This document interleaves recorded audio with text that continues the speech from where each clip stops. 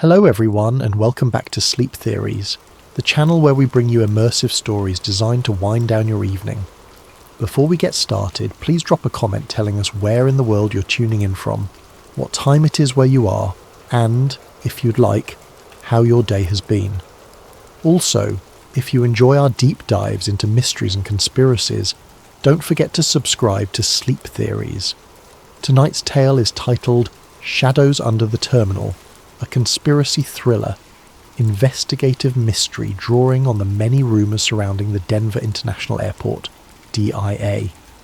Our protagonist, Avery Barnes, is an independent journalist who, with the help of DIA insider Miguel Varela and art historian Dr. Valerie Ng, faces the official denial from PR manager Rosalind Carter and the lurking presence of Marcus Knight, who might be orchestrating covert expansions deep beneath the airport. Join us as we unravel what truly lies under those runways and behind those symbolic murals. Let's begin. Avery Barnes carefully navigated the bustling terminal of Denver International Airport, clutching a small digital recorder in one hand and a tangle of press passes in the other. She had come ostensibly to cover a routine story about passenger satisfaction and the airport's new automated train system. But her real reason for being here was an itch in the back of her mind, a swirl of rumours, from suspicious murals depicting apocalyptic scenes to talk of hidden bunkers. She'd glimpsed swirling claims online about the DIA being a front for a New World Order base, replete with deep subterranean facilities. Most mainstream outlets dismiss such chatter as nonsense, but Avery was determined to see if there was anything more than smoke. As she walked, the overhead announcements droned about flights departing for Los Angeles or Chicago. In her line of sight, families lugged suitcases, business travellers strode with purposeful steps, and the background hum of rolling luggage formed a mild soundtrack. Overlooking it all was the airport's distinctive peaked roof, reminiscent of the Rocky Mountains. The modern architecture gave DIA an airy feel, but Avery noticed how even the bright lights and open spaces couldn't quell the sense of something off. Maybe it was the hush of security cameras overhead, or the sheer sprawl of the place, with corridors that seemed to lead nowhere. Her contact, Miguel Varela, had sent her a cryptic message the previous week. "If you want real evidence, come to DIA. I'll show you some locked-up expansions." She hoped he'd appear. She had zero illusions about how risky it might be for him, a long-time maintenance worker going on record about unusual construction sites. While waiting, she meandered toward the iconic murals near the baggage claim. She'd read about them. Online conspiracies pointed to their alleged portrayal of global catastrophe, secret symbols, even cryptic references to Freemasonry. At first glance, they looked vibrant and whimsical, depicting scenes of children, doves, and strangely martial figures in others. Hardly definitive proof of a hidden agenda, but Avery felt a small chill. Something about the art was too surreal for an airport. A tap on her shoulder startled her. A young man in a plain uniform whispered, "Ms. Barnes." She turned, meeting Miguel Varela's anxious gaze. He beckoned her to follow him away from the main corridor. They ducked into a side hallway seldom used by passengers. The overhead fluorescent lights cast a sterile glow on the beige walls, the hum of an HVAC system echoing faintly. Leaning close, Miguel explained in a low voice, "We keep building expansions that go nowhere. Sealed corridors, huge subterranean sections not on official maps. Management is hush-hush. They tell us not to question, but it's bigger than standard baggage systems." Avery's pulse quickened. She asked for specifics. Miguel described how, during overnight shifts, entire shipments of unmarked crates arrived at restricted docks. He'd also found references to level -4 in some internal documents, yet the official blueprint only listed 2 basement levels. Rumours among staff suggested a labyrinth of bunkers or secure facilities. "Some say it's for a catastrophic event. Others blame a secret organisation," Miguel said with a dry chuckle. But the fear in his eyes was real. As Avery scribbled notes, A sudden hush fell when a security guard rounded the corner. They both fell silent, feigning normal conversation. The guard passed by with only a nod, presumably noticing nothing amiss. After that brief scare, Miguel said he had a break in about an hour. He'd try to slip her into a maintenance corridor that might reveal part of the subterranean expansions. She agreed to meet him near a staff cafeteria, mind bristling with curiosity. With that, they parted. Needing more background, Avery strolled to an out-of-the-way lounge where she set up her laptop to browse additional leads. She found references to the infamous Blue Mustang statue outside. Locals nicknamed it Blucifer after an accident that cost its sculptor's life. Then there was the Masonic dedication plaque with mention of a New World Airport Commission, fueling conspiratorial chatter about an NWO. Every piece fit the mosaic of hush-hush expansions and weird symbols. Her email pinged. A note from an art historian doctor, Valerie Ung, responding to Avery's inquiry about the airport's mural designs. She offered to meet soon to discuss the symbolic iconography. Good. Another puzzle piece in place. Time passed, and Avery made her way to the staff cafeteria. True to his word, Miguel arrived, wearing an uneasy expression. Quietly, he guided her through a corridor marked Authorized Personnel Only. As they passed locked doors, the environment took on a more utilitarian look. Concrete floors, dull overhead lamps. No travellers in sight, just occasional workers or carts. At a certain door with a coded keypad, Miguel typed in a code. The door hissed open, revealing an industrial staircase descending into a faintly lit space. Down here is part of the old baggage system everyone jokes about, Miguel whispered. But deeper, there's sealed expansions. I've only glimpsed them. Avery's heart thumped. She carefully followed him down the steps. The air grew cooler, the hum of machinery more pronounced. They reached a wide corridor with overhead pipes and cables. Miguel led her to a set of double doors labelled Restricted, No Entry. He pressed his ear to it, then motioned for Avery to do the same.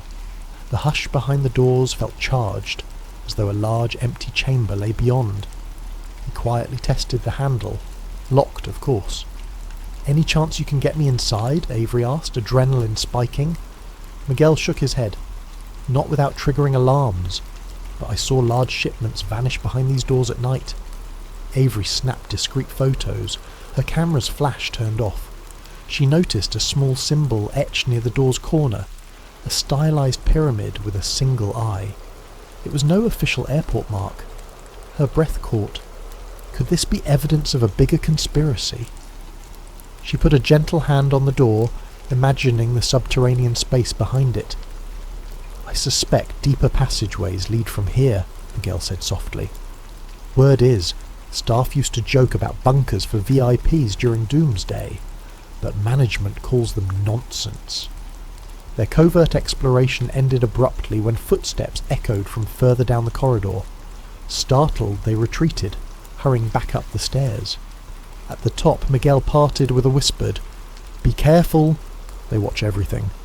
Then he slipped away, presumably returning to his normal tasks, leaving Avery with her mind racing. She quickly made her way to a more public area, melding with the crowd of passengers to avoid suspicion. That evening, Avery sat in a corner of the airport's main concourse, reviewing her notes. 1,000 questions whirled in her mind. She typed a quick message to Dr. Valerie Ung, setting up a meeting for the next day to examine the mural's hidden or symbolic references. Meanwhile, she planned to request official comment from the airport's PR manager, Rosalind Carter, though she suspected only corporate spin in response. As she gazed at the busy travellers rushing to gates, she felt a swirl of paranoia. Who else might have noticed her wandering? Could there be watchers behind those tinted windows of the security offices? One thing was clear. Denver International Airport's rumoured mysteries weren't mere online jokes. Something truly lay beneath the terminal floors, something so guarded that even staff like Miguel only gleaned glimpses. Avery intended to find out precisely what. She could feel the tension, an unstoppable curiosity colliding with an institutional desire to keep it all under wraps. Folding her laptop, she steeled herself for the next day's challenges, half excited, half uneasy about what further secrets she might unearth in those labyrinthine corridors. Early the next morning, Avery Barnes prepared herself to meet Rosalind Carter, the Denver International Airport's senior public relations manager. She had arranged an official request for comment about new expansions, though her real goal was to see how Carter responded to inquiries about suspicious underground projects. The appointed time was just after 9 a.m. in a glass-walled office overlooking part of the terminal. Avery, sporting her best friendly journalist demeanour, approached the security desk, stating her appointment. A short elevator ride whisked her up to a suite of executive offices. Rosalind Carter greeted Avery with a polished smile, her posture impeccable, eyes keen. She led Avery into a sleek conference room. Floor-to-ceiling windows revealed the vast runways and the iconic white tents of DIA's main terminal. Carter offered a seat, poured a small cup of coffee, and inquired politely about Avery's interest in writing an article. Avery explained she was focusing on the airport's continuing expansions and addressing some online rumours. Carter's tone stayed cordial, but had an undercurrent of practiced deflection. She spoke about ongoing improvements to enhance passenger experience, referencing new gates, updated baggage systems.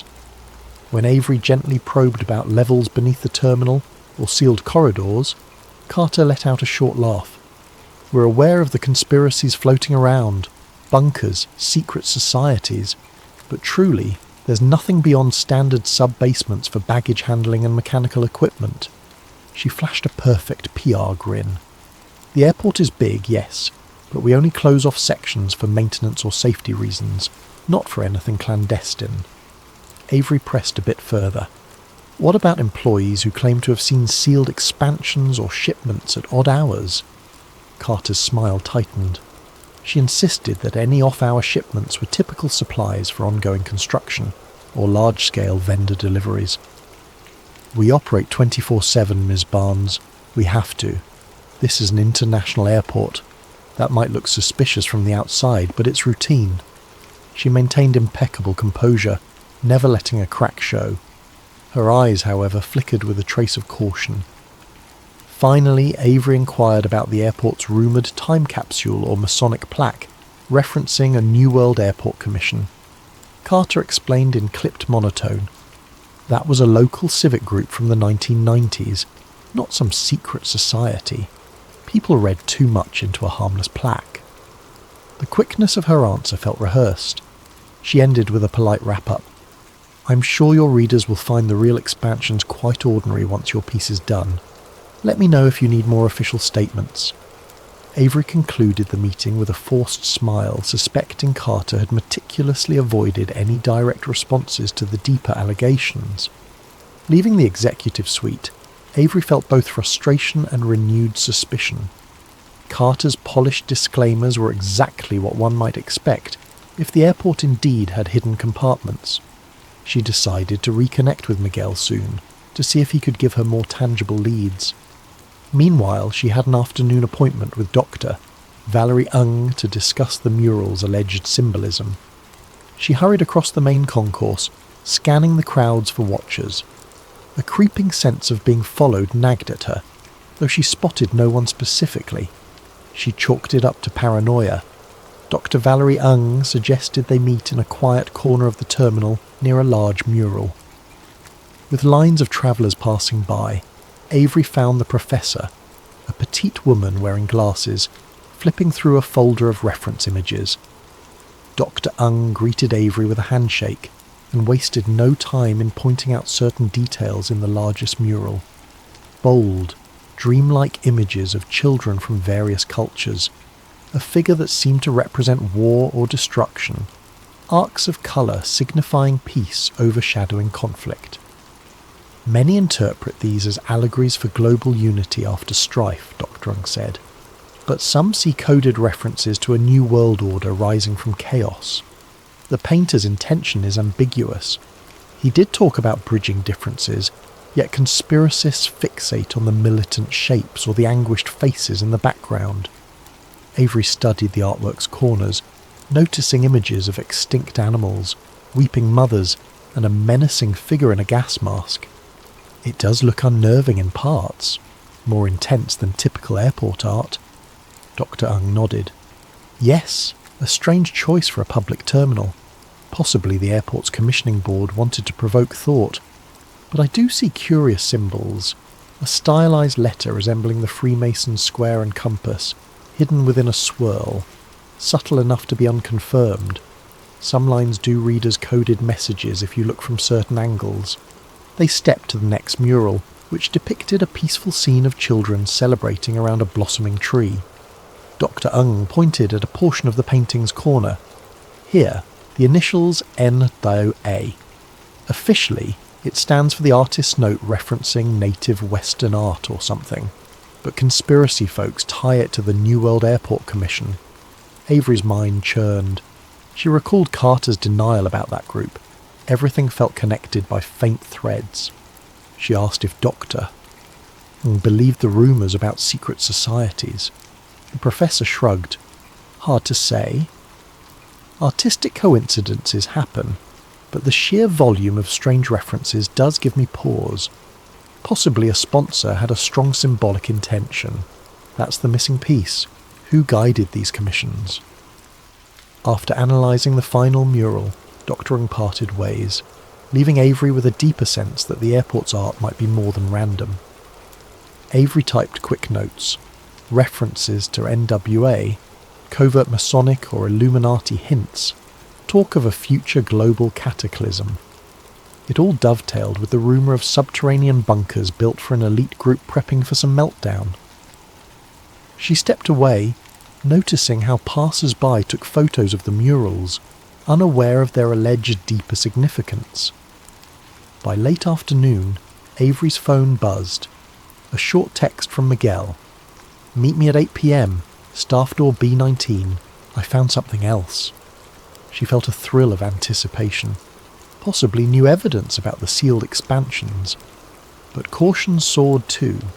She suspected Carter or some higher power might be vigilant. Already she'd glimpsed a uniformed guard following her for a moment earlier, though it might have been routine. She mentally prepared to keep a low profile. Before the evening meet, Avery decided to do more reconnaissance. She strolled near the iconic giant horse statue. Blue Mustang, infamous for its glowing red eyes. People joked it was cursed or ominous. Up close, the statue's size and intense gaze were disconcerting. She circled it, half hoping to find a hidden panel or code. Nothing stood out, but she couldn't shake the feeling that even that sculpture was part of a bigger tapestry, an attempt to signal something deeper about the airport's underlying purpose. Finally, night fell. The airport's bustling crowds thinned somewhat, though DIA never truly sleeps. Avery found her way to staff door B19, a poorly lit area near a lesser-used terminal hallway. Checking no one was around, she loitered casually, phone in hand. Right on time, Miguel slipped from the shadows, motioning her inside. Fear prickled in Avery's stomach. This was stepping over a line. Trespassing, possibly. Yet the thirst for truth overshadowed caution. As the door clicked shut behind them, overhead fluorescent lights buzzed. She sensed the weight of unseen watchers. No turning back now. She followed Miguel deeper, preparing for the confrontation with real, hidden expansions or whatever secrets the airport's powers sought to bury.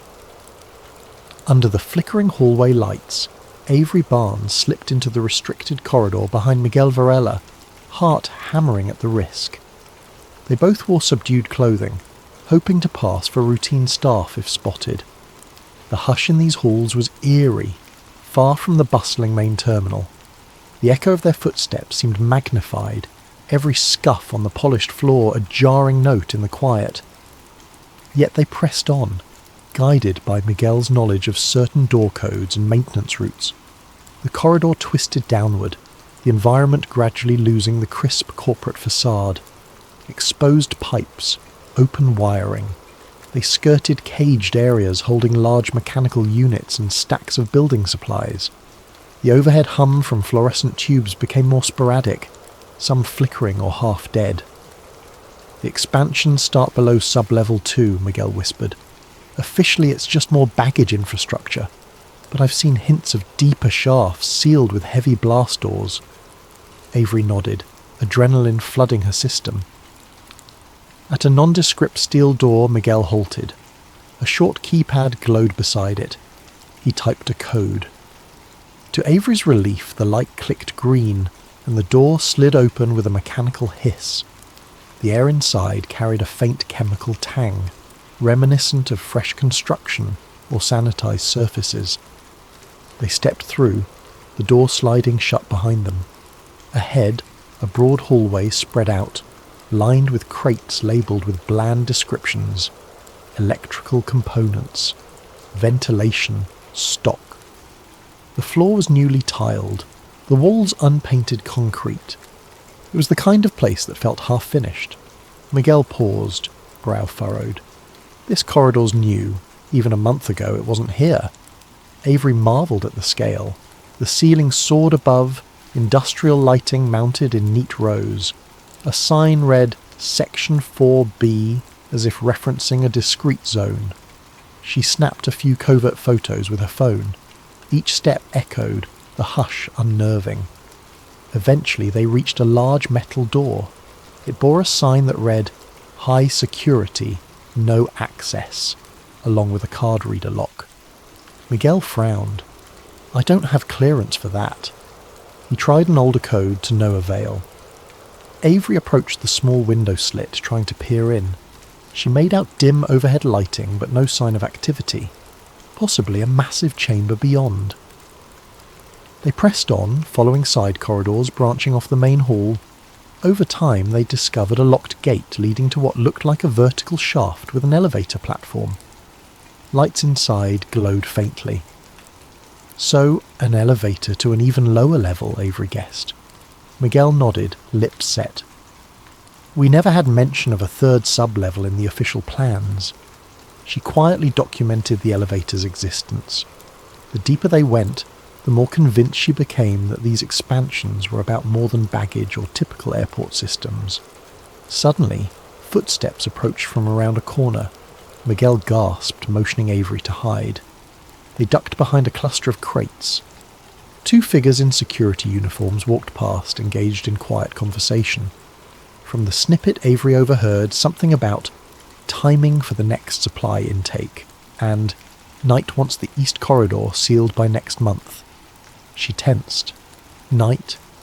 Could that be a reference to Marcus Knight, the rumoured big shot who oversaw hush-hush government contracting? She wanted to follow them, but the risk was too high. After they moved on, Miguel released a breath. They must be top-level security. Regular staff rarely come down here. They resumed exploring, quickly but carefully. Avery found doorways labelled storage, ventilation control, server node. Some opened easily, revealing large server racks or mechanical piping. Others were locked tight. In a small maintenance closet they discovered a blueprint pinned to the wall. It was partially covered by a coffee-stained sheet, but when they lifted it, they saw a rough schematic referencing S4L3 access shafts, indicating multiple sub-level connections. The blueprint extended beyond the known basement levels, indicating large open areas labelled reserved. Avery's heart pounded. This was near proof of a massive subterranean facility. She snapped photos with trembling excitement. Real evidence. A beep from Miguel's phone broke the hush. Startled, he fumbled to silence it. Too late. Footsteps again. Close. They extinguished the small overhead closet light, crouching behind a large shelf. A figure stepped into the closet, shining a flashlight. They froze, hearts in throats. The flashlight beams swept across pipes, nearly grazing Avery's foot. Thankfully, the figure didn't notice them, perhaps assuming the beep was random noise. The beam lingered, then retreated. The door closed. Silence returned, but adrenaline left them shaking. They realised they had to retreat soon or risk capture. Before leaving, they uncovered an old crate with cryptic labelling. Emergency ration, Series G, plus a date years in the future. That spiked Avery's intrigue. Who stores rations labelled for use years away, as though planning for a doomsday scenario? She snapped another photo. It was almost too bizarre. The idea that the airport might be a hub for an elite survival plan was starting to feel less outlandish. They made for the corridor exit, but along the way, a keypad beeped from ahead. They ducked into a side recess, turning off their flashlights. 2 more security guards, each carrying sidearms, strode through. Avery recognised one from a distance. Rosalind Carter, the PR manager in an unmarked security uniform. She wore a stern expression, murmuring in an urgent tone to a colleague, "We can't let them leak any of these expansions." "Knight is already reviewing the next shipments," the colleague responded. "We'll lock down all staff access. They can't wander in." Carter nodded, continuing down the hall. The revelation that Carter herself patrolled these restricted areas, wearing a different persona, hammered home how big this cover-up was. Avery and Miguel huddled, exchanging a silent, wide-eyed look. They had to get out fast. Slipping quietly back to the door they'd used to enter, they typed the code and returned to the more standard basement corridor. No one seemed to notice them emerging. Re-entering the main staff areas, they parted ways quickly. Avery took a moment to gather her wits among the normal swirl of the airport's baggage zone. The difference in atmosphere was jarring.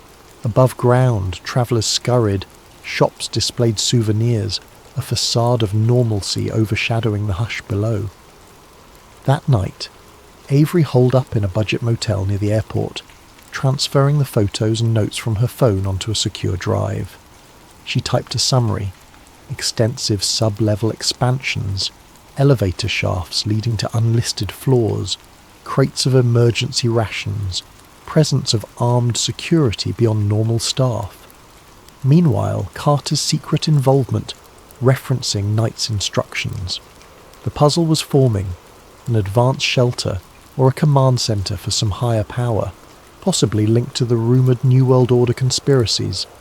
The question was how to confirm the final details. Miguel texted her, anxious. "We took big risks. Carter is suspicious. Don't contact me for a while." She replied with thanks, acknowledging the need for caution.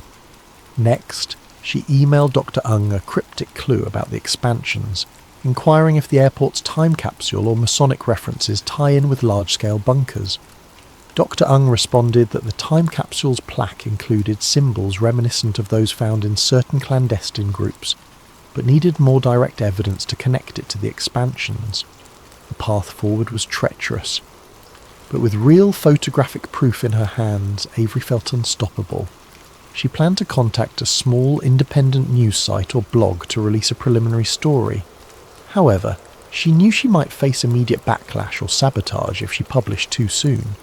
She decided instead to attempt a final infiltration, one that could gather conclusive video footage.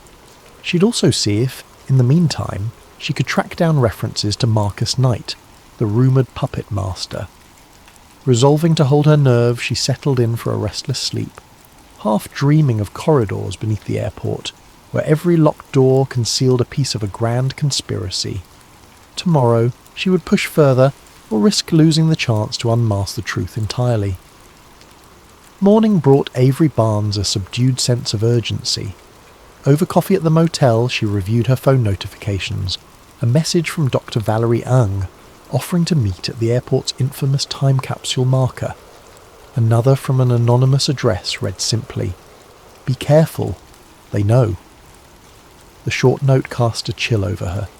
Possibly a friend of Miguel or a concerned insider. She exhaled slowly, steeling herself for another day in the belly of the beast. Returning to DIA, she found it as busy as ever, travellers hustling, overhead announcements echoing. She kept her camera gear discreetly stowed in a shoulder bag. Dr. Ung awaited near a subdued corner of the main concourse, close to a stone marker with a Masonic symbol. That marker, Avery recalled, was said to mention the New World Airport Commission. Conspiracy forums fixated on it, believing it indicated a hidden sponsor behind the airport's design. Dr. Ung greeted her with a polite nod, then quietly pointed out the inscriptions. The plaque indeed read, "Dedicated to the people of Colorado, the New World Airport Commission," referencing a date in the mid-1990s. The Masonic square and compass insignia sat in the corner. A time capsule was rumoured to lie beneath it, to be opened decades later. While passers-by strolled by without a second glance, Avery snapped photos, Dr. Ung providing commentary in a low tone. Masonic influences do appear now and then in public projects, but usually it's overshadowed by typical civic stuff. Yet the phrase New World Airport Commission is truly odd. No official record of that group existing outside DIA documentation. It does feed the speculation that some elite collective quietly guided the project. She touched the plaque lightly. Some say inside the time capsule are hints of this global or New World Order plan. Avery's mind connected the dots. Hidden expansions, Masonic references, hush-hush shipments. She asked Doctor if the symbol matched some of the shapes from the murals. The professor nodded. Yes, it's the same stylized geometry. The artist used shapes reminiscent of Masonic angles in background corners. Possibly a coincidence, but in total, it's suspicious. Dr. Ung then offered a slender envelope. I dug up older press photos from the airport's grand opening. Some shots show the site with deeper excavation than official stories mention. Might be relevant. Avery thanked her, glimpsing the black and white prints of huge pits, seemingly deeper than typical infrastructure demands.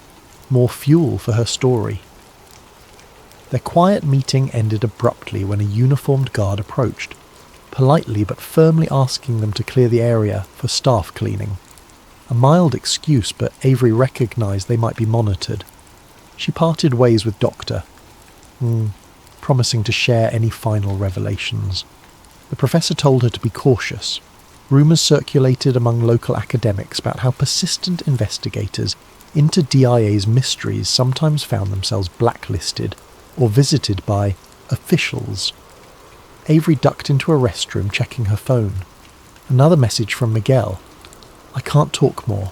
Carter's men are on to me, but meet me at the far end of Concourse C at 10 p.m.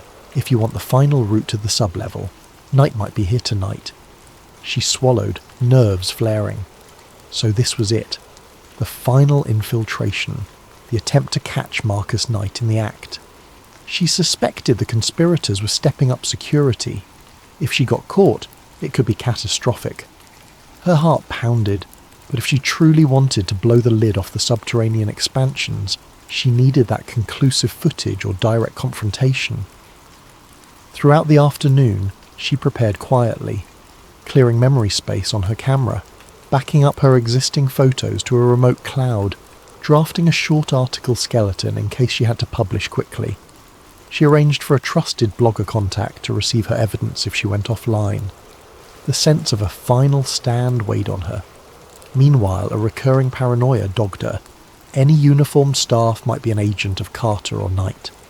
She tried not to meet eyes with passing security, maintaining a normal facade by sitting in a coffee shop or strolling the terminal shops. Evening fell, the terminal's hustle gradually thinning. The overhead lights dimmed in certain sections. Avery kept close watch on the time. At 9:45 p.m, she slipped toward Concourse C, aware that late flights still disembarked, but traffic was quieter. She found an out-of-the-way corridor near some service rooms. At 10 sharp, footsteps approached. A tense-faced Miguel glancing over his shoulder. He whispered, "We don't have much time. Knight is rumoured to do an inspection or meeting in the sub-lower expansions. Let's move." He led her through an employees-only corridor. This time they bypassed a standard checkpoint by following a narrow passage behind mechanical piping.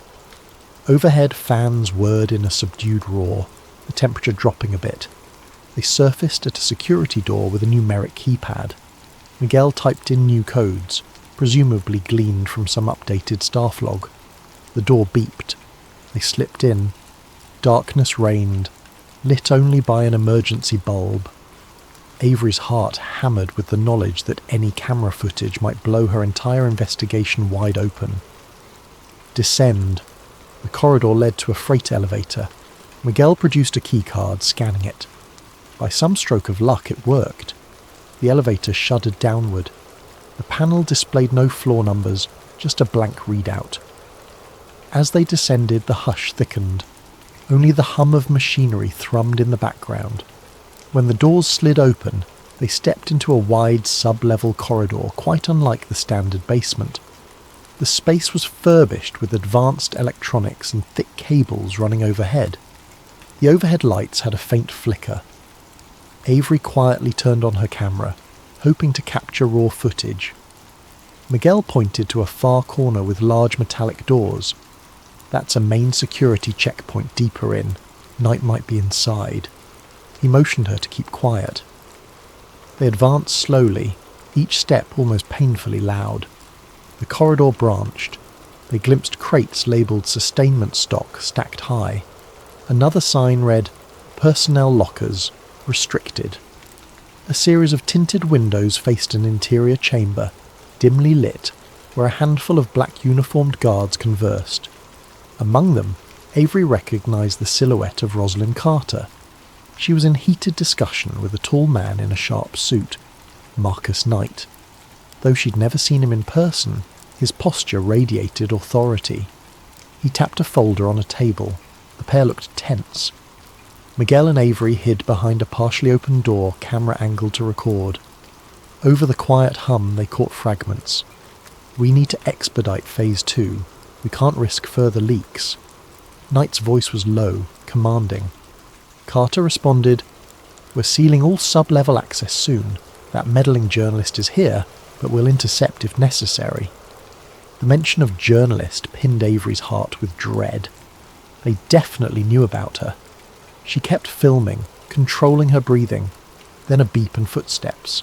The guard approached from behind, having spotted or sensed movement. Avery and Miguel froze, adrenaline spiking. The guard barked, "Hey!" In the split second of panic, Miguel hissed, "Run!" Avery clutched her camera, pivoting down a side corridor. The guard gave chase. Miguel tried to block him, pushing a rolling cart into his path. The guard stumbled, cursing. More voices shouted. Carter and Knight might have heard the commotion. Alarms beeped, a swirling red light illuminating the corridor. Avery found a door half ajar, darted inside. Another hallway, possibly an emergency exit route, leading to a flight of metal stairs. Behind her, footsteps pounded. She glimpsed a second guard, weapon drawn.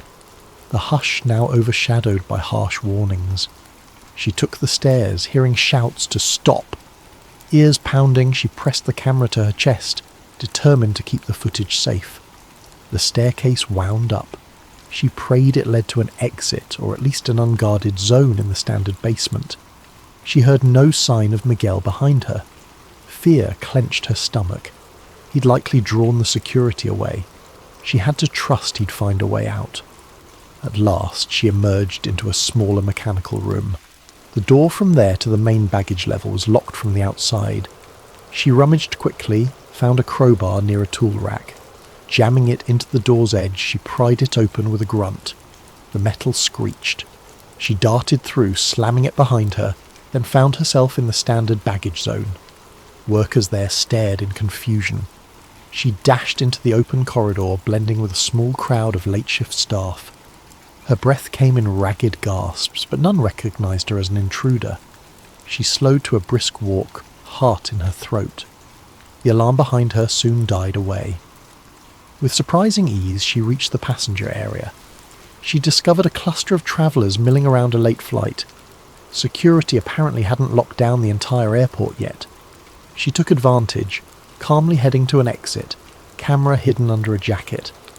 Night air greeted her outside. She hopped into a taxi, telling the driver to step on it. Her entire body trembled from adrenaline. She had video footage, recordings of Knight's words, glimpses of the sub-level expansions. Possibly more than enough to confirm a major cover-up. But the cost was high. Miguel's fate worried her, and the conspirators might attempt a full meltdown to kill the story. In the midnight hush, Avery Barnes sat in her cheap motel room, laptop open, camera cable snaking from it. her pulse still hammered from the infiltration. Shakily, she reviewed the footage. Shaky images of the corridor expansions, the crates labelled sustainment stock, and the glimpse of Rosalind Carter with a commanding figure, likely Marcus Knight, discussing Phase 2 and leaks. Despite the frantic camera movements, the content was unmistakable. This was real, tangible evidence that the Denver International Airport had advanced subterranean expansions well beyond typical infrastructure. The references to Phase 2 implied something deeper, some looming next step. She typed up a summary, carefully stringing the data together with pictures from earlier infiltration attempts, plus the blueprint she photographed. On a second phone, she tried calling Miguel. No response. Fear gnawed at her. As dawn broke, she reached out to a small but reputable online investigative news site, Watchlight Chronicles, run by a friend, Petra, who specialised in underreported stories. She emailed the preliminary article and attachments. Petra responded swiftly, half incredulous, half excited. "This is huge. We'll run it if you confirm authenticity, but be ready for blowback," the message read. Avery recognised it might put her in crosshairs. She typed back a calm acceptance. The story needed to see daylight. Sure enough, within hours of finalising the piece, Avery's phone lit up with calls from unknown numbers. She ignored them. Then a text from a local mainstream reporter friend asked if she'd truly found secret bunkers. The rumour was out, though not from mainstream outlets yet. Avery decided to do one better. She'd hold an informal press conference or a streaming session the next morning from a location near the airport. This direct approach might force DIA officials to respond publicly. She found a cafe near downtown Denver that offered a private back room. She scheduled an early press gathering, inviting a handful of local bloggers, small radio hosts, and a couple of bigger outlets who might be curious. She kept it low profile, but word travelled in certain circles. That night she barely slept, half expecting a black SUV to appear, whisking her away. But no one came. Perhaps Carter and Knight were unprepared for how fast Avery moved. Early next day, about a dozen folks gathered in that cafe's back room. Tired baristas served coffee to half-awake reporters. Avery pinned up a small selection of printed photos, the sealed expansions, the blueprint referencing sub-level S-4, the crates labelled suspiciously. She played a short video clip on a projector showing the corridor infiltration, though it was dimly lit and shaky. The audio snippet capturing Knight's mention of Phase 2 in hushed tones drew hushed murmurs from the watchers. A local TV cameraman quietly filmed. Some gasped at the mention of potential doomsday bunkers. A radio host asked if she was worried about legal ramifications. Avery admitted yes, but insisted the public had the right to know. Mid-presentation, Rosalind Carter unexpectedly arrived, stepping into the cafe. She wore a cool, composed expression. "Ms. Barnes," she said in a loud, disapproving tone, "what you're doing is reckless." The small crowd parted, tension thickening. Carter launched into damage control. These so-called expansions are standard mechanical sublevels. The cargo you see was typical emergency supply stock. DIA has no hidden bunkers. We regret Ms. Barnes trespassed. We'll be pressing charges for infiltration. But her voice trembled ever so slightly. Avery realised Carter's presence here indicated fear that the story might spiral. Avery calmly presented the official blueprint mismatches, the advanced security. She asked Carter directly, if it's standard, why the locked expansions, armed guards, references to Phase 2? Why are internal staff threatened into silence? Carter's jaw clenched. She repeated the scripted denial. The small group of reporters pressed her, demanding direct answers. Carter eventually retreated, tossing a final threat. "We'll speak more through official channels. DIA's attorneys will handle you." Then she left in a swirl of frustration. The coverage soared across local online outlets that day. While big media initially hesitated, the story gained traction on social media. Many watchers dismissed it as yet another conspiracy. but the photographic proof of new sublevels, the blueprint references, and the cameo audio of a hushed conversation stirred curiosity. Sizable segments of the public demanded official clarifications. Meanwhile, Avery tried again to contact Miguel to no avail. She worried he'd been silenced or fired. But she pressed forward, giving an interview to the Watchlight Chronicles, detailing how she discovered the expansions with help from an anonymous insider. At DIA, the official stance remained. No clandestine bunkers. Some older baggage tunnels might not be in active use. Yet hush-lipped rumours persisted among staff, some quietly confirming they recognised the photos. Anonymous tipsters emerged, claiming the construction they worked on extended far beyond typical needs, with specialised blast doors. The swirl of new claims overshadowed the official narrative. Dr. Ung weighed in publicly about the airport's time capsule and Masonic plaque, fueling the sense that a bigger puzzle lay beneath the iconic terminal. Meanwhile, sightings of Marcus Knight grew sporadic. Some said he was a high-level government contractor who oversaw security infrastructure. Others claimed he was part of a private consortium. No official record pinned him, fueling speculation. A few days later, rumours circulated that Knight had retreated from DIA or was seen boarding a hush flight. Carter refused to comment. A week later, after the dust settled somewhat, Avery found a small note in her motel mailbox. It read, "Thank you. I had to leave." She recognised it must be from Miguel, suggesting he escaped or went underground. Relief tempered by sadness. He'd risked everything. The note reaffirmed that real secrets were at play, not just an overblown rumour. She stashed it away, a reminder of the personal cost behind revelations. In the months to follow, partial investigations opened at city council levels. Some demanded more transparency on DIA's expansions. Official statements revealed minimal new revelations, but public pressure forced them to allow limited tours of certain sub-basements. Conspiracy watchers took to the net, devouring each new crumb. Meanwhile, Avery's story soared in alt-media circles, brandishing headlines like DIA bunkers exposed. Some mainstream outlets covered it neutrally. The general public remained divided between intrigue and skepticism. Avery, for her part, lingered in Denver a bit, writing follow-up pieces that wove the entire narrative. Murals, ominous sculptures, suspicious time capsules, hush expansions, Knight's cameo.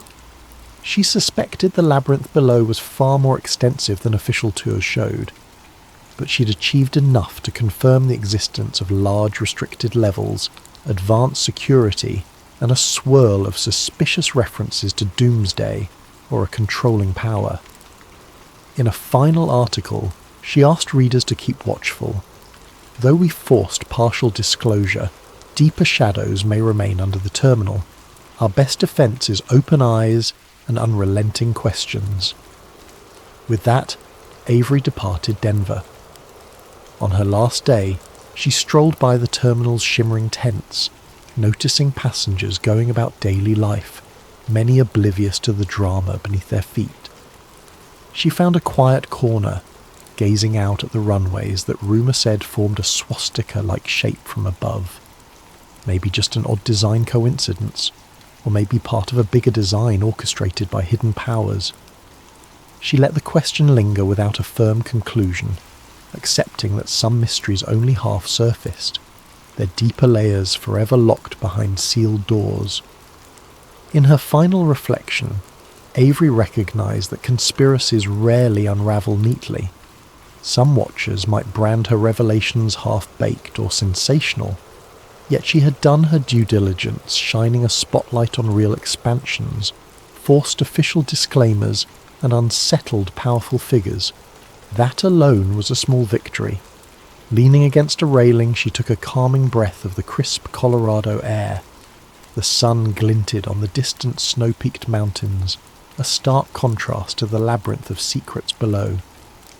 She whispered a silent thanks for not losing herself to the hush of intimidation. Then she grabbed her bag, heading for the main exit, leaving Denver International Airport behind, yet carrying forward the memory of corridors in the deep, flickering fluorescent lights, and a truth so big it rattled the complacent narrative. The horizon beckoned her next scoop, but this one would linger in her mind for a long while, the day she glimpsed the shadows under the terminal and dared to bring them into the light.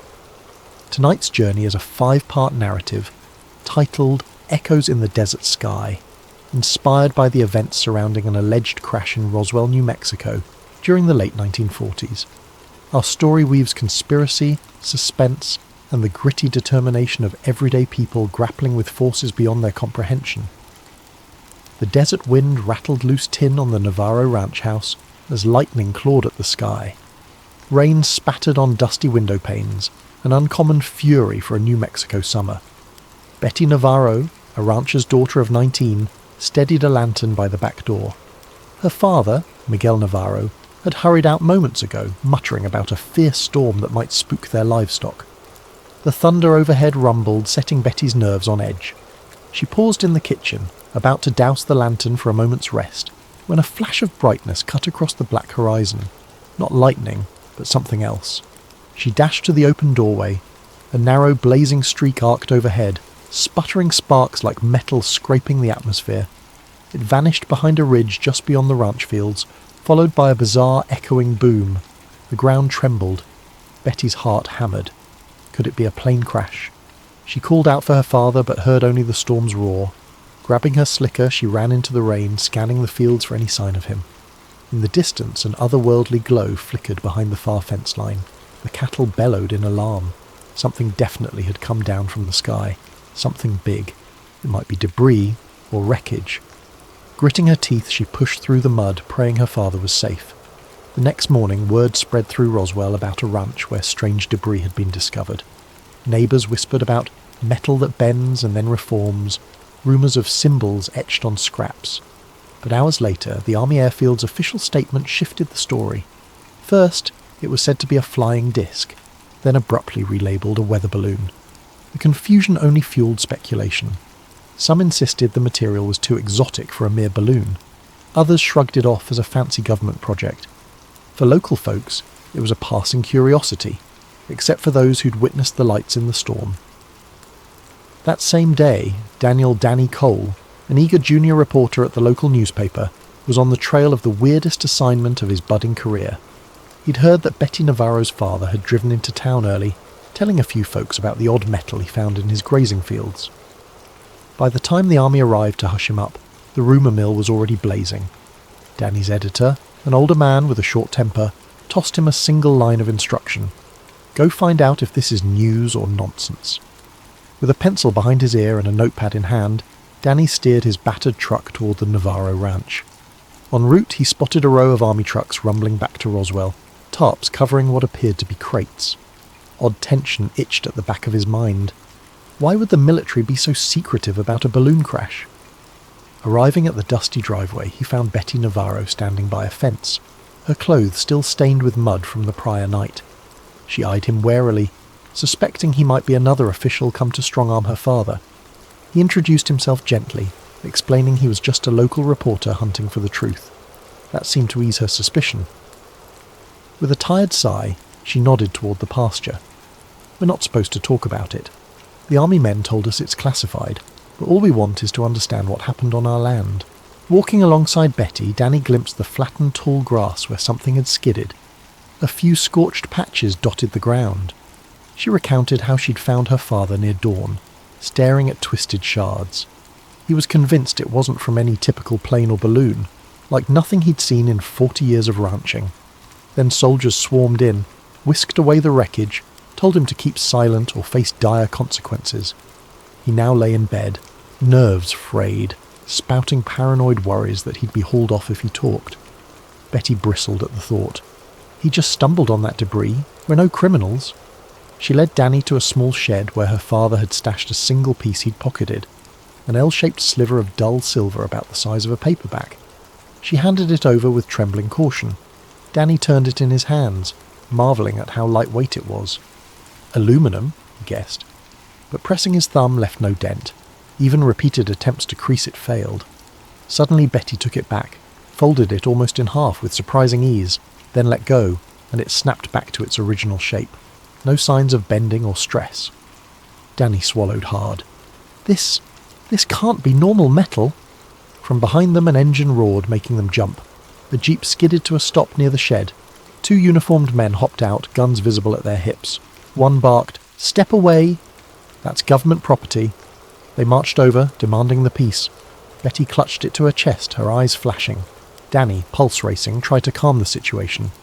"We're just looking, sirs. She's the owner of this ranch." But the men ignored him, forcibly snatching the debris from Betty. They levelled a cold glare. "Stop meddling, or you'll regret it."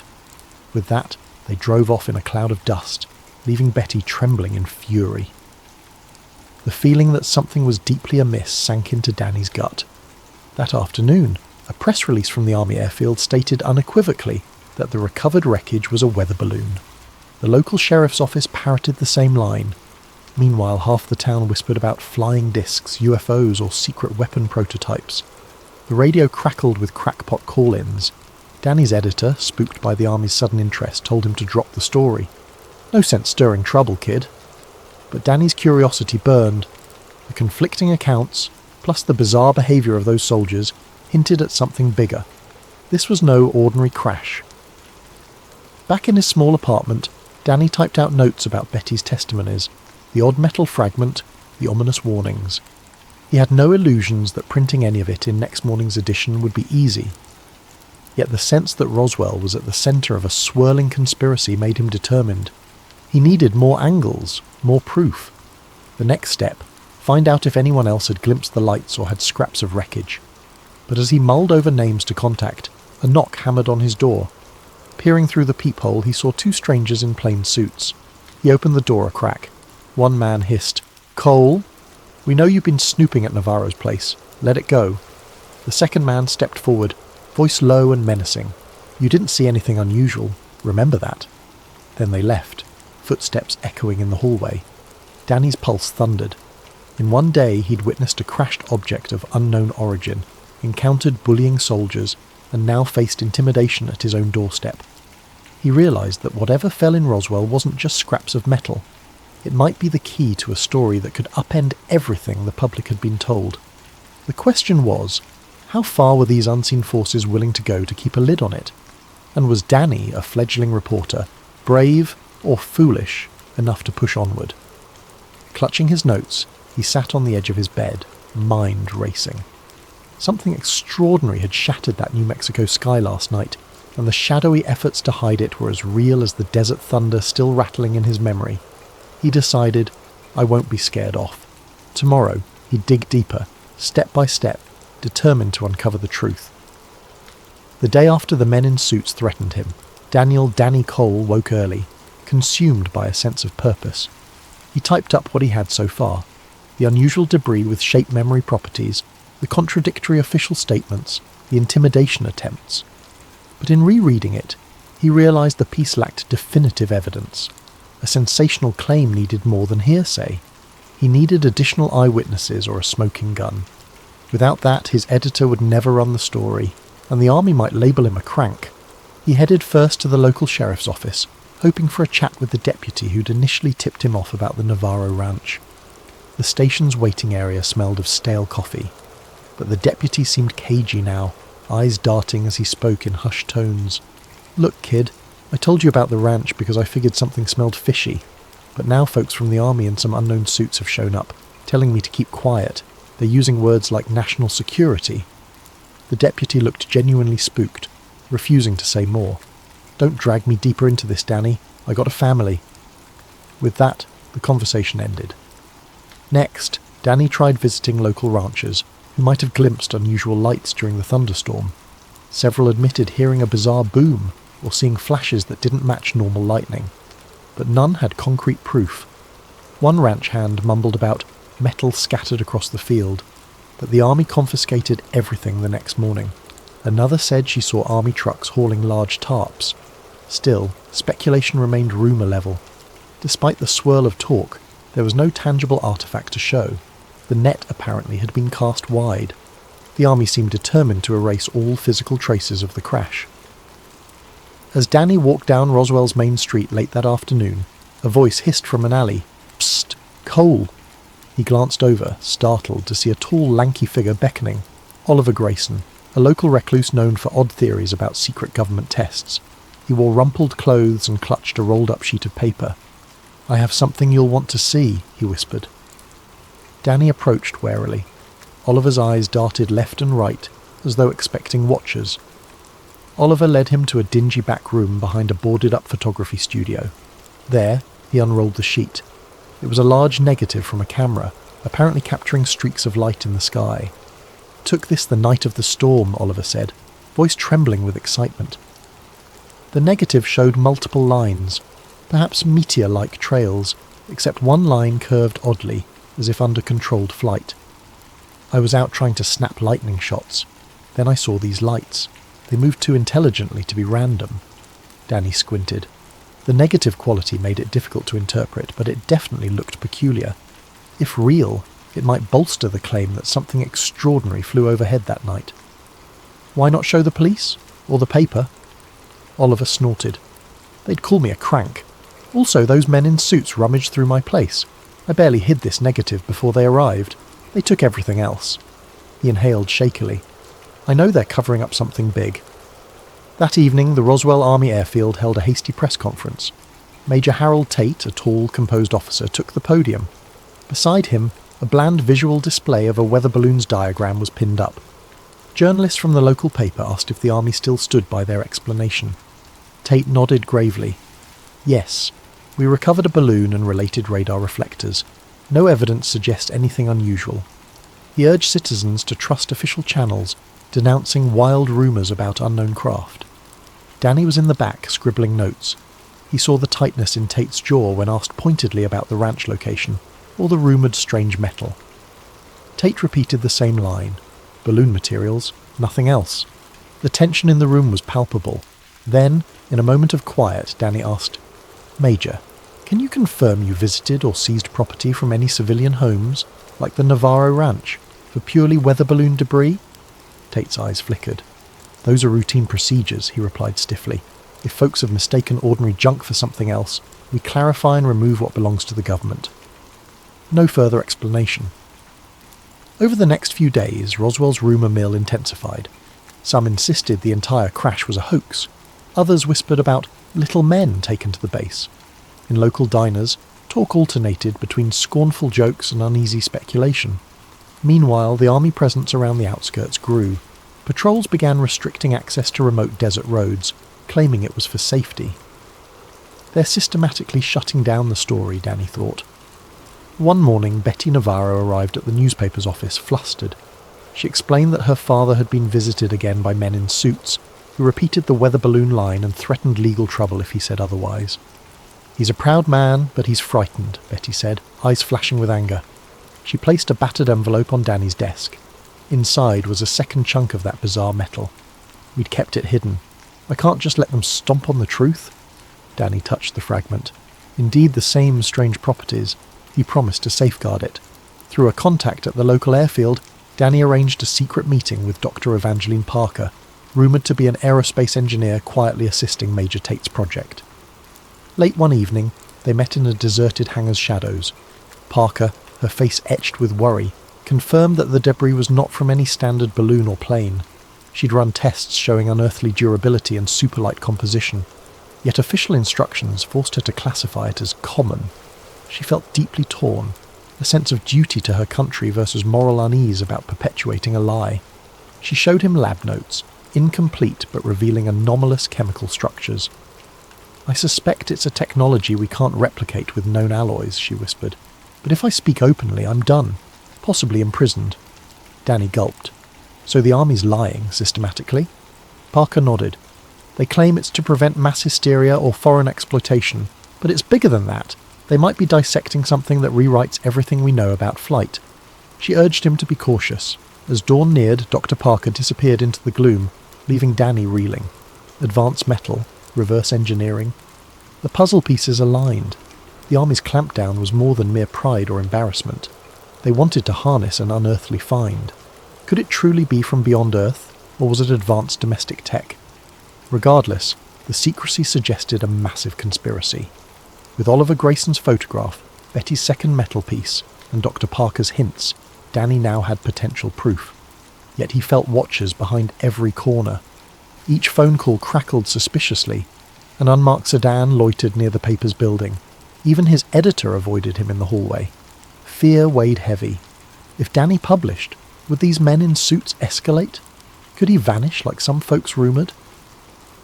At midnight in his cramped apartment, Danny typed a draft article titled "Debris in the Desert, More Than a Balloon." He included everything. The rancher testimonies, the inexplicable metal, Oliver's photograph, Parker's anonymised statements. He planned to show it to the editor in the morning. If only I can get the paper to run it. But something told him the next 24 hours would decide whether the truth saw daylight or was buried deeper than the desert dunes. He slept fitfully, the hush of late-night Roswell broken only by the soft hum of passing military vehicles, an ominous lullaby that underscored how close he stood to something bigger than he'd ever imagined. The next morning, Daniel Cole arrived at the paper with a glimmer of hope, only to discover the editor's door locked and a meeting in progress sign. Murmuring voices leaked through. It sounded like the editor was speaking with men who had crisp, authoritative tones. Danny knocked once, hesitated. The door cracked open. A grey-suited man with cold eyes peered out. "We'll be done soon," he said icily. 5 minutes later, both men brushed past Danny without a glance, disappearing down the corridor. Danny entered the office to find his editor, sweaty and shaken, rummaging through some papers. "Kid," the editor began, voice trembling, "I can't run your piece. These, army reps said it's national security. They threatened legal action if we print speculation." Danny's protest died in his throat, seeing the fear in the older man's eyes. He realised the story was effectively blacklisted from local press. "I'm sorry," the editor added quietly, refusing to meet Danny's gaze. "Write about anything else you want, just not this." With the local newspaper gagged, Danny's frustration peaked. That afternoon he found Oliver Grayson hunched in a corner booth at a dusty cafe. The frantic man shoved an envelope across the table, negatives from the prior night's attempt at photographing new lights. "Look at these," Oliver whispered, eyes darting. "I spotted more strange aerial objects over the ranch region, different from standard planes. I tried to call the radio station, but they brushed me off. The local press is compromised. We gotta go bigger national." Danny studied the negatives in the dim cafe light. They were faint, but some lines indeed suggested unusual flight patterns. Could be illusions, but combined with Dr. Parker's statements and the metal shard, it formed a mosaic of evidence. "We might have to contact a bigger outlet," Danny said, nodding, "but the army's already breathing down my neck." Oliver shrugged, fear glimmering. "They'll destroy me if they find out, but if we do nothing, they'll bury the truth forever." That night, Danny typed a detailed account from home, 8 pages typed single-spaced, hoping to mail it to a national wire service. The phone rang near midnight. He answered groggily. Static hissed. Then a mechanical-sounding voice said, "We see your typewriter blazing. Stop, or the next knock you hear won't be so polite." The line went dead. Adrenaline spiked. He dashed to his window, peering outside. Sure enough, a dark sedan idled across the street. This was an escalation. They were tapping his calls. "I need to vanish if I want to get this out safely," he realised. He stuffed the typed pages, plus Oliver's negative prints, plus Betty's second metal shard into a satchel. Then he wrote a quick note to Betty, telling her to meet him at a deserted gas station near the highway at dawn. After a sleepless night, he quietly slipped out before sunrise. The sedan was still there, but the occupant apparently dozed off, or so Danny hoped. He guided his battered truck onto the dusty roads, heart pounding. At the designated spot, Betty arrived in her father's old pickup. She looked anxious, hair tied back. They compared notes. She'd had more visits from stoic men claiming the family best remain silent. They demanded the last piece of debris. She'd feigned ignorance. "We have to get this to someone who'll help," she said. "But who?" Danny decided to contact Dr. Evangeline Parker again. Maybe she had scientific colleagues outside the region who'd verify the artifact's authenticity. Betty agreed. They set out to find Parker at a secret location, a friend of a friend's empty barn on the outskirts, where Parker occasionally retreated for privacy. The drive felt surreal, desert wind whistling past. Both half expected a military checkpoint at any moment. They found Parker waiting in the barn's shadowy interior, eyes shadowed with fatigue. She had news. The base was intensifying its security. Major Tate was rumoured to have formed a special unit to track subversive elements in Roswell. She also claimed she'd seen glimpses of a second site where more debris had been stored, and possibly biological materials. She refused to elaborate, but her haunted expression said it all. "I'm done playing along," Parker murmured, scanning the artifact shard Betty extended. "We need to publish proof, or history might rewrite itself as a trivial balloon incident." Just then, a booming voice rang out. "Freeze!" A group of uniformed soldiers, led by none other than Major Harold Tate himself, emerged from behind bales of hay, their rifles aimed unwaveringly. The trio, Danny, Betty, Parker, raised their hands in alarm. Tate's eyes glinted with cold triumph. "Breaking onto private property, conspiring to steal government assets, you're all in serious trouble." He nodded at a subordinate who grabbed the metal shard from Parker's hands, sealed it in a pouch. Danny's breath caught. "We're simply verifying the truth, Major. You can't... You have no right." Tate cut him off with a sneer. "I have every right. This is a matter of national security. You meddle beyond your depth. People who push too far in matters like these often vanish." Betty bristled, fists clenched, but a soldier pointed a gun barrel her way. She glared silently. Tate motioned for them to be bound with zip ties. Another soldier rummaged through Danny's satchel, extracting the typed documents and Oliver's negatives. Tate eyed them, mouth twisting in disgust. "You journalists think you can decide what's best for the public. Sometimes they must be protected from truths that sow panic." He gestured for a nearby soldier to confiscate everything. As Danny was shoved to the ground, he glimpsed Parker trying to maintain composure. She locked eyes with him. Some quiet signal passed between them. Then, unexpectedly, an old caretaker from the barn area stepped in, feigning confusion, stumbling with a lantern that spilled oil, igniting a small flame on the dusty floor. Soldiers panicked, distracted by the sudden smoke and possible barn fire. In the chaos, Parker lunged, snatching a single negative from the soldier's hand. She tucked it into her coat. Another swirl of dust, and the caretaker yanked a side door open, beckoning the captives to flee. Disoriented, Tate barked orders to secure the perimeter, but the smoke gave Danny, Betty and Parker precious seconds. They scrambled out the side door, stumbling across the yard to Betty's truck. Shots rang out, bullets whining overhead. Parker slid into the back, Danny hopped in the passenger seat. Betty gunned the engine, tyres spewing gravel as they roared away. Soldiers tried to chase them on foot, but the swirling desert dust obscured the pursuit. In the rearview mirror, Danny saw Tate's furious silhouette receding into the haze. Once they were miles away, hearts pounding, they pulled the truck onto a sidetrack. Parker breathlessly produced that single negative she'd saved. It's not everything, but it's something. She rummaged in her pocket, revealing a crumpled note she'd scribbled about the chain of custody for this exotic metal. A hush fell. They'd lost most of their evidence, again, but they still had enough for a partial exposé, especially with Parker's direct testimony. "We have to leave Roswell," Parker said quietly. "Tate will lock the town down searching for us. The only way is to get these documents to an outside journalist or radio station that's not under their thumb." Betty swallowed, gazing at the desert horizon. "If we vanish, who takes care of my father? The ranch?" Danny placed a reassuring hand on her shoulder. "We'll come back once this is out in the open, but right now, we either reveal it or watch it get buried." Parker nodded resolutely, glancing at the negative. "Let's drive. I know a contact in Santa Fe who might help." And so they set off, headlights cutting through the twilight. The net around them had never been tighter, but they still had one path forward. Gather allies beyond Roswell's borders, show the world a glimmer of the truth, and hope it would spark the unstoppable question: what really happened in the desert sky? Night fell across the high desert as the battered pickup rumbled northward, carrying Danny Cole, Betty Navarro and Dr. Evangeline Parker. They kept to back roads, skirting major highways where military checkpoints might lurk. The hush was broken only by the whir of the engine and the trio's tense whispers about next steps. Parker clutched the negative and her partial notes like lifelines, conscious that each piece of evidence could vanish with one ill-timed ambush. They arrived in Santa Fe near midnight, parking behind a nondescript boarding house. Dr. Parker led them to a second-floor room lit dimly by a single lamp. Inside waited Hank Beringer, an ex-war correspondent turned freelance journalist known for publishing controversial exposés. Parker had met him briefly at a scientific conference and knew he had a penchant for stirring trouble. He listened wide-eyed as they recounted the Navarro's ranch debris, the Army's hush campaign, Oliver Grayson's photo negatives, and the persistent threats from Major Tate. Hank rubbed his stubble, glancing through the negative. "You sure about the unearthly angle?" he asked, sceptical.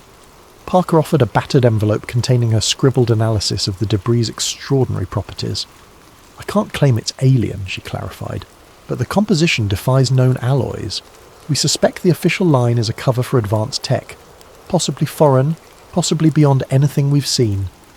Hank's eyes flickered. He sensed a goldmine of a story, yet fear tempered his excitement.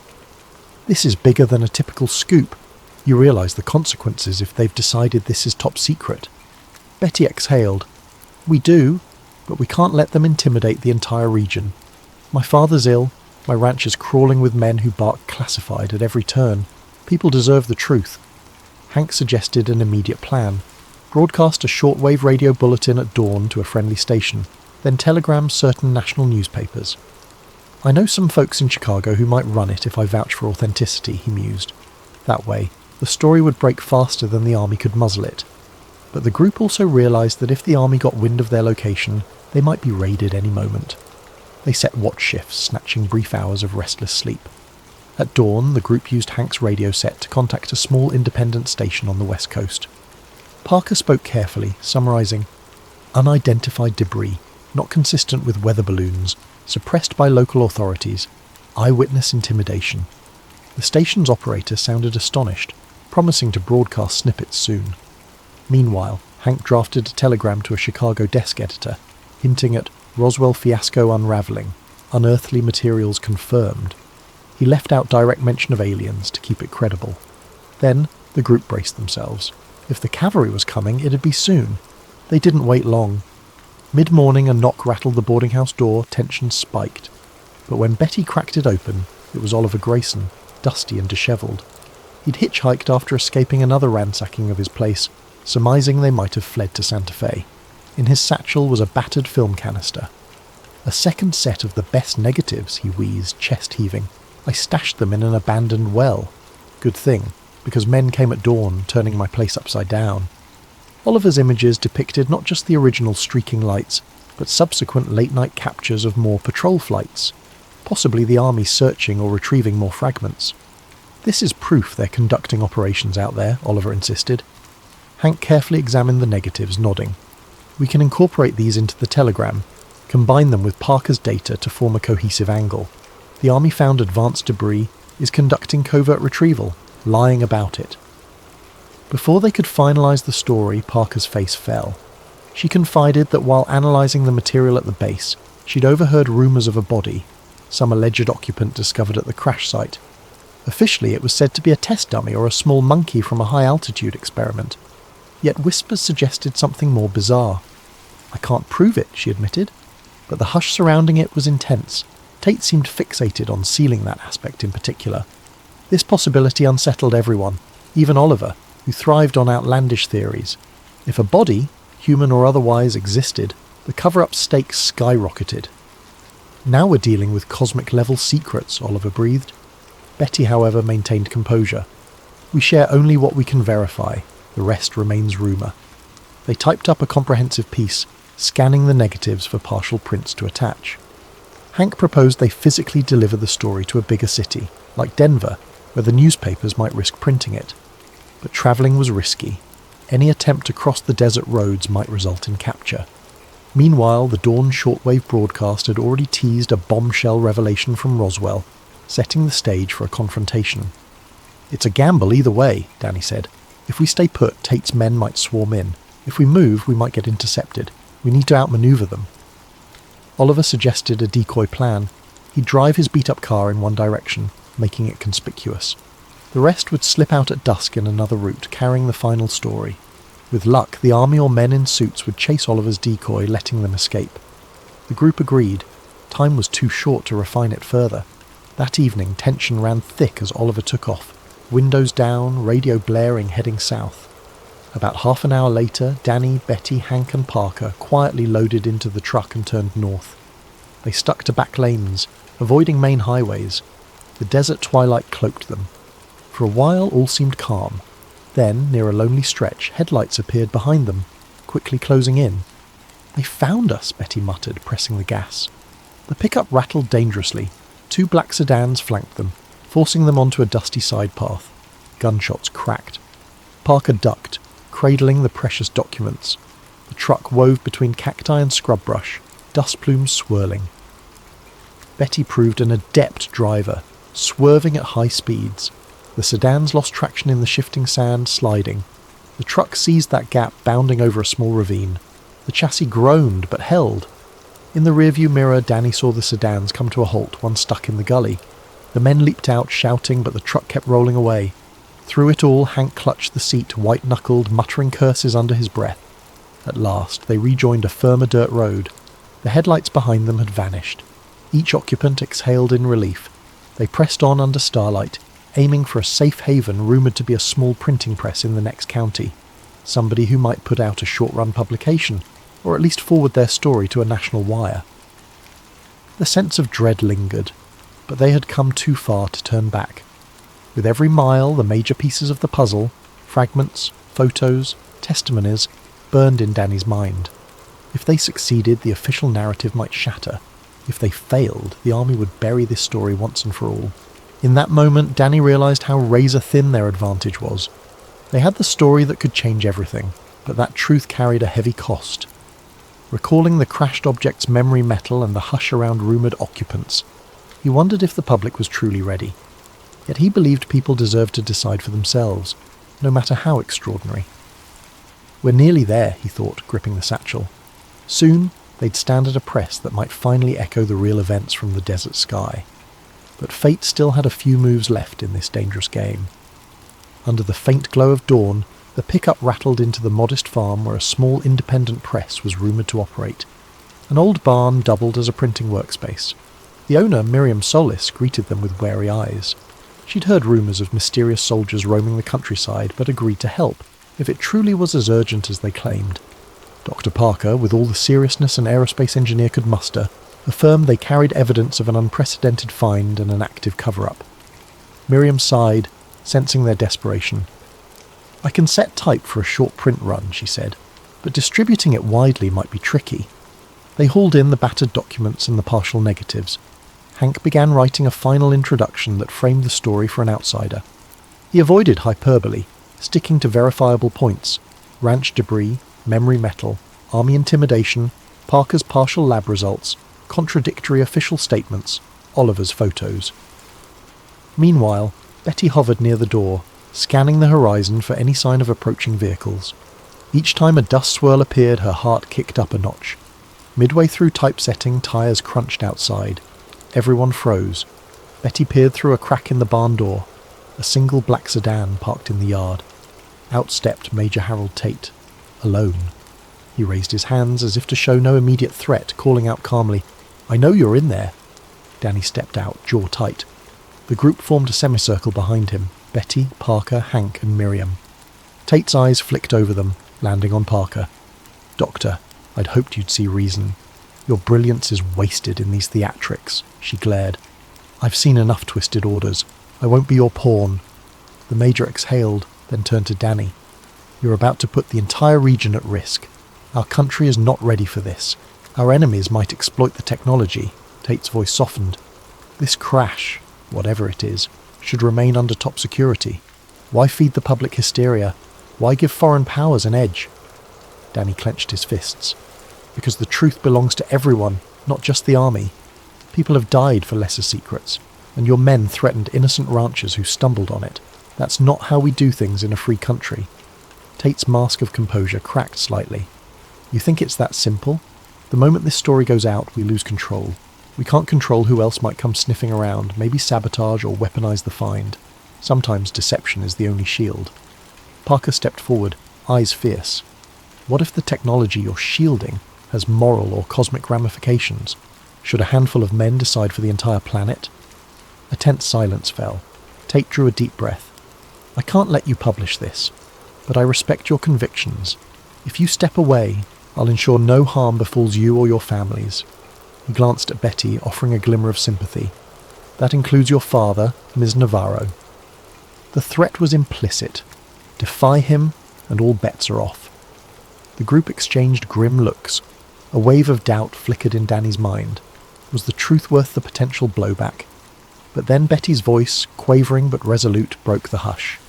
We've seen how your men bullied an old rancher. We know you confiscated the debris. If you hush us now, what about tomorrow or next year? This story is bigger than any one of us. Parker lifted the manila envelope containing the last negative. Major, we're not traitors. We love this country. But burying this secret fosters paranoia and control. People deserve transparency. Maybe it fosters more caution. Perhaps it spurs unity if it's truly otherworldly. Tate's expression hardened. The conflict was ideological, irreconcilable. He extended a hand. Give me the envelope. Walk away from all this. Time felt suspended. Danny recalled how he started this as a fresh reporter, stumbling onto an odd debris story. Now he stood on the brink of shaping national headlines with revelations that could alter how humans view their place under the sky. Could he trust that the army's paternalism was right? Or was it a smokescreen for consolidating power? The moment weighed heavily. He sensed the ghosts of the thunderstorm's illusions, the memory metal glinting, the hush in the desert that seemed to hold its breath. He turned to the press owner, Miriam Solis, who was trembling but determined. She whispered, "If we do this, we do it now." Hank took the typed copy to the press machine. With a screech of hinges, he began inking plates. Parker clutched the negative. Tate stepped forward, voice raised. "Stop! I won't let you do this. You'll regret." But he paused as Parker pointed out how many copies they could churn out in an hour. Even if Tate destroyed the press now, some copies might slip out, or the negative might be mailed. The cat was out of the bag. Suddenly another vehicle rumbled in, kicking up dust. Out leapt Oliver Grayson, wearing an exuberant grin. "I led more army men on a wild goose chase, circled around to help." He toted a spare camera, battered but functional, possibly for capturing any final confrontation. Major Tate, pinned between them, realized his position. Physically outnumbered, his backup misled. He glared, fists clenched, but couldn't forcibly stop the printing. He might shoot, but that would cause a scandal. The standoff ended with Tate stepping back, face pale with anger. "You're making a mistake, but I won't kill you over it. When chaos breaks from your revelations, remember this moment." In the tension-laden barn, the press whirred. Sheets came out bearing headlines: "Unexplained debris," "Scientists denounce balloon claims." The story included Parker's partial analysis, Oliver's photo of strange lights, Betty's testimony about the ranch, Danny's chronicle of intimidation. Only a small local print run, but enough copies to mail to key radio stations, newspapers or allies. The group, fueled by relief and adrenaline, prepped envelopes. They distribute them discreetly, ensuring the news spread beyond Roswell's sphere of control. Major Tate stared, chest heaving. No bullets flew, no arrests occurred. He simply gave a final glare and turned away. The black sedan roared off. Possibly he'd craft a new strategy or blame incompetent subordinates. But at least for now, the honest story would surface. Danny's chest tightened with both triumph and a pang of worry. The army might spin fresh narratives, might brand them cranks or seditionists. Still, if the seeds of doubt were planted, public scrutiny might keep the army from fully smothering the truth. Within days, a handful of radio hosts read excerpts from the newly minted pamphlet on air. A few out-of-state journalists visited, intrigued but cautious. The army responded with more official statements about advanced weather balloons, Project Mogul, or test dummies. The broader press remained uncertain. Some newspapers printed small pieces referencing contradictory Roswell reports, but larger outlets hesitated. The official line overshadowed the local pamphlet's claims, leaving the general public divided. For some, Roswell became a fleeting curiosity. For others, a symbol of suppressed truth. Nevertheless, the conspirators, Danny, Betty, Parker, Oliver, secured small victories. A few investigators believed them, quietly gathering more evidence. Parker found a new job under an assumed name, continuing to speak out in coded ways. Betty's father improved in health once the ranch was left alone. Oliver dropped out of sight soon after, rumoured to be trekking the deserts in search of hidden crash remains. Danny kept writing, penning long articles about the Roswell affair for any magazine or newspaper that would listen. Reception was lukewarm, but seeds of doubt grew. As months turned into years, the mania died down. The official story grew codified, taught as case closed. Yet in Roswell's dusty corners, whispered recollections persisted. Some nights, old ranchers told grandchildren about the day government trucks hauled away metal that defied logic. Dr. Parker, in an interview decades later, would recall her fleeting contact with that impossible alloy and how it changed her perspective on Earth's place in the cosmos. Danny Cole's battered pamphlet copies would circulate among UFO enthusiasts, fueling endless speculation. One evening, not long after the press run, Danny returned to the Navarro ranch. The storm clouds had rolled in again, thunder echoing across the desert. At the fence line, Betty joined him, each leaning on a post. They remembered that first night, the uncanny flash overhead, the ground shaking. Beneath the star-flecked sky, they wondered if the truth ever fully emerged. Did the exotic debris come from beyond Earth? Or was it some hush-hush tech tested by shadowy labs? Did the occupant rumours hold weight? They might never know, but they had tried. They had pried open a corner of secrecy, leaving a crack for future revelations. In the hush of that desert evening, an odd hush reminiscent of the calm before a storm, they felt the weight of what they'd ignited. The official narrative might stand for decades, but the real story lived on in these few who had touched the impossible. Echoes in the desert sky lingered, beyond disclaimers and disclaimers, and for those who cared to look, the dusty roads near Roswell still whispered that something extraordinary once fell from above, and the effort to hide it was equally extraordinary. In the end, the story's impact was measured less by immediate media frenzy than by the subtle shift in public imagination. The seeds of suspicion and wonder blossomed into modern UFO lore. Others would pick up the thread, investigating anew. Through it all, the desert wind carried the memory of lightning-scorched nights and metals that wouldn't break, a silent testament that sometimes, in the quiet corners of the earth, bigger truths loom than any single cover-up can fully silence. Tonight's tale is titled The Silent Strain, a Pandemic of Control. It's a conspiracy thriller set in the near future, 2027 to be exact, where a new respiratory virus, Havoc 7, has spread across the globe.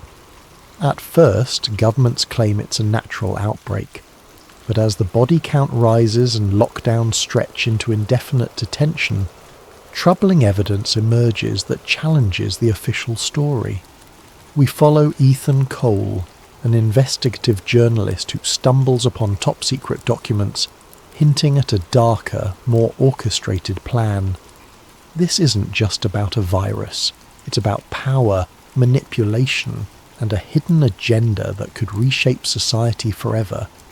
What if the lockdowns, the media blitz, and the vaccine mandates are not truly about stopping the spread, but about tightening control?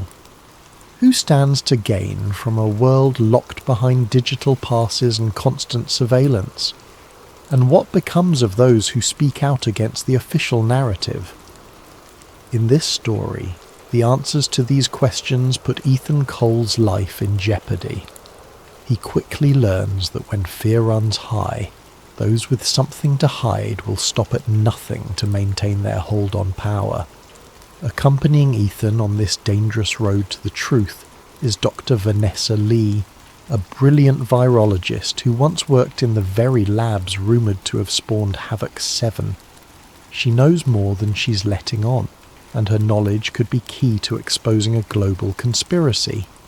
Meanwhile, a hacker by the name of Dylan Novak lurks in the digital shadows, digging into corporate networks and government servers to reveal that the so-called vaccine might not be a cure at all, but rather a sophisticated tool of compliance. As you listen, consider how close to home this story might feel.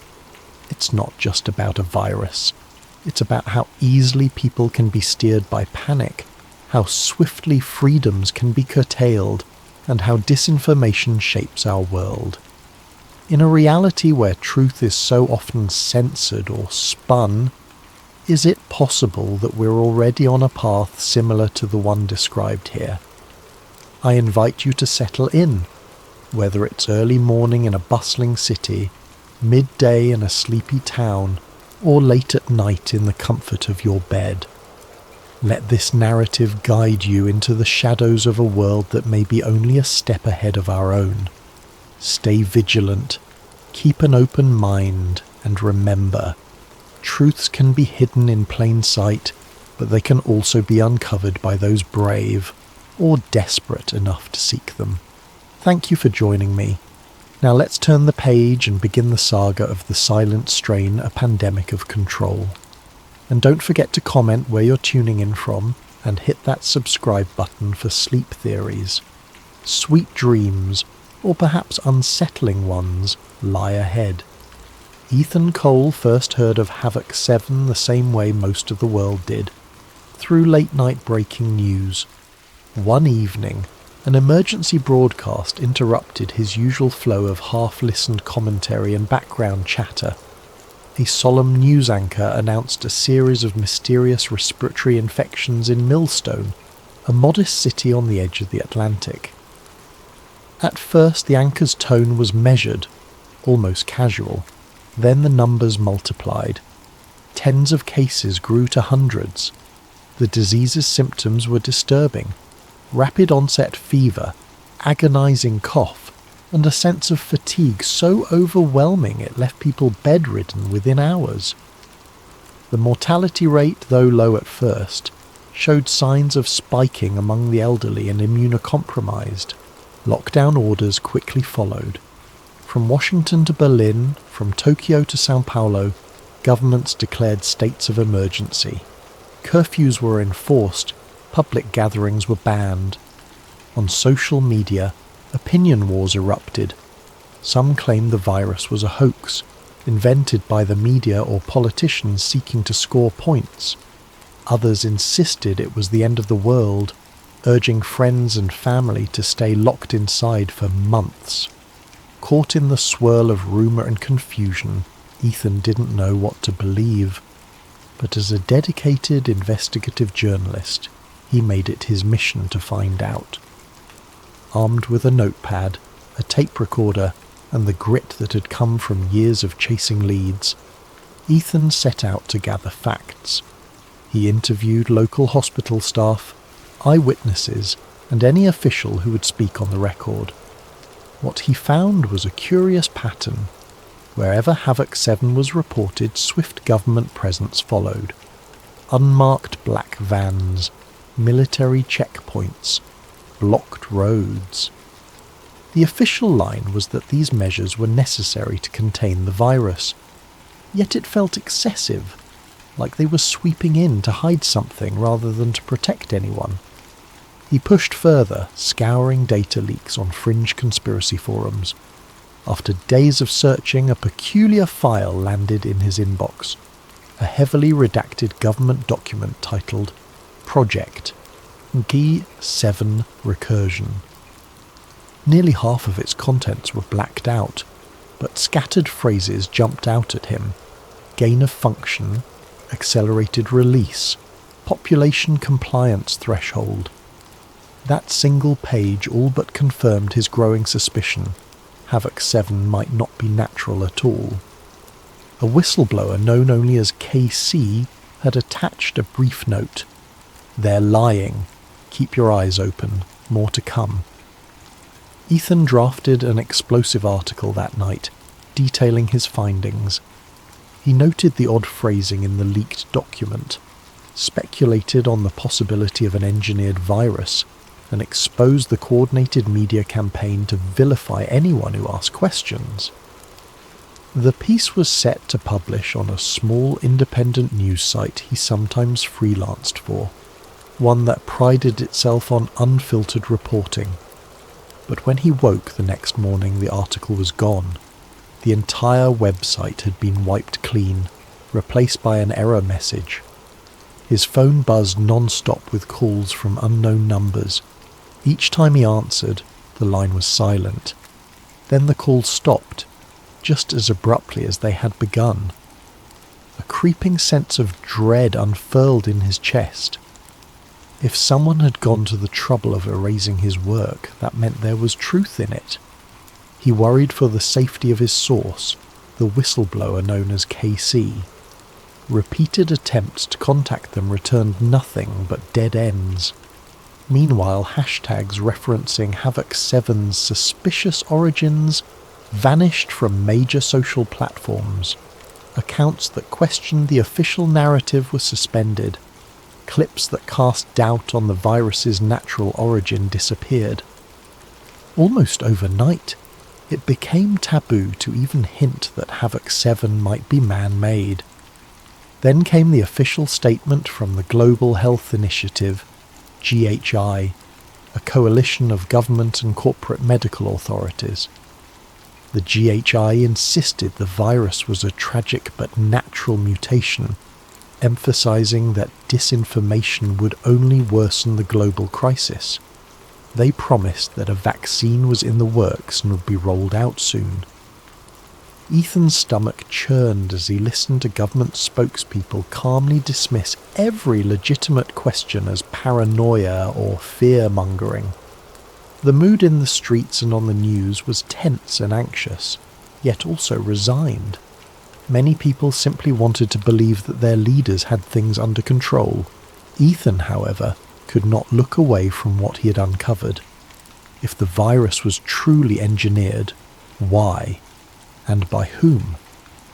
The mission statement of the GHI read like a philanthropic crusade, uniting nations to protect global health. But Ethan sensed a hidden iron fist behind the velvet glove. If the official story was a lie, how deep did that lie go? Desperate for clarity, he reached out to every contact he had. Most refused to speak, citing fear of losing their jobs or, worse, ending up on the disappeared list, rumoured detainees who vanished once they questioned official accounts. A few unnamed sources hinted that the GHI had ties to an elite circle of pharmaceutical conglomerates and high-ranking politicians, but these hints were vague, whispers on digital wind. Then, without warning, a simple message arrived in Ethan's email. I was there when Havoc 7 was made. I can prove everything. Meet me at the old water treatment plant Tuesday at midnight. V. Lee. The old water treatment plant on the outskirts of Millstone was a relic of 20th century infrastructure, its rusted pipes and battered walls long decommissioned and forgotten. Arriving just before midnight, Ethan slipped through a chain-link fence and used his phone's flashlight to navigate the labyrinth of dark corridors and stagnant puddles. Every metallic clang made him jump. The hollow echo of his own footsteps heightened his paranoia. The world outside was in shambles, but here, in this abandoned husk of a facility, Ethan found something almost post-apocalyptic in the gloom. At last he reached a dimly lit open area cluttered with empty crates and broken machinery. Standing by a flickering fluorescent light was a woman in a hooded coat, her posture rigid, her gaze fixed on him. She pulled back the hood to reveal a tired yet resolute face. "I'm Dr. Vanessa Lee," she said, voice hushed. "Are you alone?" Ethan glanced over his shoulder, scanning the darkness.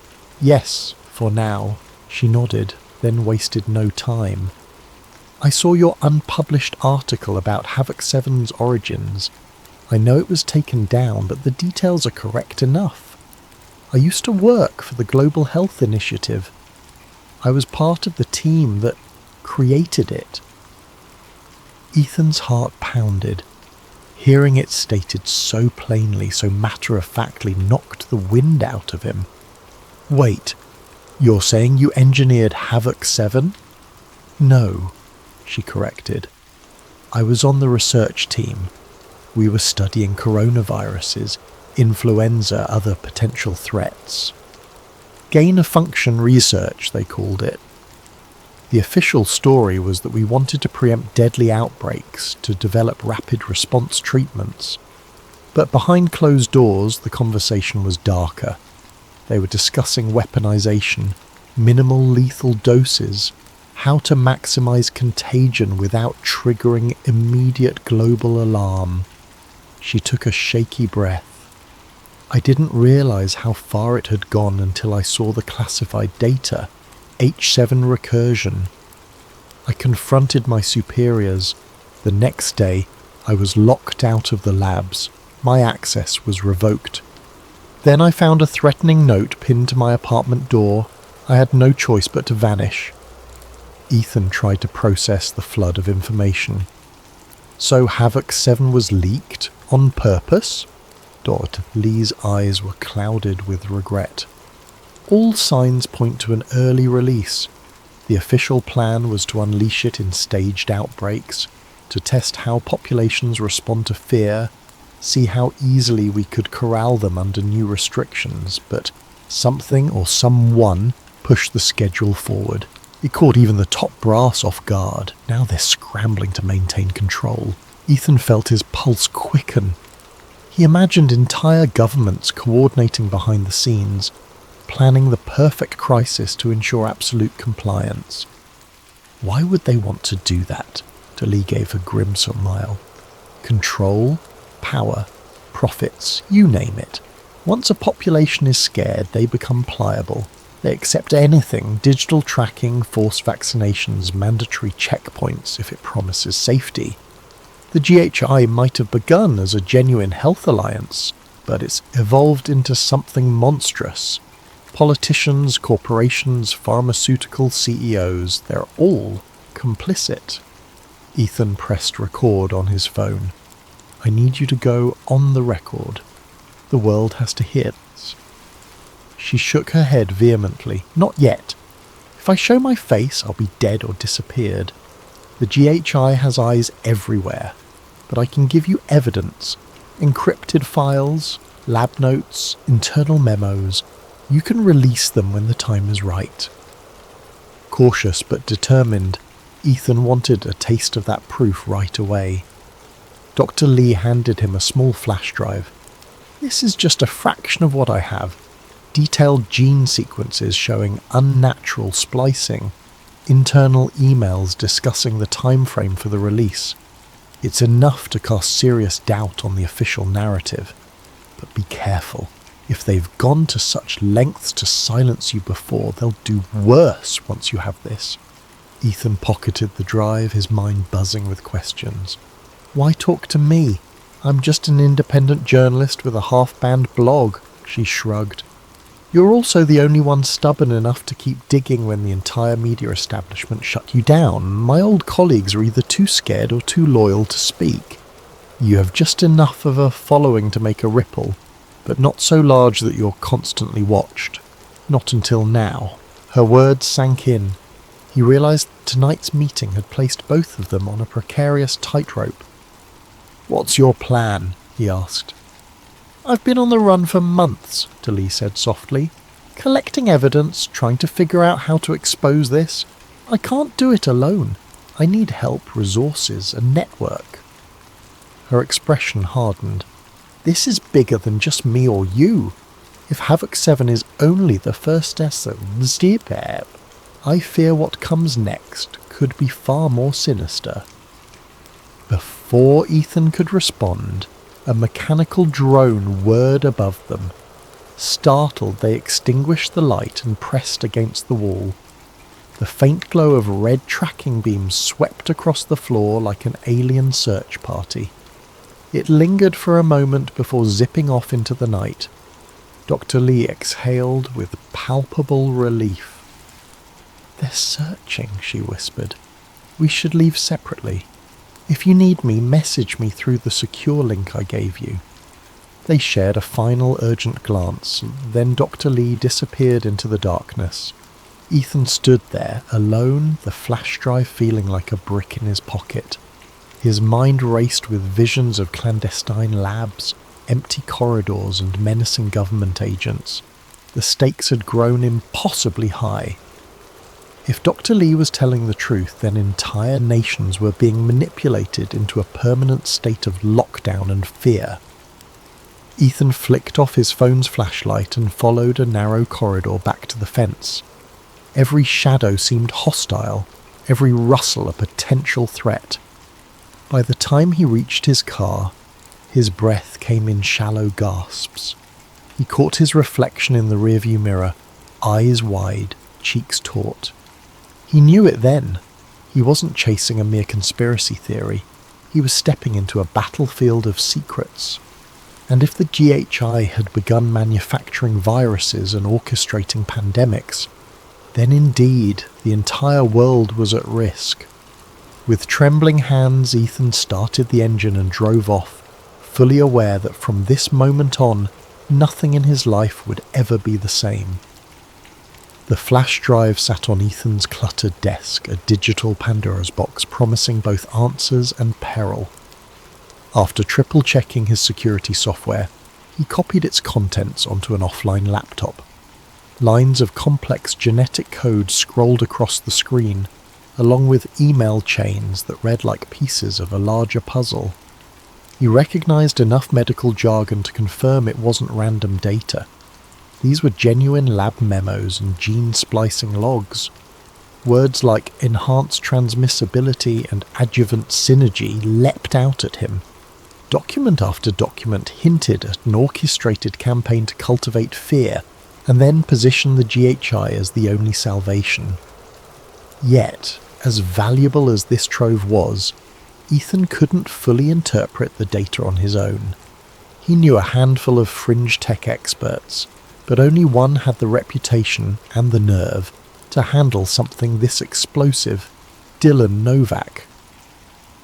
Known online as Nova Cypher, Dylan was a self-styled digital freedom fighter, rumoured to have hacked into corporate giants and left cryptic messages urging transparency. Paranoid to a fault, Dylan never physically met with anyone. But he had a secure chat channel, one that Ethan had used once before when investigating biotech lobbying. Ethan, in chat.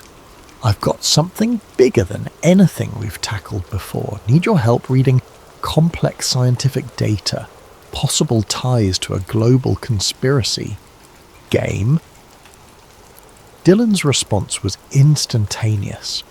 Dylan, in chat. You mean the virus? Ethan's heart thumped. If Dylan was already on this trail, maybe they could make real progress. Exactly. Where do we start? Send me the files, I'll check for authenticity and decrypt any hidden layers. But be warned, once I open this, we're both on someone's radar. Ethan zipped the flash drive contents and sent them via an encrypted channel. Minutes later, Dylan replied with an ominous message. Holy. This is insane. The gene code definitely looks engineered. I can see unique markers that don't appear in any naturally evolving strain. Wait, there's more. Let me decode these additional file headers. Drummed his fingers anxiously on his keyboard, half expecting a knock at his door. He had watched enough whistleblowers get disappeared to know the risk. His mind flicked to Dr. Lee's warning. Another chat bubble popped up. Found something in these email strings, references to batch A17 vaccine results, negative efficacy, and rollout schedule. Looks like they've tested this vaccine in some undisclosed trials. The data shows no meaningful protection. 0. Possibly even negative outcomes, and they're still planning to mandate it globally. Ethan stared in disbelief. The official narrative was that the vaccine was humanity's lifeline, the only solution to end the wave of devastating infections. Entire economies hinged on distributing it. Yet these files indicated it was worthless. Worse, possibly harmful. Why would the GHI push a non-functioning vaccine? Dylan, continuing. There are references to a digital health passport system. The vaccine acts like a justification for mandatory check-ins, scanning, constant biometric monitoring. It's not about curing anything. It's about tagging everyone under a real-time surveillance grid. A chill crawled along Ethan's spine. People were lining up in droves for this shot, desperate to reclaim normalcy. Cities had banned unvaccinated individuals from public spaces. Families were torn apart by the debate. all for a shot that did little more than provide the government and corporations a convenient label to track compliance. My God, this is bigger than I ever imagined. You're telling me. The GHI's next move is to make the vaccine mandatory. They're going to tie it to bank accounts, travel permissions, even job opportunities. Anyone who resists will be deemed a public health threat and denied basic rights. Ethan's thoughts spun as he tried to imagine the global repercussions. This was a new world order, disguised as a humanitarian health measure.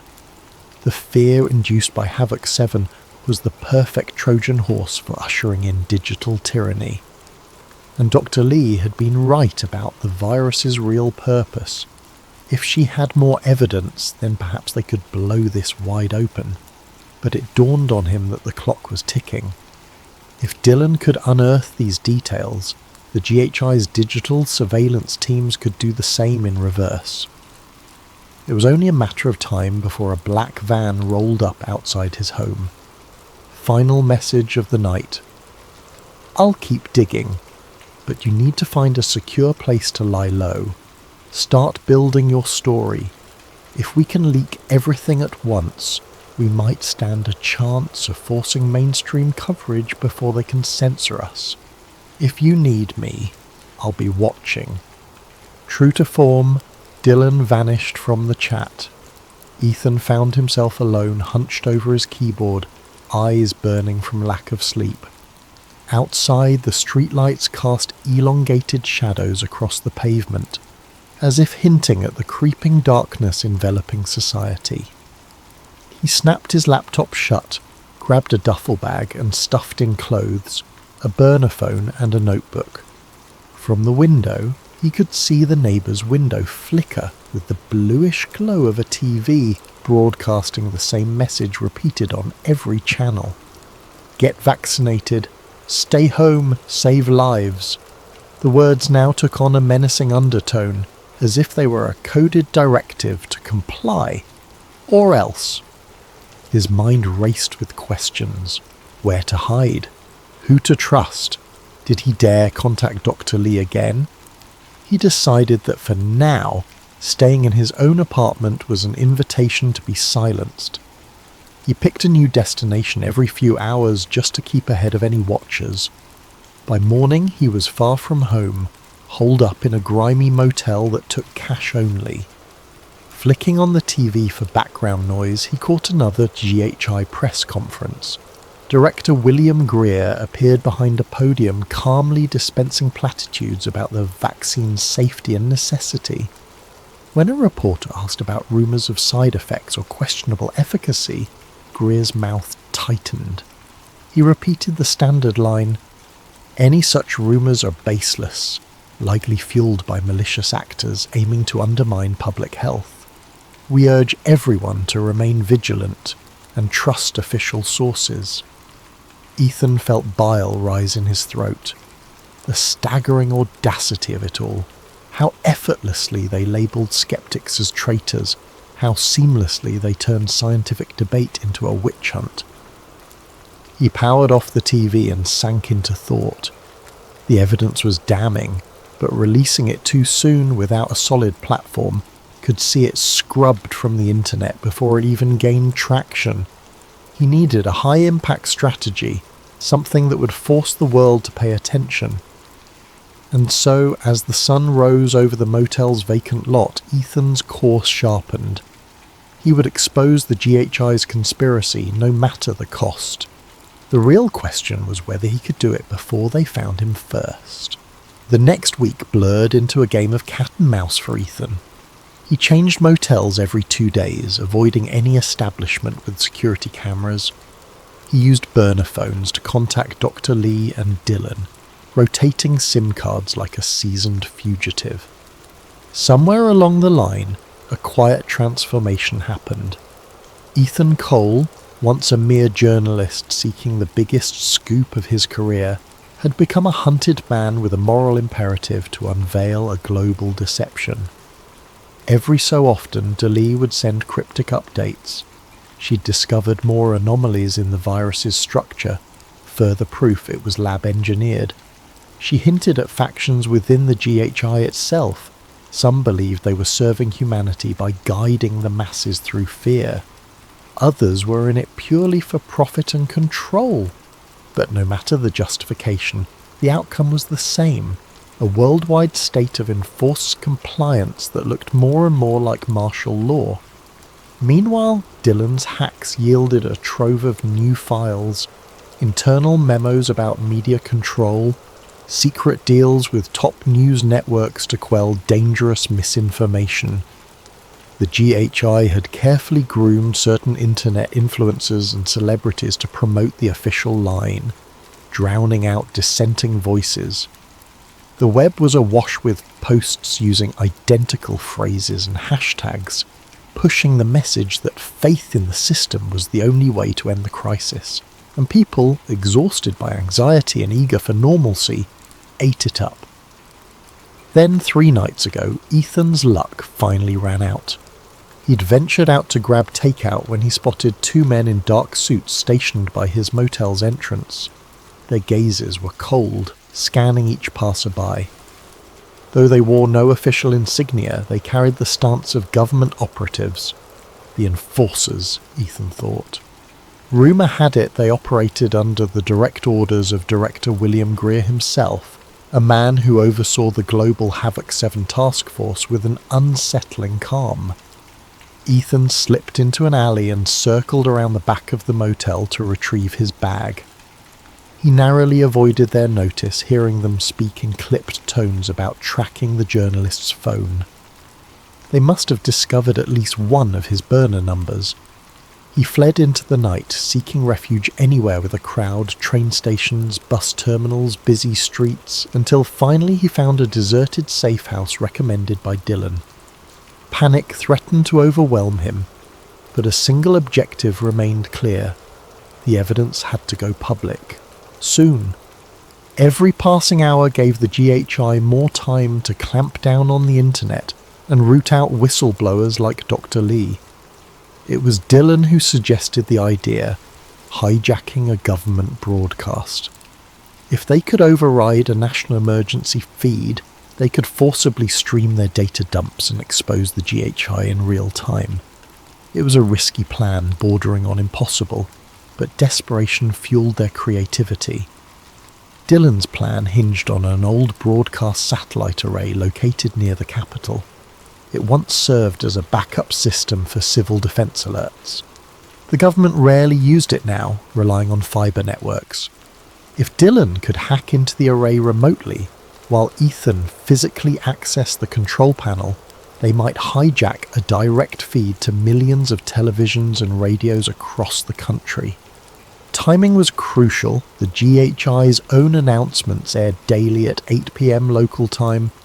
If they patched in just as the scheduled broadcast began, they could piggyback on the official channel for maximum impact. Dr. Lee insisted on contributing. She prepared a concise, horrifying presentation. A timeline of the virus's creation, the project documents, the lab splices, and most damning of all, the internal emails mocking the public's gullibility. The final slide showcased the vaccine's dismal efficacy data. If the broadcast succeeded, the world would see undeniable proof of the greatest deception in modern history. On the night of the operation, Ethan parked half a mile from the old array, tucked behind an abandoned barn. The sky was an endless stretch of black, the moon hidden by thick clouds. He jogged across a field until he saw the silhouette of a massive satellite dish looming against the night. High fences surrounded it, topped with razor wire. He cut through the fence at a less visible corner, heart pounding with adrenaline. From his earpiece came Dylan's voice. "We're in position, but I'm seeing increased security on the network. They might suspect something. Hurry!" Ethan found the control shack behind the dish locked tight. A crowbar pried it open.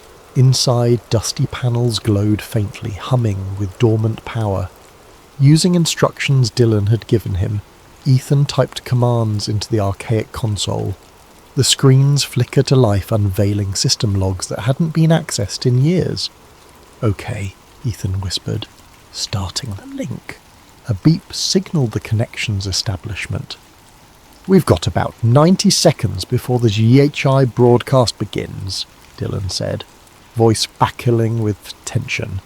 "Once they switch to their feed, I'll reroute it through here, funnel in the evidence, and override their stream. Get ready." Each second felt like an eternity. Ethan watched a countdown on one of the monitors. When it hit 0, a new window popped open, showing director William Greer stepping onto a stage. The usual opening lines scrolled on a ticker beneath him. Tonight's Havoc 7 update. At that moment, Dylan worked his magic. The feed stuttered, froze, and then cut to black. Heart-hammering, Ethan prayed that every screen across the country was now about to display something completely different. Donna Lee's face appeared. She looked determined, her voice steady. "My name is Dr. Vanessa Lee. For months the public has been lied to about Havoc 7. I was there when it was created. Please listen to what you're about to see." Then the data slides began rolling. Lab documents, official GHI memos with timestamps, damning quotes about population control, mocking references to manufactured panic. Every major revelation was front and centre, impossible to deny. Within minutes, social media lit up in a firestorm. The words fake, hoax, and conspiracy collided with proof, evidence, and exposed. Tweets and posts poured in by the thousand. Some viewers were outraged at the duplicity. Others shrieked that it was a doctored broadcast. But the seed of doubt was planted in millions of minds simultaneously. Ethan dared to feel a surge of hope. But in the control shack, trouble was brewing. Red lights flashed on the console. "Ethan," Dylan's voice crackled. "We're locked out. They're forcing the satellite offline. Shut it down and get out. Now!" Ethan yanked cables and left the system in disarray. Outside, floodlights illuminated the sky. Sirens shrieked, and masked figures emerged from the darkness, carrying rifles. The enforcers had arrived. Ethan sprinted through the tall grass. Behind him, the enforcers bellowed commands. "Stop! Freeze!" Their heavy boots crunched the soil, growing louder. As he ran, he glimpsed Lee's broadcast playing on a phone discarded by one of the guards. Surreal snapshot of their success. They had actually broken through, however briefly, to millions of screens. Shots rang out, bullets whizzed past, biting into the dirt. Ethan zigzagged through the field, stumbling in the dark. He reached the barn, ducked inside, and vaulted into his car. The engine roared to life and he sped off into the night, adrenaline flooding every cell in his body. His mind buzzed with the broadcast's final images, slides of vaccine data, GHI officials joking about the compliance rate. It was out there now. No matter what happened next, at least some people had seen the truth. For a moment, Ethan dared to believe they'd won, but he underestimated the GHI's power. By dawn, mainstream news outlets were labelling the broadcast a terrorist hack. Government spokespeople claimed that anti-vaccine extremists were behind the incident, using doctored footage to incite panic. Social media platforms flagged and removed the hijacked stream within hours, citing medical misinformation. Rumour had it that the GHI was preparing to unleash an even tighter clampdown on internet freedoms. In a whiplash turn, polls showed significant public support for harsher penalties on propaganda hackers who endangered public health. In the days that followed, swirling chaos erupted worldwide. While some people demanded answers, marching in mass protests and calling for immediate investigations, many others believed the official line that these terrorist hackers had tried to sabotage the fight against Havoc 7. Street clashes broke out between those who saw the broadcast as a genuine whistleblowing event and those convinced it was faked. Politicians, caught in a hurricane of shifting opinions, either doubled down on pro-GI rhetoric or retreated into silence. Ethan, Dr. Lee and Dylan tried to regroup, but their ranks splintered. The enforcers moved quickly to track them. Several safe houses were compromised. Dylan sent a scrambled message from an unknown location, warning Ethan to stay off the grid. Dr. Lee vanished entirely. Ethan could only assume she'd gone deeper underground, or worse, been captured. On the third night after the broadcast, the enforcers finally cornered Ethan. He'd run out of places to hide, backed into a derelict apartment building. A stun grenade crashed through a window, and the world went white. They seized him before he could recover, blacking out his consciousness with a swift blow to the head. When Ethan awoke, he was alone in a sterile room that felt like a high-security medical ward.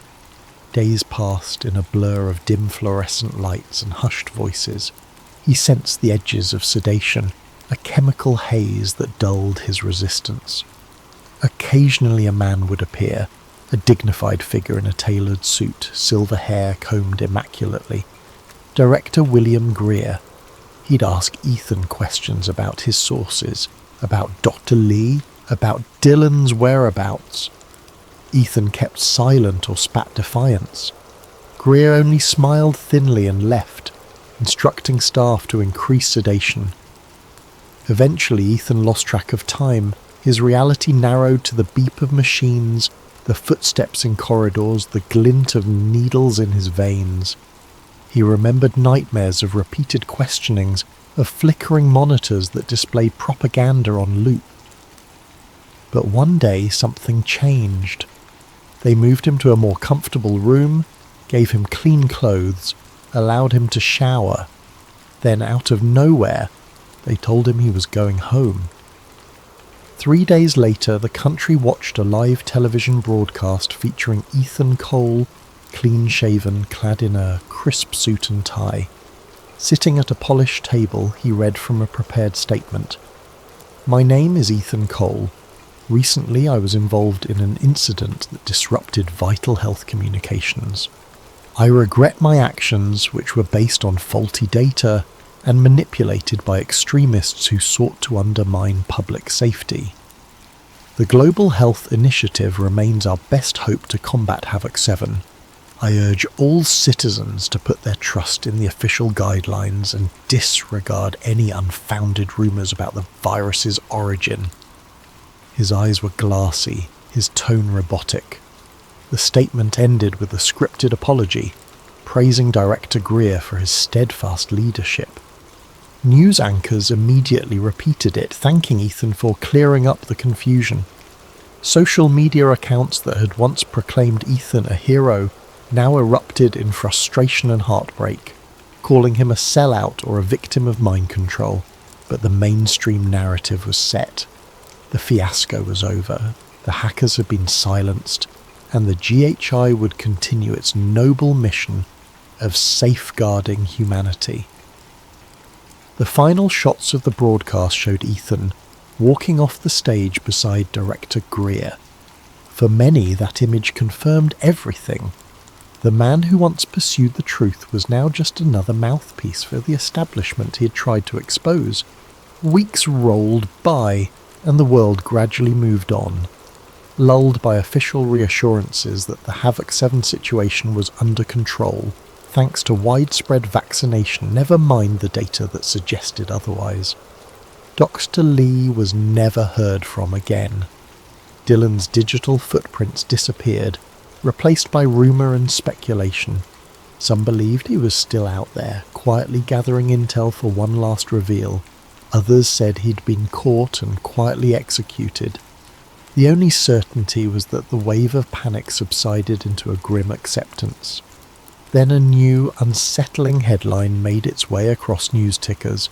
Mysterious strain discovered, Havoc 8 under investigation. Government officials hastened to calm the public, insisting it was a mild offshoot of Havoc 7 and that the existing vaccine would protect against it. But behind closed doors, murmurs of new lockdowns and fresh mandates began circulating. Some recognised the pattern, but they were drowned out by a public too weary to fight another round of restrictions. A resigned sigh seemed to sweep through entire populations. Here we go again. Ethan Cole's face reappeared briefly, giving a bland statement on a morning show about the need for continued vigilance. He looked healthy, yet there was a vacancy in his eyes that gave the impression his fire had been extinguished. Perhaps that was the scariest part of all, that a once passionate voice for truth could be so thoroughly subsumed into the very machine he'd tried to bring down.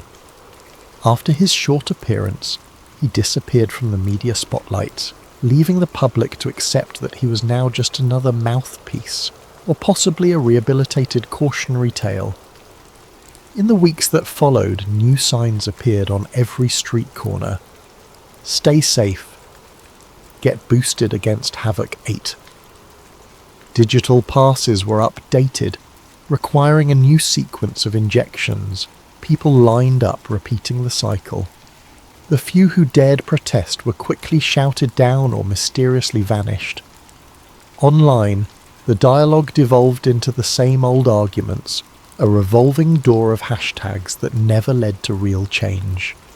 Life marched forward, an entire globe stepping in tune to the rhythm of cyclical fear and official reassurances. Havoc 8, Havoc 9, who knew where it would end? But one thing was certain, the more crises emerged, the more people surrendered their freedoms in exchange for the illusion of security. Even those who remembered Ethan Cole's initial revelations found their memories drowning in the relentless tide of day-to-day survival. And so humanity drifted, lulled by the next promise of salvation, willingly or unwillingly blinded to the possibility that they were pawns in a far larger game. The cycle had repeated, the truth once again buried. And somewhere, in a dark room bathed in fluorescent light, men in suits congratulated themselves on their success at steering the world according to their design. Meanwhile, outside, the silent strain continued to spread, less a virus and more a contagion of fear, swirling in an endless loop of compliance.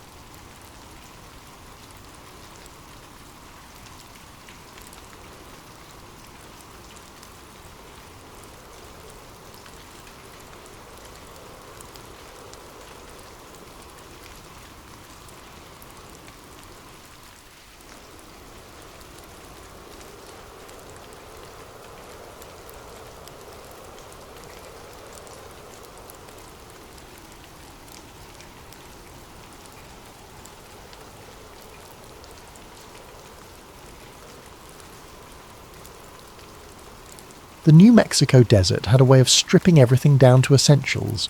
No pretense could survive long under that relentless sun.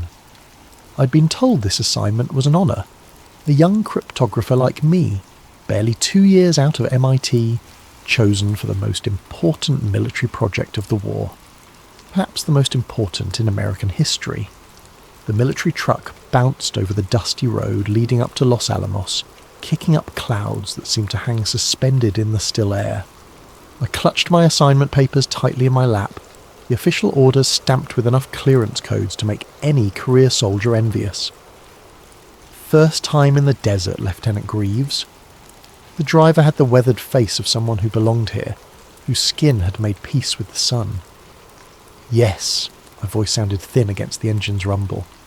Boston born and raised, he chuckled. You'll adjust. Everything does out here. Has to. The Los Alamos facility appeared suddenly as we crested a hill, a sprawling complex of utilitarian buildings surrounded by fences topped with barbed wire. Armed guards stood at checkpoints, their expressions making it clear that their rifles weren't decorative. Beyond them rose the main facility, a plain concrete structure that gave nothing away about its purpose. But I knew. Everyone selected for this assignment knew the broad strokes, if not the specifics. We were building something to end the war. After passing through 3 separate checkpoints, each requiring different credentials, I was finally escorted to a small office where a stern-faced colonel waited. Lieutenant Thomas Greaves, reporting as ordered, sir, I saluted sharply. Colonel Harrison barely glanced up from my file. At ease, Lieutenant. Your credentials are impressive. Top marks at MIT, higher scores in cryptographic analysis at Fort Meade. He flipped a page. And born on American soil to American parents going back 4 generations. That last part wasn't an accomplishment, just a fact of birth, but I'd learned it mattered greatly to the selection committee. Even brilliant scientists with the slightest foreign connections had been passed over. You'll be working in the cryptography wing, Harrison continued, transcribing and coding the daily logs from the theoretical division. You'll be on the 4th floor, one above where our physics teams work. May I ask what they're working on specifically, sir? Harrison's eyes narrowed. You may not. You'll see only the material cleared for your specific security level. Nothing more, nothing less. He pushed a new badge across the desk. This gets you into Section D. Wear it at all times. If you're found anywhere without proper clearance, you'll be detained and removed from the project permanently. Understood, sir. You'll report to Doctor. Vance tomorrow at 0600. For now, Sergeant Phillips will show you to your quarters. As I turned to leave, he added, And, Lieutenant, the work being done here doesn't exist. Not to your family, not to your friends, not even in your personal thoughts. Is that clear? Crystal clear, sir. My quarters were Spartan but private, a luxury in a facility where most enlisted men shared barracks. The small room contained a single bed, a desk, and a metal locker. The window offered a view of nothing but more buildings and the perimeter fence. I unpacked my few personal items, a photograph of my parents, a copy of Hemingway's For Whom the Bell Tolls, and a fountain pen my father had given me when I graduated. That night, sleep came fitfully. The desert cooled rapidly after sunset, and strange sounds echoed through the facility. Mechanical hums, distant voices speaking in hushed tones, the occasional sharp click of boots on concrete floors at odd hours.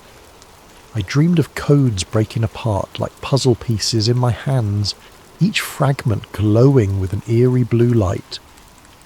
The next morning I reported to Doctor. Vance exactly at 0600. He was a thin man with wire-rimmed glasses and perpetually ink-stained fingers. You'll be handling our most sensitive communications, he explained as he showed me to my workspace. A small room with a typewriter, a stack of blank code books, and a pneumatic tube system that would carry my completed work to other sections. Everything must be transcribed perfectly, encrypted according to that day's cipher, and logged. No exceptions, no errors. Yes, sir, I understand the importance. Do you? He peered at me over his glasses. This isn't just about military precision, Lieutenant. What happens here?" He paused, seeming to reconsider his words. "The work being done here will reshape the century, perhaps all of human history." I nodded, trying to convey that I grasped the gravity of my role, though in truth I only knew fragments: uranium enrichment, chain reactions, theoretical yields, words that hinted at something devastating but remained abstract. The first few weeks passed in a blur of routine. Each morning, sealed packets arrived via the pneumatic tubes. I would transcribe the contents, mostly figures, equations, and terse notes from the physicists, encode them using the day's cipher, and send the originals for incineration. The work was demanding but straightforward. I found a certain satisfaction in being a small cog in this massive machine of American ingenuity. It was during my third week that I first heard the rumours about what lay beneath us. I was eating lunch in the commissary when two engineers sat at the table next to mine. They spoke in lowered voices, but fragments of their conversation reached me. Not just the primary lab, there's an entire secondary facility underneath. For what? More testing. Not physics, something else. Jenkins was assigned to install electrical systems down there last month.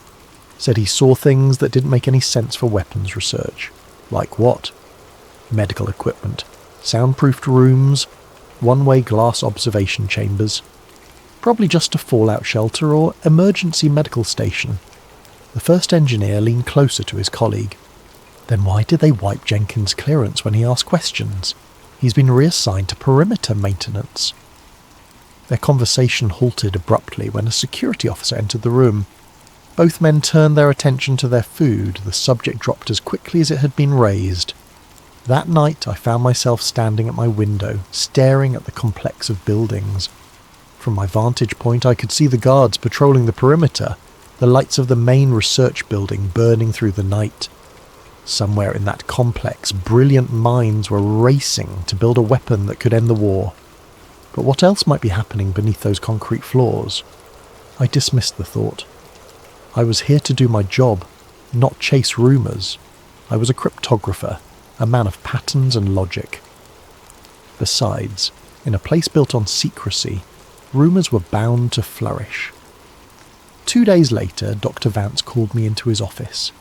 His normally meticulous desk was uncharacteristically cluttered with papers, and dark circles shadowed his eyes. "Lieutenant, I need someone I can trust for a special assignment. We're short-staffed, and you've proven yourself reliable." "Of course, sir. Anything." "These need to be transcribed tonight." He handed me a sealed folder with red stripes across it, the highest level of classification. "Use transcription room C on sub-level 2. It's secure. I need them by 0600 tomorrow." I took the folder, feeling a flutter of pride at being trusted with such sensitive material. "I won't let you down, sir." Transcription room C was located deep within the building, accessible only via a service elevator that required my special clearance badge. The room itself was small and windowless, containing nothing but a desk, a typewriter, and a telephone with a single red button beside it, presumably for emergencies. I broke the seal on the folder and began my work. Most of the documents contained the familiar equations and notations I'd grown accustomed to, though these were clearly for higher level review than my usual assignments. I worked methodically, translating each page into the proper cipher. 4 hours into my task, I reached for the next document and found something odd. A folder that seemed out of place. Unlike the red-striped classification of the others, this one bore a black stripe with the marking Sub-Project Echo Neurological Conditioning Initiative. It had been misfiled, slipped between the pages of nuclear research data.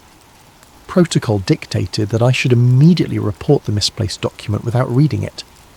But curiosity, that fatal flaw of the analytical mind, got the better of me. I opened it. What I found inside had nothing to do with nuclear physics.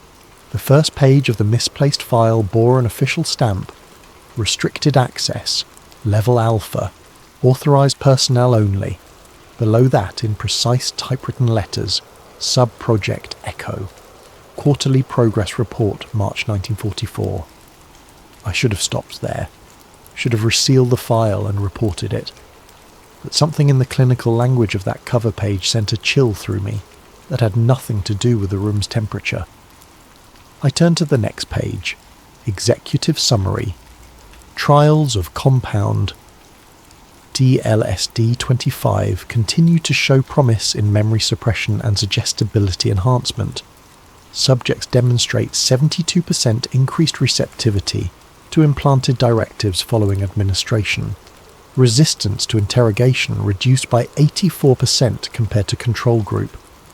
Recommendation: proceed to Phase 2 trials with increased dosage and extended conditioning protocols. The document continued with detached precision, describing experiments that seemed more like something from a Poe story than military research. There were detailed tables tracking subject compliance and psychological fracture thresholds. Clinical photographs showed vacant-eyed men and women staring at patterns projected onto walls, electrodes attached to their temples. One section particularly caught my attention. Subject Group C, military personnel, low rank.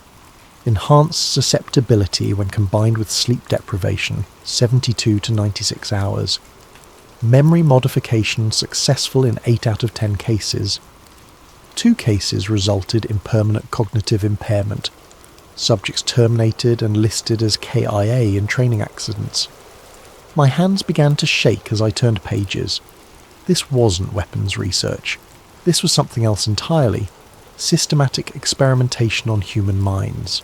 And according to the personnel logs attached, the test subjects included maintenance staff, 6, administrative personnel without family connections, 4, mess hall workers, 3, military personnel with no living relatives, 12, civilian contractors from local communities, 9, people who wouldn't be missed, people whose disappearances could be explained away.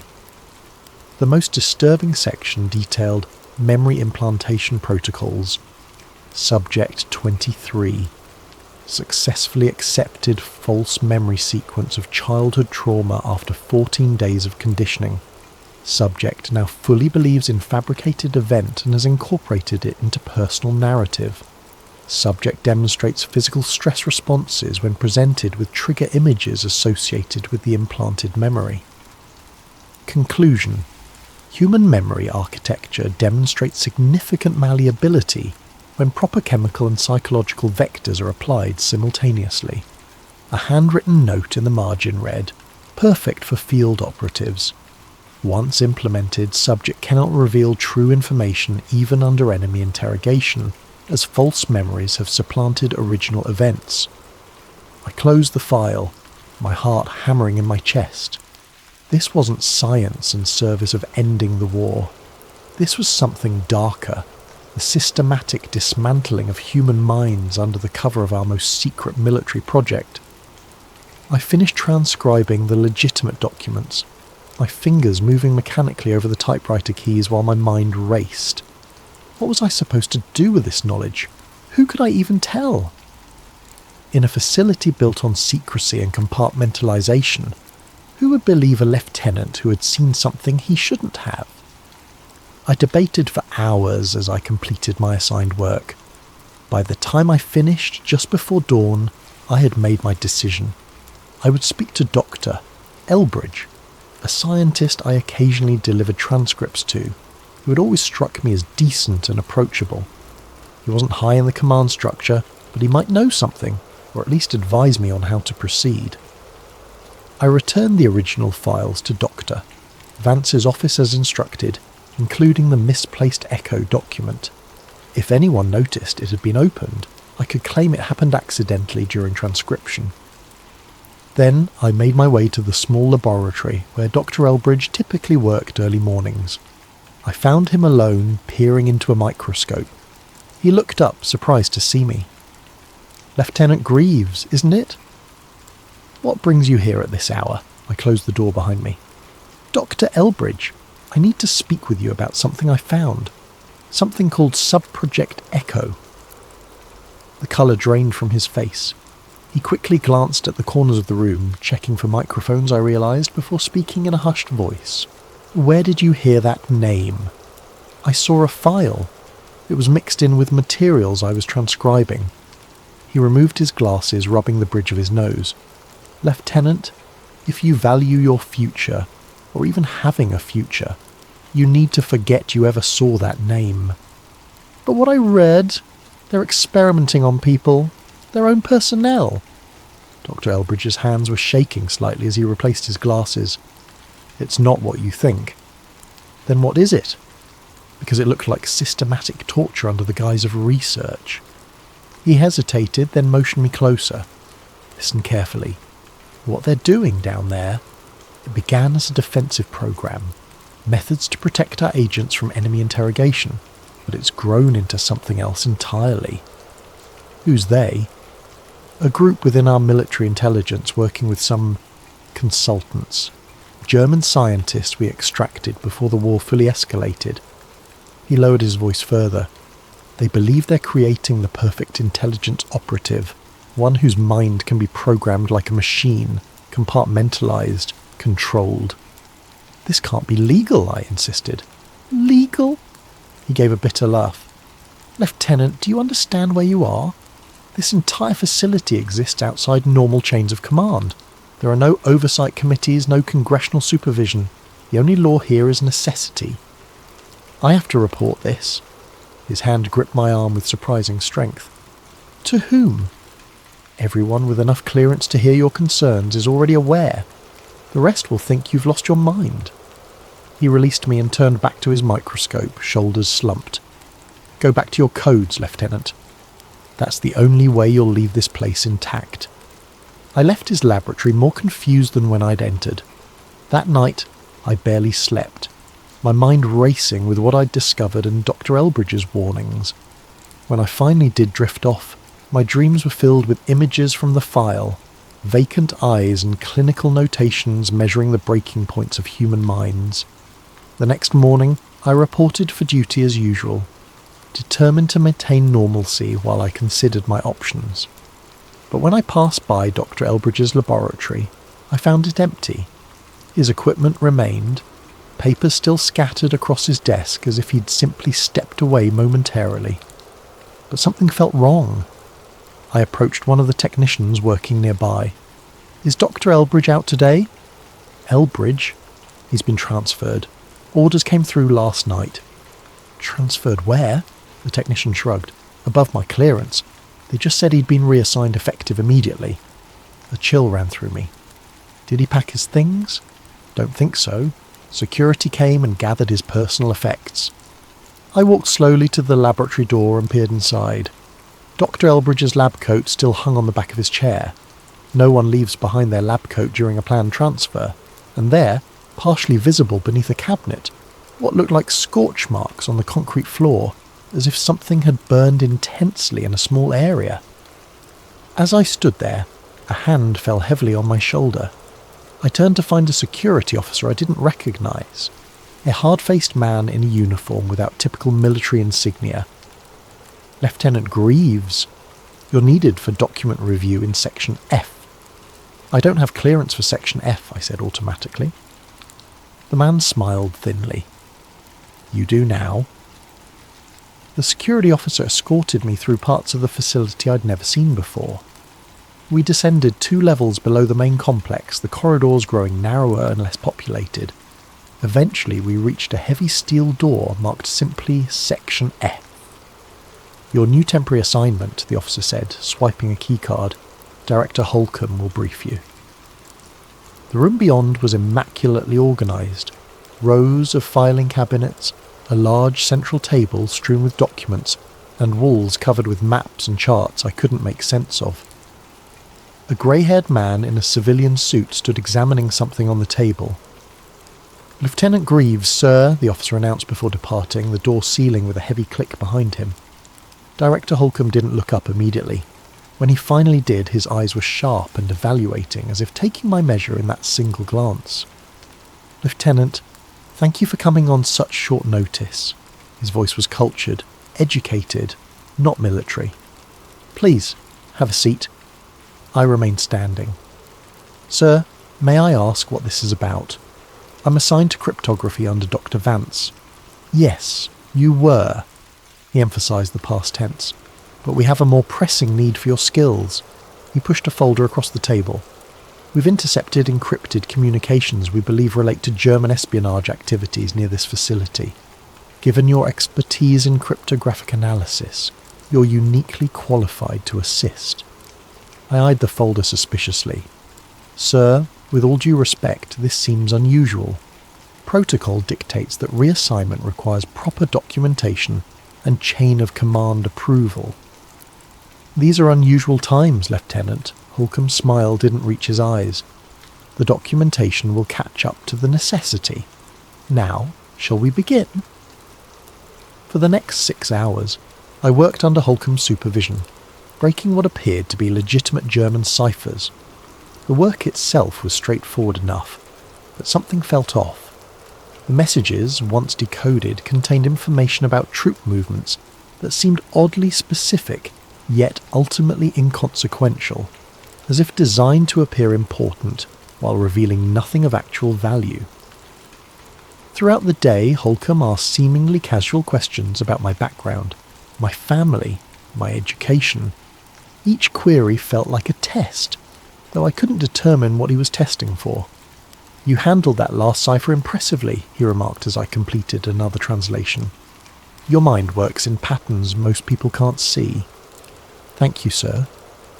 Tell me, Lieutenant, have you ever experienced déjà vu?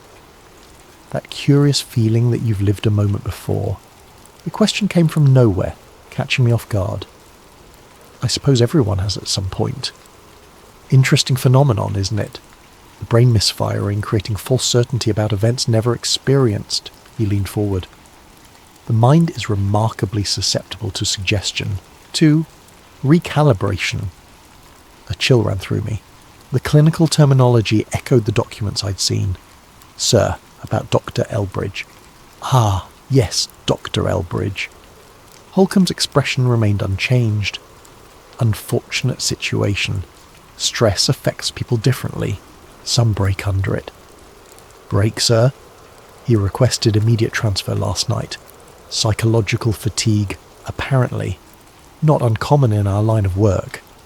Holcomb checked his watch. That will be all for today, Lieutenant. Report back tomorrow, same time. Sir, my regular duties have been reassigned. You're with Section F now. As I was escorted back to the main level, my mind raced. Elbridge hadn't transferred voluntarily. I was certain of it. He'd been removed because I'd spoken to him, which meant I was being watched.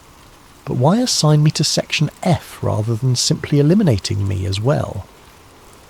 The answer came to me as I reached my quarters. I wasn't being punished. I was being evaluated. That night, I began losing time. I was sitting at my desk, writing a letter to my parents, carefully vetted, containing nothing about my actual work, when suddenly the wall clock showed 3 hours had passed. My letter was complete, though I had no memory of finishing it. Worse, the handwriting in the final paragraph seemed subtly different, more precise than my usual script. I stood abruptly, knocking over my chair. A wave of dizziness swept over me, followed by a strange metallic taste in my mouth. Had I been drugged? I checked my water glass, my evening coffee cup. Nothing seemed amiss. Sleep brought no relief. My dreams were vivid and disjointed. Sterile rooms with bright lights, voices asking me questions I couldn't quite hear, patterns flashing before my eyes. I woke repeatedly, each time with the sense that someone had been in my room moments before. By morning, I was exhausted, but determined to maintain my composure. I couldn't show weakness, couldn't let them know I suspected anything. Whatever game was being played, I needed to appear cooperative while searching for answers. The next 3 days fell into a surreal pattern. By day I worked in Section F, breaking increasingly complex codes under Holcomb's watchful eye.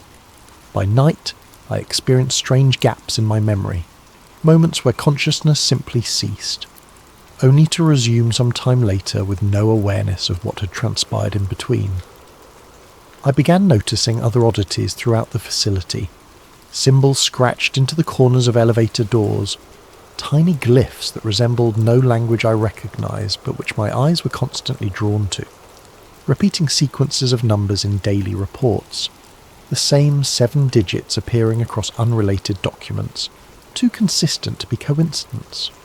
Men in civilian suits speaking German and French in hushed tones, falling silent when others approached. The most disturbing incident occurred on my 5th day with Section F.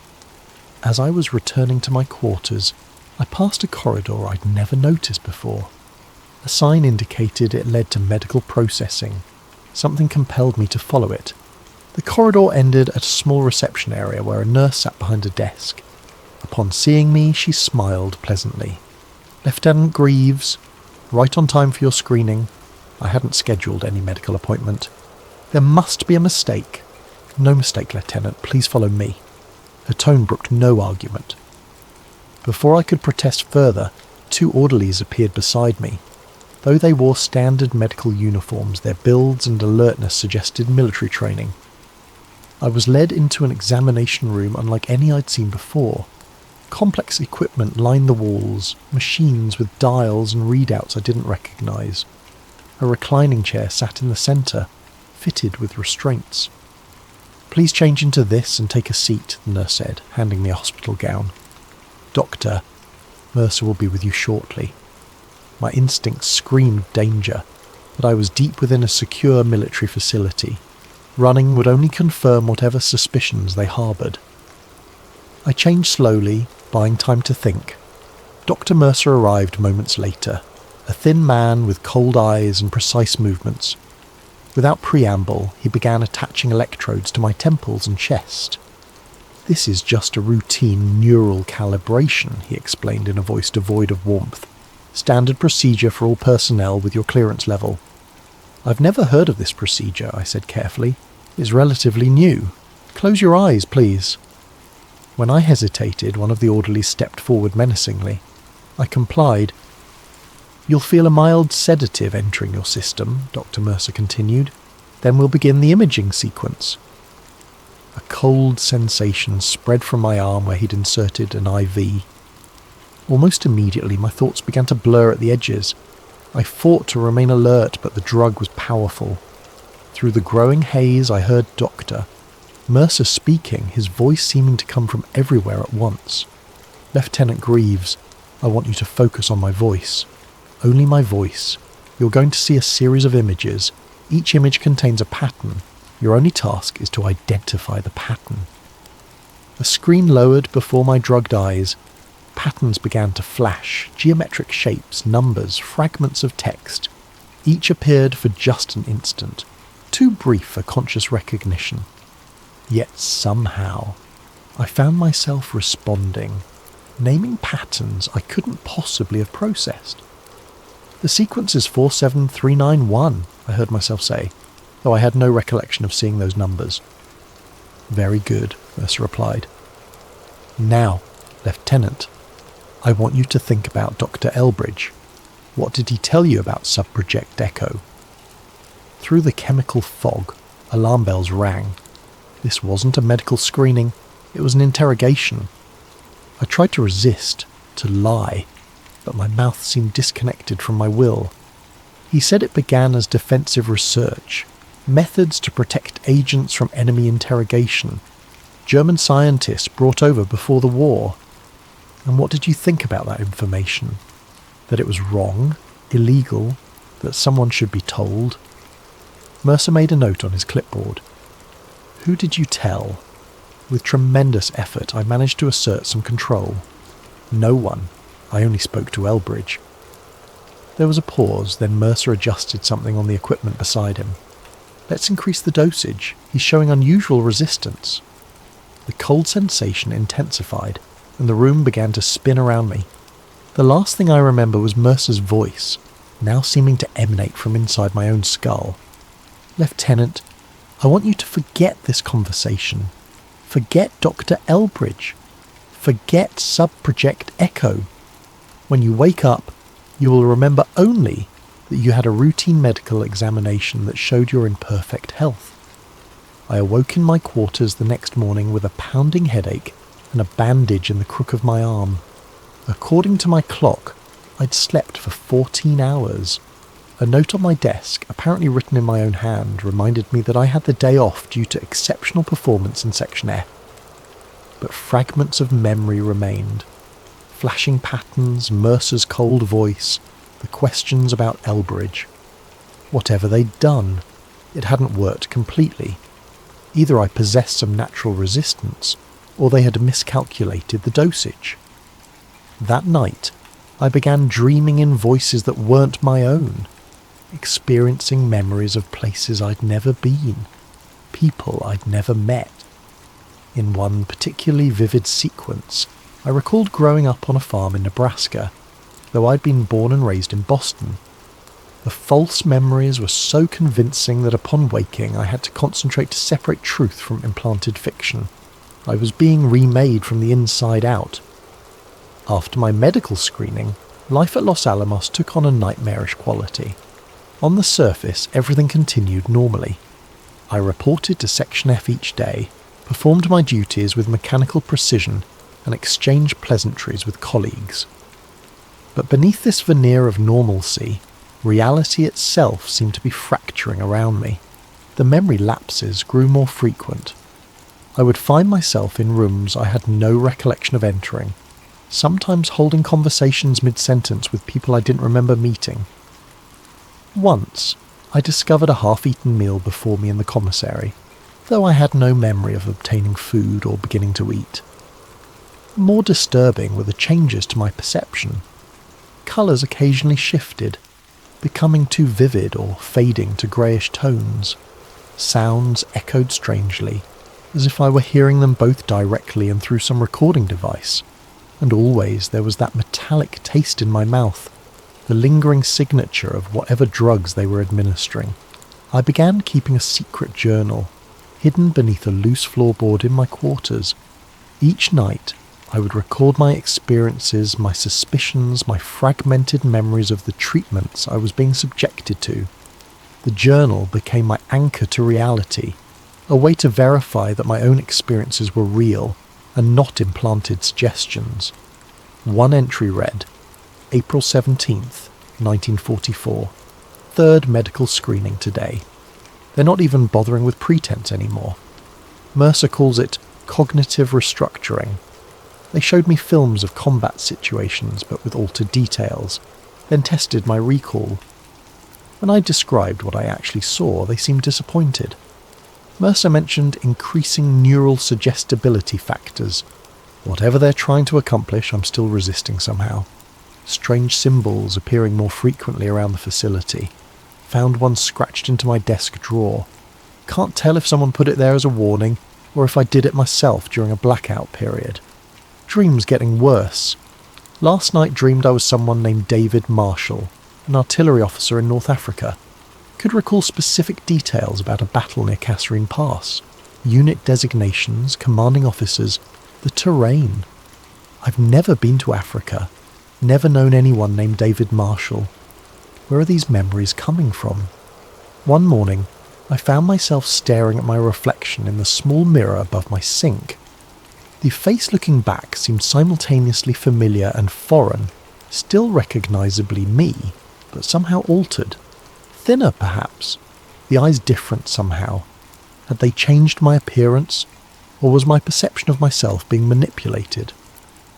I began testing myself, establishing baselines to detect tampering. Each morning, I would solve a complex cipher of my own creation. If my cognitive functions were being affected, the time required to solve the puzzle would change. I kept track of my weight, the length of my fingers, tiny scars and marks on my body, anything that could be verified objectively. During my 6th week in Section F, I noticed something peculiar about my work assignments. The German communications I was decoding contained increasingly specific references to American military research, details that seemed impossible for enemy intelligence to have obtained. It was as if I was being fed information through the very codes I was breaking. Information that only someone inside Los Alamos would know. When I brought this to Holcomb's attention, his reaction was strangely non-committal. Interesting theory, Lieutenant. I'll have our intelligence analyst look into it. But his eyes told a different story. Watchful, evaluating, as if my observation was itself some kind of test. That same day, I found a note slipped under my door, written in a shaky hand on the corner of a requisition form. They're watching through the vents. White noise hides conversation. Trust no one who calls you by your middle name. They're part of it. The note was unsigned. I destroyed it immediately, but the warning lingered in my mind. Was someone trying to help me? Or was this another layer of psychological manipulation, designed to heighten my paranoia, to push me towards some breaking point? I began examining my quarters more carefully. In the air vent above my desk, I discovered a small listening device, primitive but functional. Rather than removing it, I left it in place. Better to know where they were monitoring me than to alert them that I'd found their surveillance. To create cover for my investigations, I established a predictable routine, one that would appear normal to anyone watching. During the day, I performed my duties with apparent dedication. In the evenings, I read harmless novels, wrote censored letters home, and retired at precisely 10 p.m. But in the deep hours of the night, I conducted my real work, searching for answers, testing my own mind for tampering, documenting the subtle horrors unfolding around me. It was during one of these night sessions that I discovered the hidden room. I had noticed that certain sections of the facility showed discrepancies in their layout. Corridors that should have extended further, rooms that seemed too small for the space they occupied. Using my security clearance, I examined the architectural plans and confirmed my suspicions. There were spaces unaccounted for in the official blueprints. One such space appeared to lie behind the maintenance closet on sub-level 3. Late one night, when security patrols were at their minimum, I made my way there with a small toolkit I'd assembled over several weeks. The closet itself was unremarkable. Shelves of cleaning supplies, a sink, a mop bucket. But the back wall didn't match the construction of the other walls. It was newer, made of different materials. It took nearly an hour of careful probing before I found the mechanism. A concealed pressure plate behind a ventilation grate. When pressed in the correct sequence, a section of the wall slid silently aside, revealing a narrow corridor beyond. Heart pounding, I slipped through the opening. The corridor led to a small room that could only be the original Sub-Project Echo laboratory. Unlike the sterile modernity of the main facility, this space had a cobbled-together quality. Equipment that appeared custom-built rather than military issue. The walls were lined with soundproofing material, and a large one-way mirror suggested an observation room beyond. File cabinets occupied one corner. I quickly rifled through them, finding reports dating back to 1942, earlier than anything mentioned in the documents I'd initially discovered. These weren't just continuations of German research. Sub-Project Echo had American origins. One folder contained photographs of test subjects before and after treatment. The changes were subtle but unmistakable. Something behind the eyes had shifted, a fundamental alteration in the way they engaged with the world. Most disturbing was a section labelled Failed Integrations, detailed reports of subjects whose minds had fractured completely under the experimental protocols. Their fate was noted with clinical detachment. Subject terminated due to irreversible psychological deterioration. On a desk sat a reel-to-reel recorder. A tape was still loaded. Its label marked simply, Greaves Baseline. With trembling fingers, I switched it on. My own voice filled the room. My name is Thomas Andrew Greaves. I was born in Boston on June 12th, 1919. My parents are Richard and Eleanor Greaves. I graduated from Boston Latin School in 1936 and from MIT in 1941 with a degree in mathematics and cryptography. I joined the Army Signal Corps in January 1942 and was recruited for special assignment at Los Alamos in March 1944. The voice continued, recounting details of my life with perfect accuracy. But I had no memory of ever making this recording. I understand that my participation in Sub-Project Echo is classified at the highest level. I consent to cognitive restructuring and memory management procedures for the duration of my assignment. I acknowledge that certain memories may be temporarily suppressed or modified in service of national security. I stopped the tape, my blood running cold. The voice was unmistakably mine, speaking words I'd never spoken, consenting to procedures I had never agreed to. They hadn't just been experimenting on me, they'd fabricated my complicity in my own mental dismantling.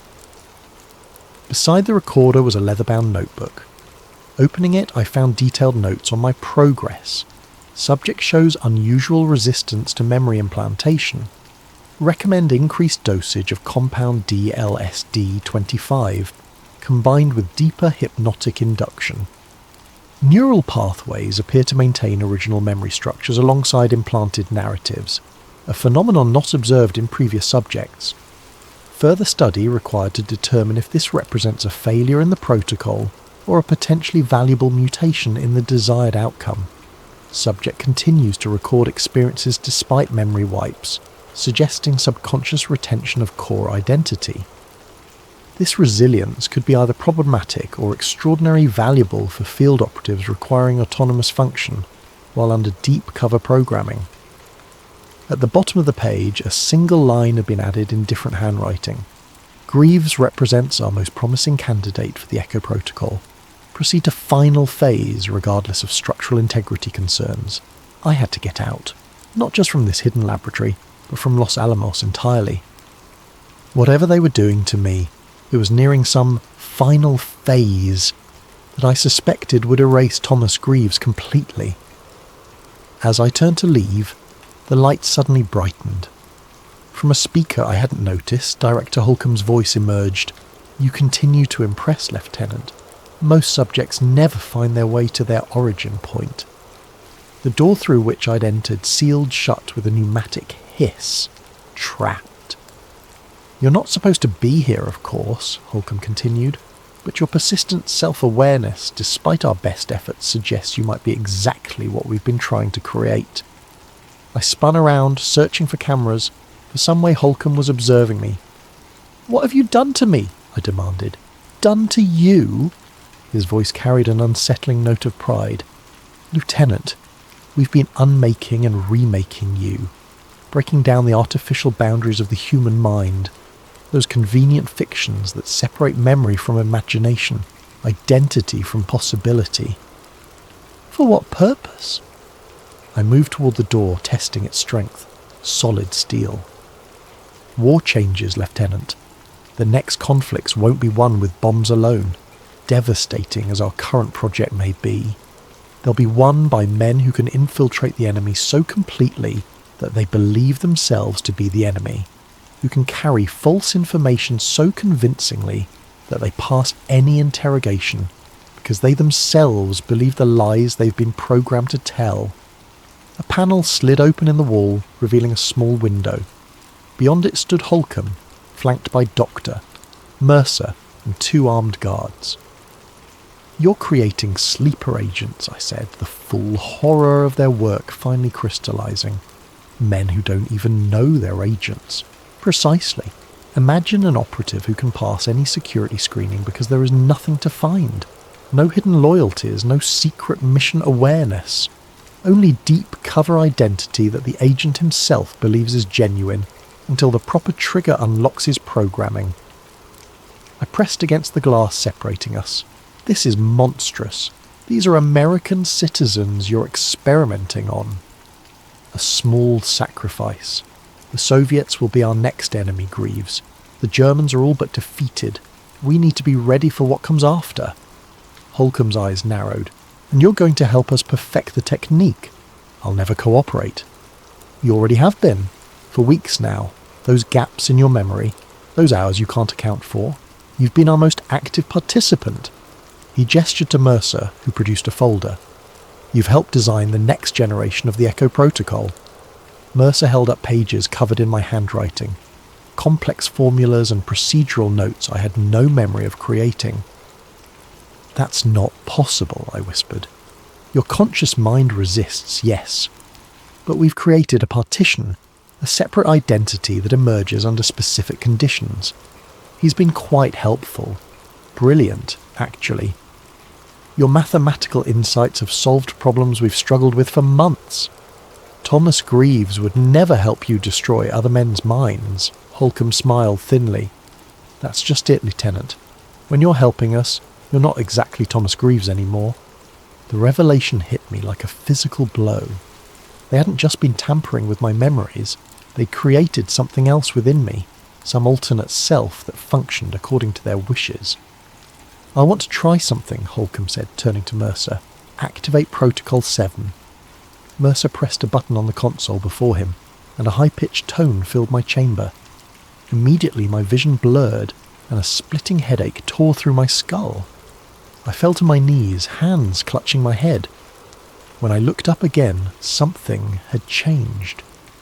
My body felt distant, as if I were observing it rather than inhabiting it. When I spoke, the voice that emerged was mine, but the intonation was different. Cognitive restructuring holding at 87%, I heard myself say. Subject identity temporarily suppressed. Excellent, Holcomb nodded. Describe your current assignment. Refinement of memory implantation techniques using modified electroshock therapy combined with chemical primers. The words flowed from my mouth without my volition, as if some other entity were using my vocal cords. Current focus is on creating self-sustaining false memories that resist interrogation and psychological stress tests. And what is your assessment of the original personality's resistance? Stronger than anticipated, but ultimately manageable. Recommend complete suppression rather than continued partitioning. The original cognitive structure serves no further purpose in the operational framework. They were discussing me, the real me, as if I were a faulty component to be discarded, and it was my own voice proposing my annihilation. With tremendous effort, I fought against whatever force had taken control. Stop. This. I managed to grind out, my true self reasserting momentarily. Holcomb frowned. Still unstable, increased the audio frequency. The tone shifted higher, and pain lanced through my head again. This time, when the pain subsided, I found myself unable to speak at all. I could only watch and listen as my body continued to respond to Holcomb's questions, providing detailed technical information about procedures that would effectively destroy human identity. After what seemed like hours, Mercer switched off the tone. I collapsed to the floor, control returning in a rush that left me gasping. Remarkable recovery time, Holcomb noted. Most subjects require sedation after that length of suppression. He addressed me directly. Do you understand now, Lieutenant? You're too valuable to let go. We need your mind, not your permission. 2 guards entered the chamber and lifted me to my feet. Too weak to resist, I was half carried back through the facility to what appeared to be a medical ward.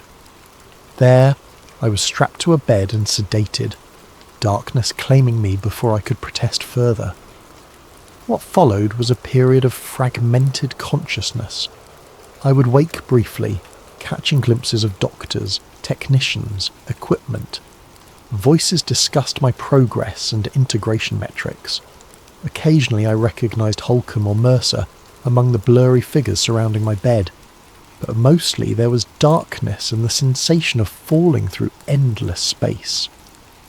When I finally regained full consciousness, the calendar on the wall indicated that weeks had passed. I was no longer restrained, and the room resembled a standard recovery ward rather than an experimental chamber. A nurse noticed I was awake and quickly summoned Dr. Mercer. "Ah, Lieutenant. Good to have you back with us." His tone was professional, almost warm, a stark contrast to the clinical detachment I remembered. "You gave us quite a scare." I stared at him, confused. "What happened?" "You collapsed during your shift. severe exhaustion combined with an unusual reaction to the altitude, not uncommon among personnel new to Los Alamos. His explanation sounded plausible, rehearsed. But fragments of memory contradicted his story. The hidden laboratory, Holcomb's revelations about Subproject Echo, my own voice discussing techniques to destroy identity. "How long have I been here?" My voice was hoarse from disuse. "Just over 3 weeks. Your recovery took longer than expected, but you're doing well now. Another few days of rest and you'll be back to your duties." "My duties," I repeated carefully. "In cryptography?" "Of course," Mercer smiled. "Where else?" "Dr. Vance has been asking about you. Says his department hasn't been the same without your expertise." None of this aligned with my fractured memories. Had I imagined Section F, Holcomb, the experiments? Or was this itself an elaborate deception, another layer of manipulation? "I remember different assignments," I said cautiously. Mercer's expression shifted subtly, a tightening around the eyes. Memory disturbance isn't uncommon with the type of collapse you experienced. Some confusion is to be expected. He made a notation on my chart. "I'll prescribe something to help with that." Over the next few days, I was reintegrated into my original role in cryptography. Dr. Vance welcomed me back as if I'd never left, never been reassigned to Section F. My colleagues treated me normally, though I occasionally caught them watching me when they thought I wasn't looking. Everything appeared to have returned to how it was before I discovered the Subproject Echo file. But small details nagged at me. My quarters had been rearranged slightly. Books on different shelves, personal items not quite where I would have placed them. My handwriting had changed in subtle ways, more angular, less flowing. Colleagues referenced conversations I couldn't remember having, decisions I couldn't recall making. Most disturbing was my journal, the one I'd hidden beneath the floorboard. It was still there, but many entries were in handwriting I didn't recognise, documenting experiences I had no memory of. The final entry, dated during my supposed unconsciousness, read simply, "Integration nearly complete. The partition is dissolving. Soon there will be only one version of me. I'm not certain which one will remain. For the next several months, I perform my duties with mechanical precision while trying to reconcile my fragmented reality." On the surface, I was Lieutenant Thomas Greaves, cryptography specialist, a small but vital cog in America's most important military research project. But beneath that facade lurked persistent questions. Who had I been during those missing weeks? What had they made me do? And most troubling, who was I now? The war in Europe ended. Germany surrendered. Celebrations swept through Los Alamos, but they seemed distant to me, as if I were watching them through thick glass. My colleagues spoke excitedly about the project nearing completion, about the weapon that would soon end the war in the Pacific as well. In July 1945, many of the senior scientists departed for a test site in the New Mexico desert. Days later, they returned changed, some elated, others deeply troubled. The weapon had worked. The theory had become devastating reality. Throughout these historic events, I continued my quiet investigation into what had been done to me. I found no further evidence of Section F or Subproject Echo. Director Holcomb seemed to have vanished from the facility entirely. When I carefully inquired about him, I was told no one by that name had ever worked at Los Alamos. Dr. Elbridge remained missing. Official records showed he had requested transfer due to stress, but I knew better. He had been eliminated because he knew too much, and because I had spoken to him. As for Dr. Mercer, he continued to oversee my recovery, prescribing pills that I pretended to take but secretly disposed of. Whatever they contained, I suspected it wasn't meant to help me. The atomic bombs were dropped on Hiroshima and Nagasaki. Japan surrendered. The great secret of Los Alamos was revealed to the world, and the facility began the process of transitioning from wartime emergency to peacetime research. Amid this transition, security loosened. Personnel began to rotate out. new faces appeared. The rigid compartmentalization that had defined the project started to break down.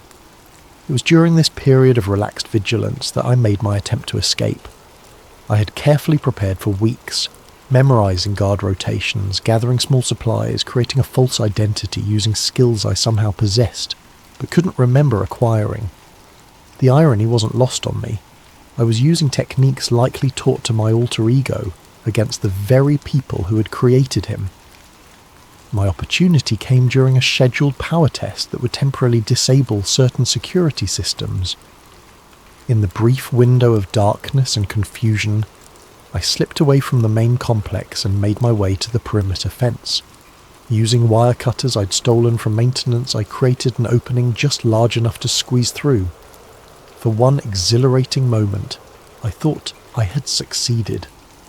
The desert night stretched before me, promising freedom, a chance to expose what had been done at Los Alamos beneath the cover of the Manhattan Project. Then floodlights blazed to life, illuminating me in harsh white light. Sirens wailed. Armed guards appeared as if from nowhere, surrounding me with weapons drawn. And standing at their centre, looking not at all surprised, was Director Holcomb. "Did you really think we wouldn't anticipate this, Lieutenant?" he asked, as guards secured my hands behind my back. "Your escape attempt was predicted with 94% accuracy. The timing, the route, even the wire cutters." He shook his head. "We know you better than you know yourself." I was returned not to the main facility, but to a sub-level I hadn't seen before, a space that seemed designed specifically for containment. A cell with a bed, a desk, and little else. No windows, a single door of reinforced steel. Holcomb visited me there the following day. He carried a folder and wore an expression that might almost be called regretful. "I had hoped for a more cooperative outcome," he said, seating himself on the room's only chair. "You've set our timeline back considerably." "What timeline?" "Your deployment, of course. You were to be our first field-ready operative, a prototype for the next generation of intelligence assets." He opened the folder, revealing photographs of me in various contexts I couldn't remember, meeting with individuals I didn't recognize, operating equipment I'd never seen. "Your alternate personality performed admirably in simulations, perfect infiltration metrics, flawless information retention and retrieval under stress conditions." "You can't keep me here forever," I said. "People will notice I'm missing." "Will they?" "Lieutenant Thomas Greaves is currently on record as having been honourably discharged and returned to civilian life. Your parents received a letter from you last week explaining your decision to remain in New Mexico, having accepted a research position in Santa Fe." He produced a copy of the letter, written in my handwriting, signed with my signature. "That's forgery." "No, Lieutenant. You wrote it yourself, or rather the part of you that cooperates with us did," Holcomb sighed. "This resistance is becoming tiresome. We've invested too much in your development to start over with another subject. Then kill me, and be done with it." "That would be wasteful." "No, we have a more elegant solution." He produced a document and placed it before me. "This outlines a modified protocol, one that will preserve your capabilities while eliminating the conflict you're experiencing." I scanned the document, my blood running cold as I understood what it proposed. A complete suppression of my original personality. Not just temporary control as they'd achieved before, but permanent erasure. Thomas Greaves would cease to exist in any meaningful way, replaced entirely by their creation. "You're asking me to consent to my own murder. I'm offering you integration, Lieutenant. An end to this internal war you're fighting." Holcomb placed a pen beside the document. "Sign, and we proceed humanely. Refuse, and we proceed anyway. But the process will be considerably more traumatic." I stared at the paper, at the pen, at Holcomb's impassive face. "Why even bother with my signature? You've already proven you can make me do whatever you want. Compliance reduces psychological resistance. The integration will be more stable if some part of you accepts it." He stood. "I'll give you 24 hours to consider, though I suspect we both know what your decision will be." After he left, I sat motionless on the edge of the bed, contemplating my options. There seemed to be none. I was trapped in a facility where my very identity was being erased, replaced by something else, something created to serve their purposes. That night, as I lay sleepless on the hard cot, a strange calm descended over me. If they could create false memories, implant experiences that never happened, perhaps the reverse was also true. Perhaps they couldn't completely erase what made me who I was.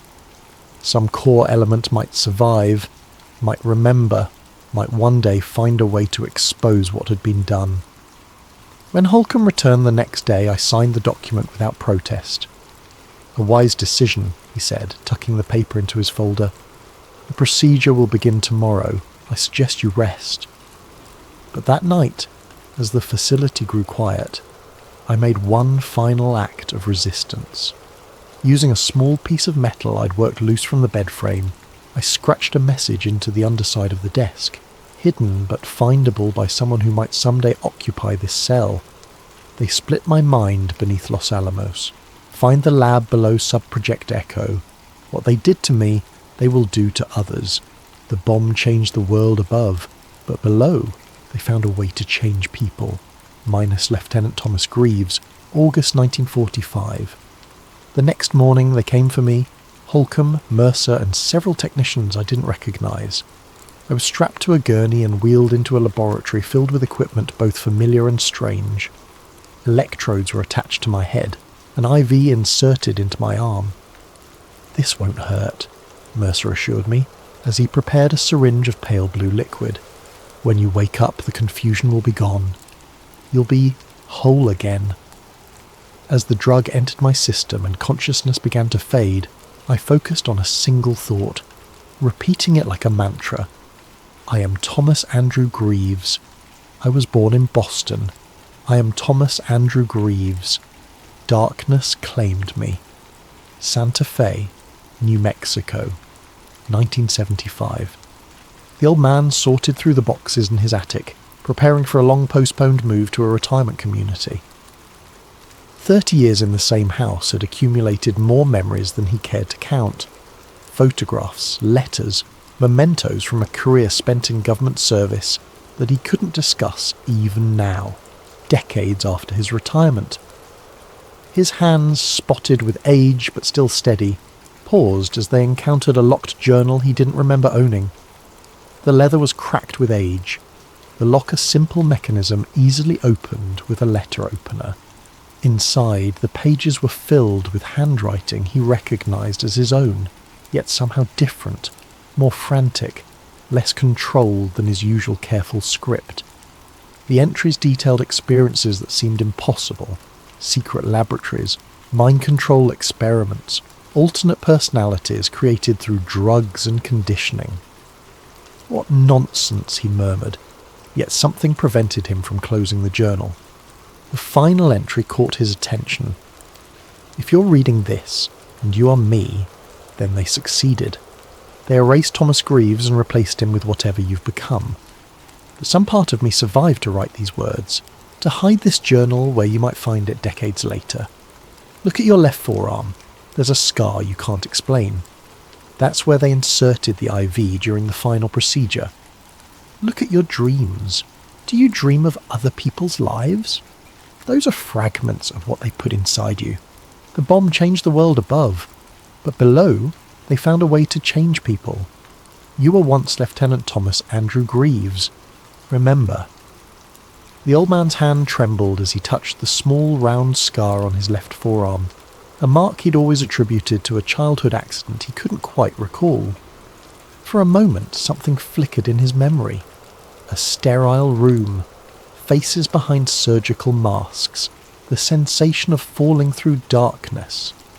Then it was gone, replaced by the comfortable certainty of his identity.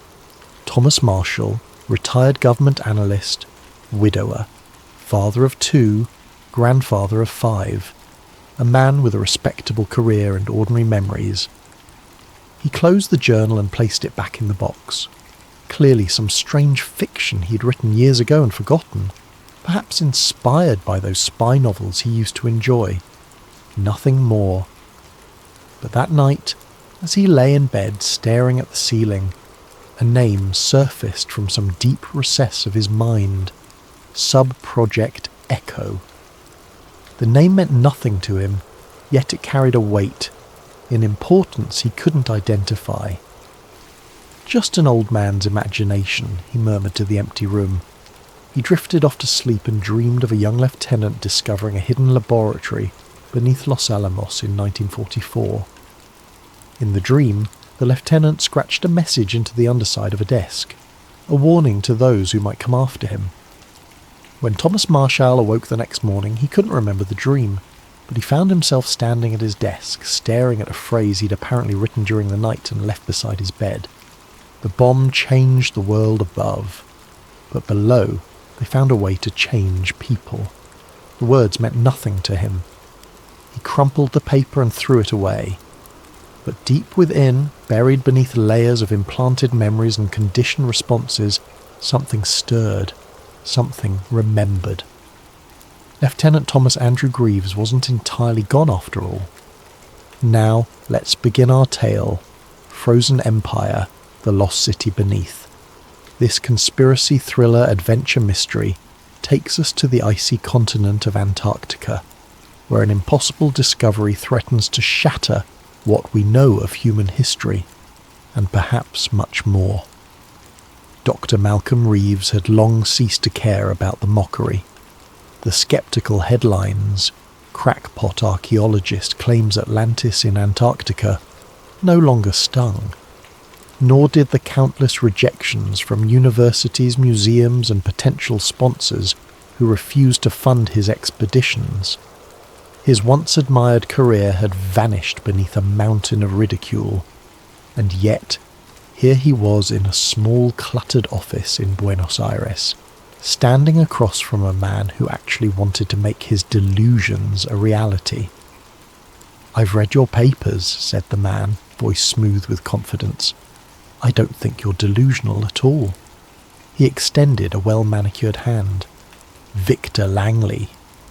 Malcolm recognized the name immediately. Victor Langley was a self-made billionaire, known for pioneering breakthroughs in biotech, communications, and renewable energy. Yet in the last few years, rumour hinted he had grown obsessed with the idea of lost civilizations, funneling private money into obscure archaeological pursuits. The media portrayed him as half visionary, half eccentric. Perfect, Malcolm thought. At last, someone who might be just crazy enough to believe me. "Dr. Reeves," Malcolm said, shaking the billionaire's hand. I'm surprised you reached out." Langley smiled, eyes glinting. "There's a reason, Doctor. Your theories about Antarctica and the possibility of an ancient city beneath the ice fascinate me. You see, I recently obtained some interesting satellite imaging data from one of my companies. Patterns in the ice shelf that look unnatural. Paired with your earlier research, it suggests we might be onto something big." Malcolm's breath caught in his throat. For decades he had pieced together evidence from geological anomalies, echo-sounding data, and historical texts, hinting that the legend of Atlantis might be tied to a pre-ice Antarctica civilization.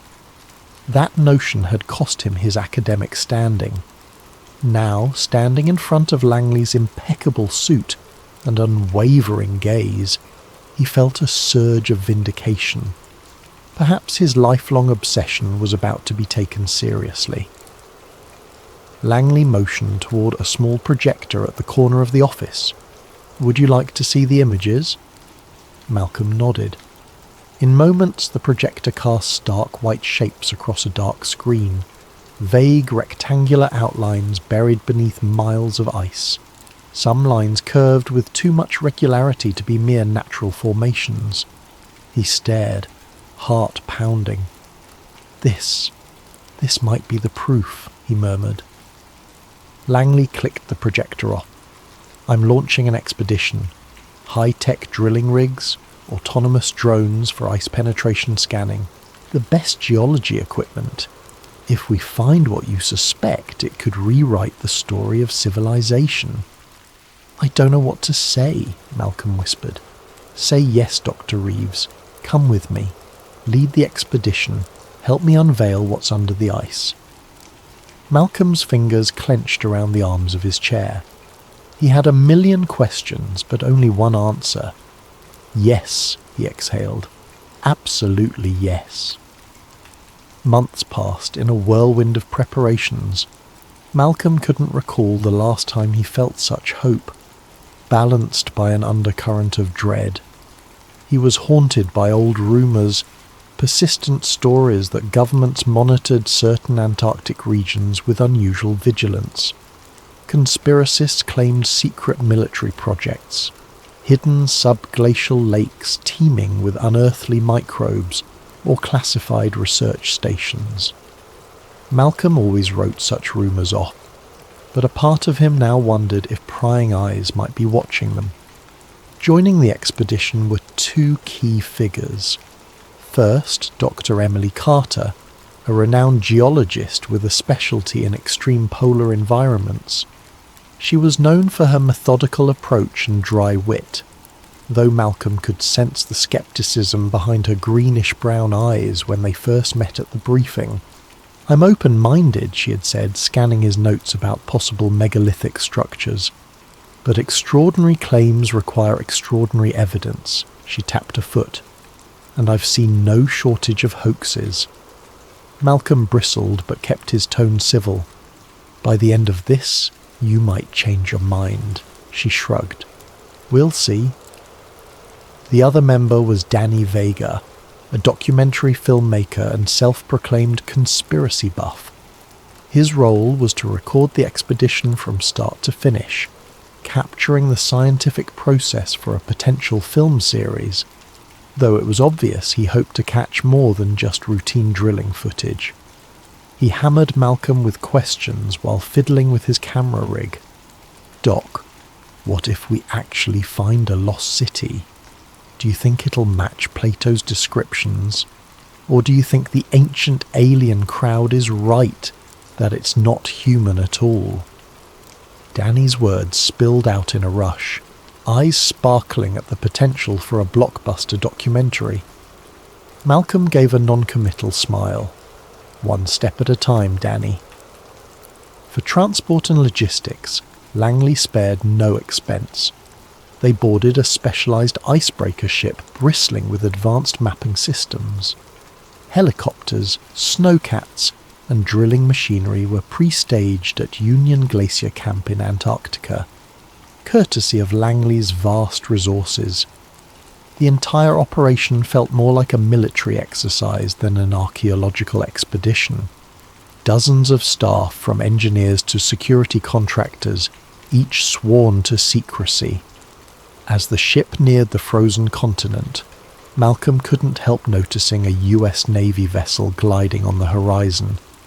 It maintained a steady distance, never venturing too close.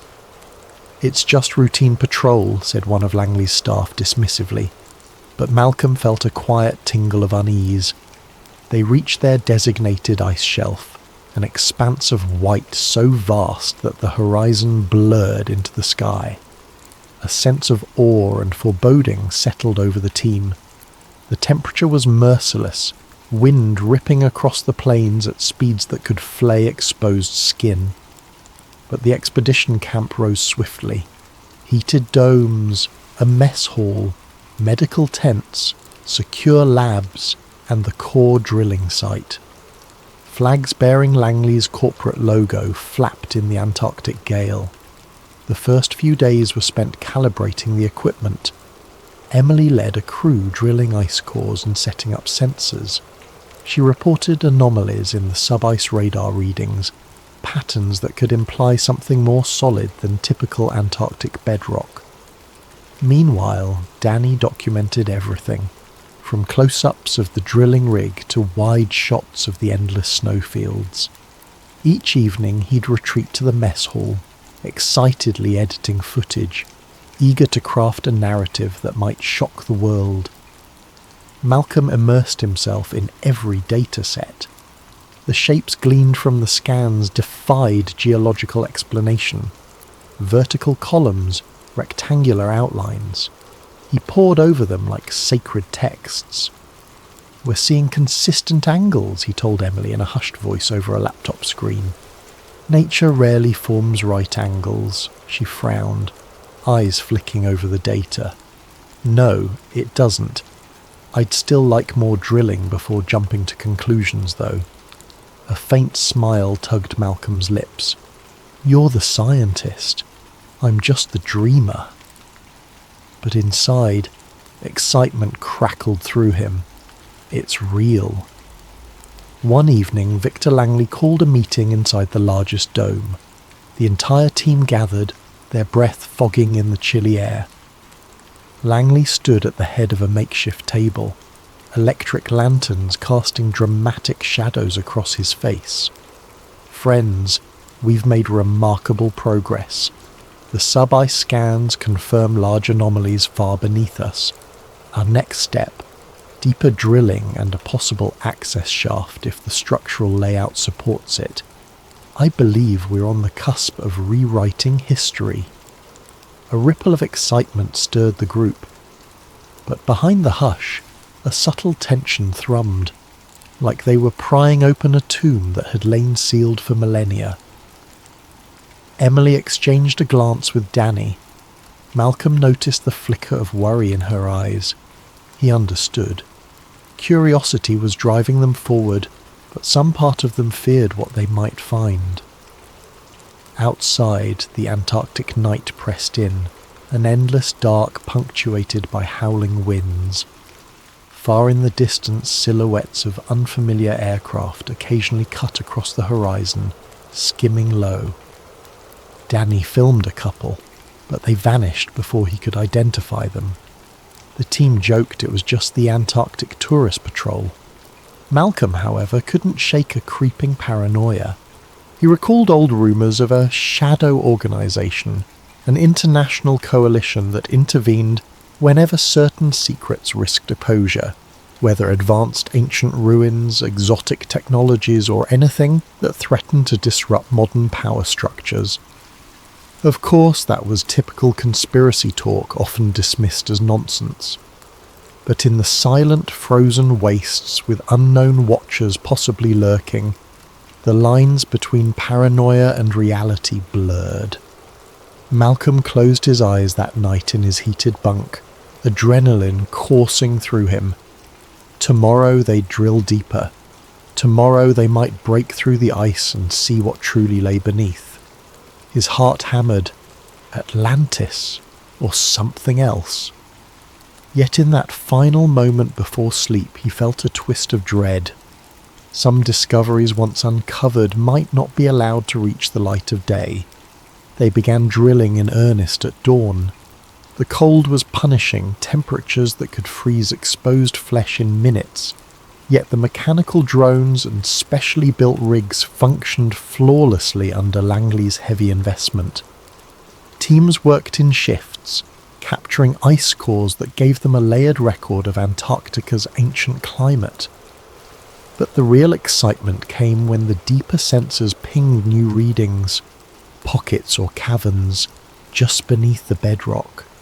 It was as if the land wasn't solid at all, but riddled with hollow spaces. Emily Carter stood near the main drill site, meticulously studying the sensor data fed to her tablet.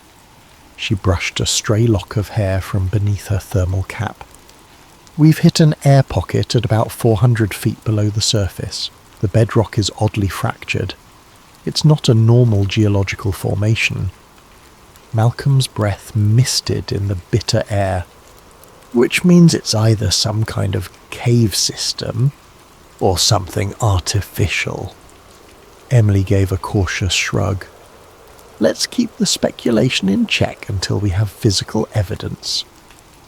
Danny Vega hovered nearby, camera rolling. "Hey, speculation is the fun part," he teased, capturing Emily's disapproving expression. Far more unusual than the geology, however, were the abrupt malfunctions that began plaguing their camp. Communications with the outside world, which had been consistent, now flickered erratically. High-frequency radio signals were drowned in static. Satellite feeds blinked out. One by one, the expedition's drones that soared overhead for mapping runs crashed without explanation. Their flight controllers simply cut off. Langley's top engineer, a wiry man named Park, fumed as each drone was retrieved, battered and useless. "This is sabotage," he muttered to Malcolm. "Has to be. We tested these systems thoroughly." Malcolm glanced at the horizon, recalling the silhouettes of strange aircraft they'd seen nights before. "It might be external interference," he offered carefully.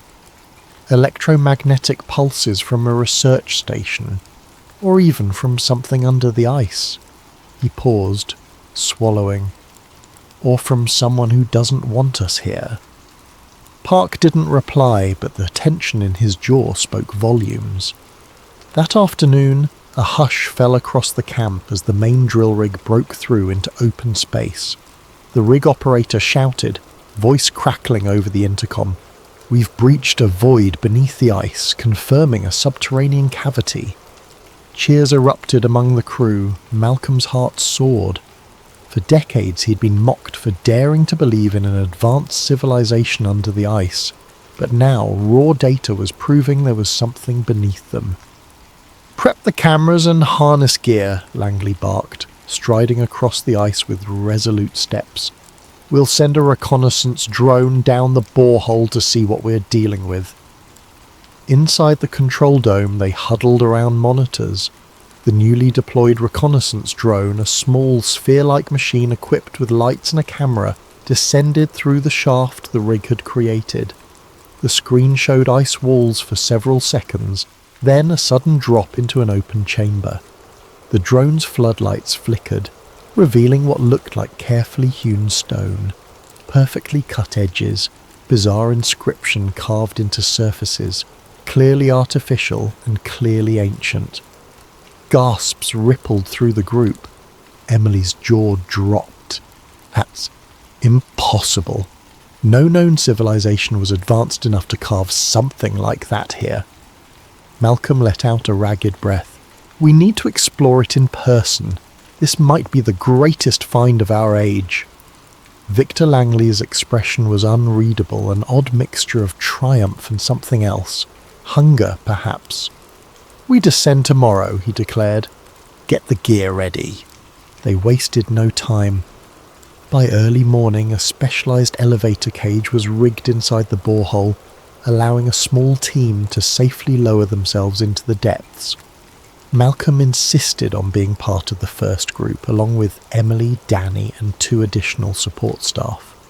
Carter, an athletic young mountaineer, and Dr. Vega, whom Danny jokingly called my older cousin, though they weren't relate. Lanterns clipped to their harnesses provided meagre pools of light, revealing ancient stone beneath layers of ice. The deeper they went, the more the world above seemed to vanish. Only the scraping of the elevator cables and their own anxious breathing reminded them they weren't entombed. Finally, the elevator cage lurched to a stop. They stepped out onto a rough stone floor. It was colder than the surface, if that was even possible, and eerily still. Emily clicked on a high-powered flashlight, sweeping it across walls carved with strange symbols. Some looked geometric, while others depicted tall figures standing beside smaller humans, almost as if they were guiding or ruling them. "Look at this," Malcolm whispered, stepping carefully toward a slab of what appeared to be smooth black rock set into the wall. The surface shone in the flashlight beam, faintly reflective, inscribed with lines that reminded him of cuneiform but with an otherworldly flair. Danny filmed everything in stunned silence. "Are we—" "This is Earth," he muttered under his breath. Emily knelt down, brushing at a half-buried tile beneath her feet. This craftsmanship, it's not just advanced for the Ice Age, it's advanced for any age. The level of precision is unreal. Malcolm's mind raced. Could these be remnants of a civilization that thrived before the world's known history? A city that sank not into the Atlantic but under shifting ice sheets over tens of thousands of years? The notion buckled his knees. I knew we'd find something, he said, voice trembling. But this, it surpasses all my dreams. They explored deeper into the corridors. Some passages were partially collapsed, filled with centuries of accumulated ice and rubble. Others led to chambers whose original purpose they could only guess. Vast halls with pillars shaped like stylized humanoid statues, side rooms with large stone tables, and angled archways reminiscent of ancient temples. Yet everything felt grander, more precise, as though the architects possessed engineering principles beyond those of early civilizations. In one adjoining chamber, they discovered massive stone tablets etched with scenes of a cataclysmic flood, towering waves engulfing pyramids and cities. Oddly, some scenes showed desert-like landscapes, others seemed lush. The timeline was unclear, but the narrative of destruction was unmistakable. This could rewrite human prehistory, Emily breathed, scanning the images. These tablets alone, if carbon dated, or if we can decipher them, might prove an entire advanced society existed millennia before recorded history. Malcolm nodded, tears in his eyes. And it looks like what we'd call Atlantis is only part of the story. Then they found the first artifact that truly defied explanation, a metallic object embedded in a carved stone alcove. Though blackened by time, it had smooth edges and ridges reminiscent of modern electronics. When Carter and Dr. Vega tried to pry it loose, a faint hum resonated through the corridor, making the hair on the back of their necks stand on end. Danny filmed as Emily carefully wrapped the artifact in protective material. Whatever this is made of, it's not normal steel or iron.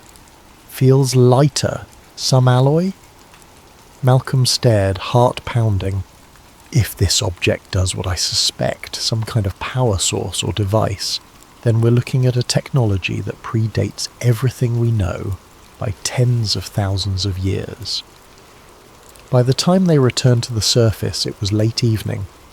Tired but exhilarated, they presented their initial findings to Victor Langley and the rest of the team.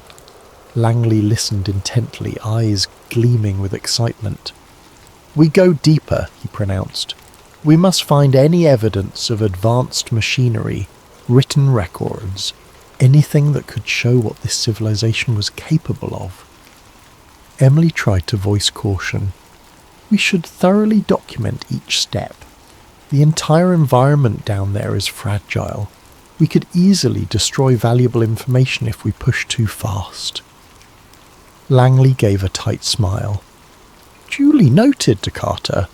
However, time is of the essence, especially given our sudden drone malfunctions and communication losses." "What about the possibility that someone else is interfering?" Malcolm asked carefully. "We've seen unmarked planes overhead. The United States has a research station not far away." Langley's gaze hardened. "We remain vigilant, but let's not jump to paranoia. Our security detail is trained. We'll keep watch." He moved on to address the entire group, his voice resonating with persuasive charm. "Friends, we stand at the threshold of a discovery that could reshape humanity's self-understanding. I won't let us be slowed by outside forces or bureaucratic red tape. Tomorrow we proceed." Malcolm found himself swept along by Langley's conviction, yet a nagging fear gnawed at him. Ancient legends often warned of forbidden knowledge. of curses that befell those who pried too far into hidden realms. Rationally, he dismissed such superstition, but after the day's revelations, rationality felt fragile. That night, as the team tried to rest, the wind outside howled louder than ever. Tent walls shook, gusts of ice-laden air piercing every gap. In a separate corner of the camp, a small group of armed security personnel huddled around a radar station. Unbeknownst to the scientists, the screen picked up new signals. Multiple aircraft inbound, travelling low and without transponder IDs. The guards exchanged tense glances. The polar darkness cloaked more than just the ancient city, and come morning the expedition would find that not all watchers were content to let them unearth secrets that might upend the world's power structures.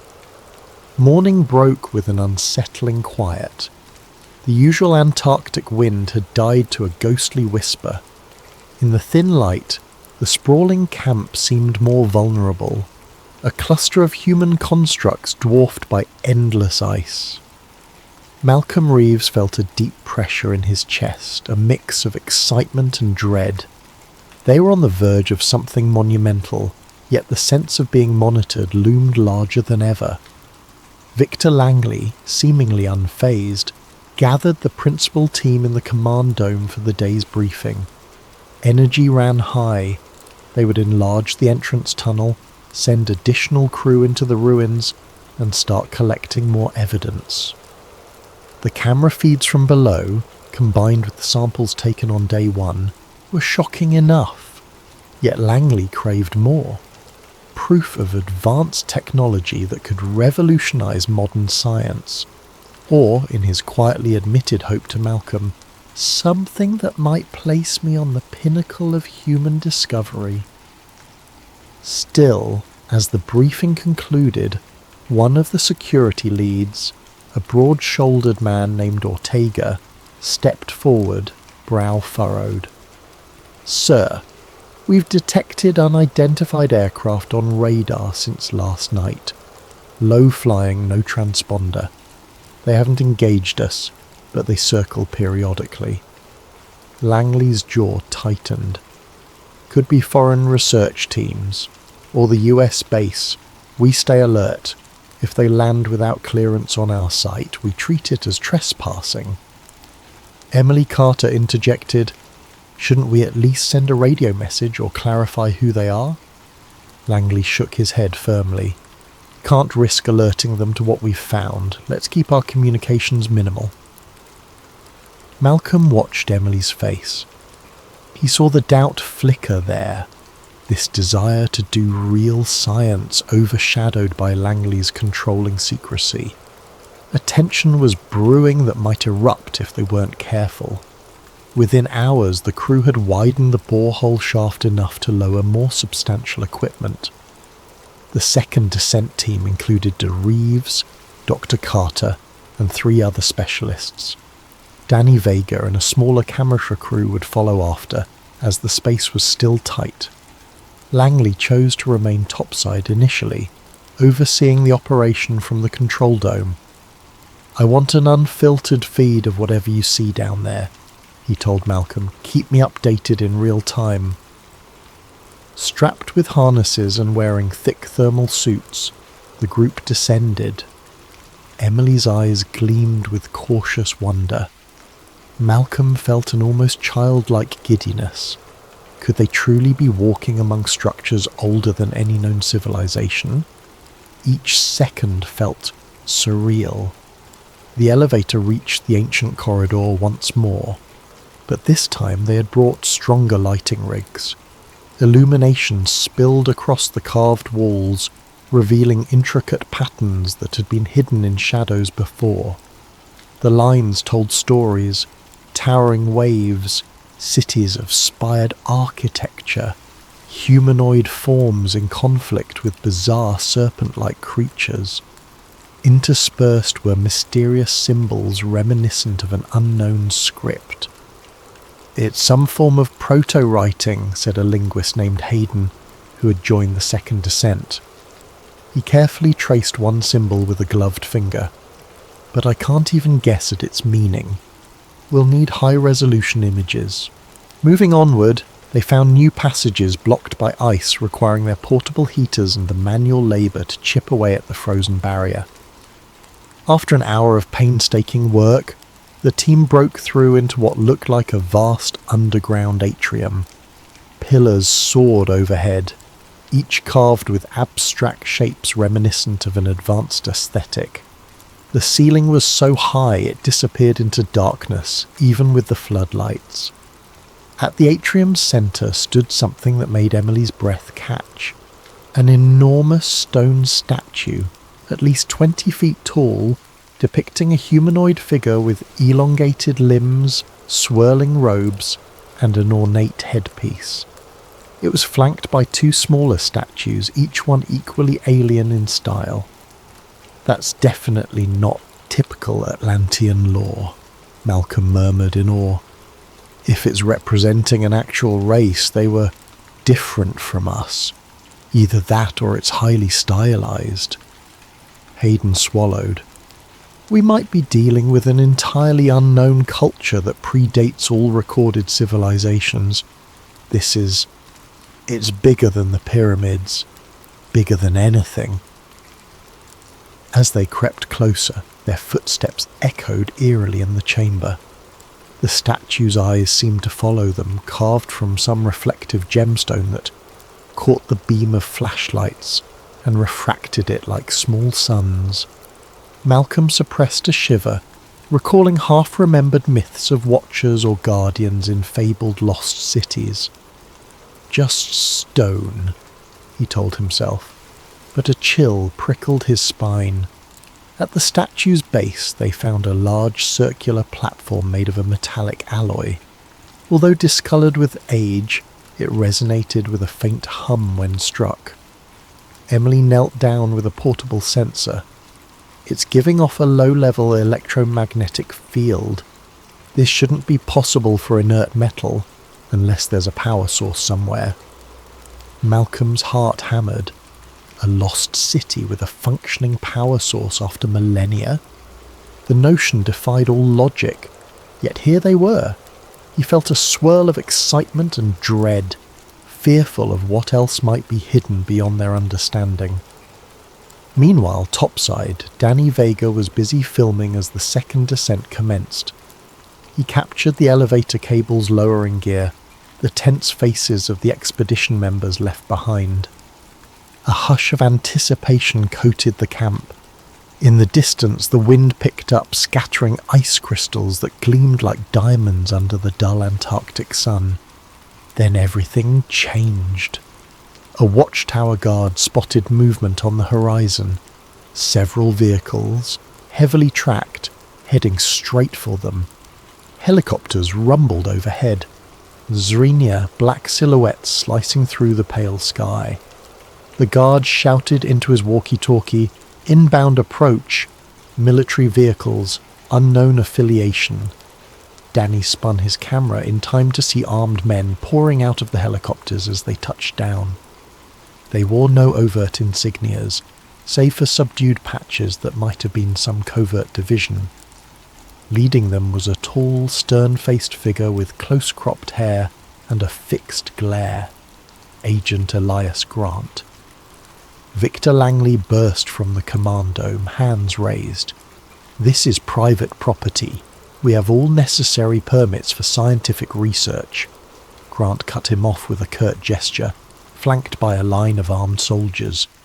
"By order of the United States Special Division, this area is under federal quarantine.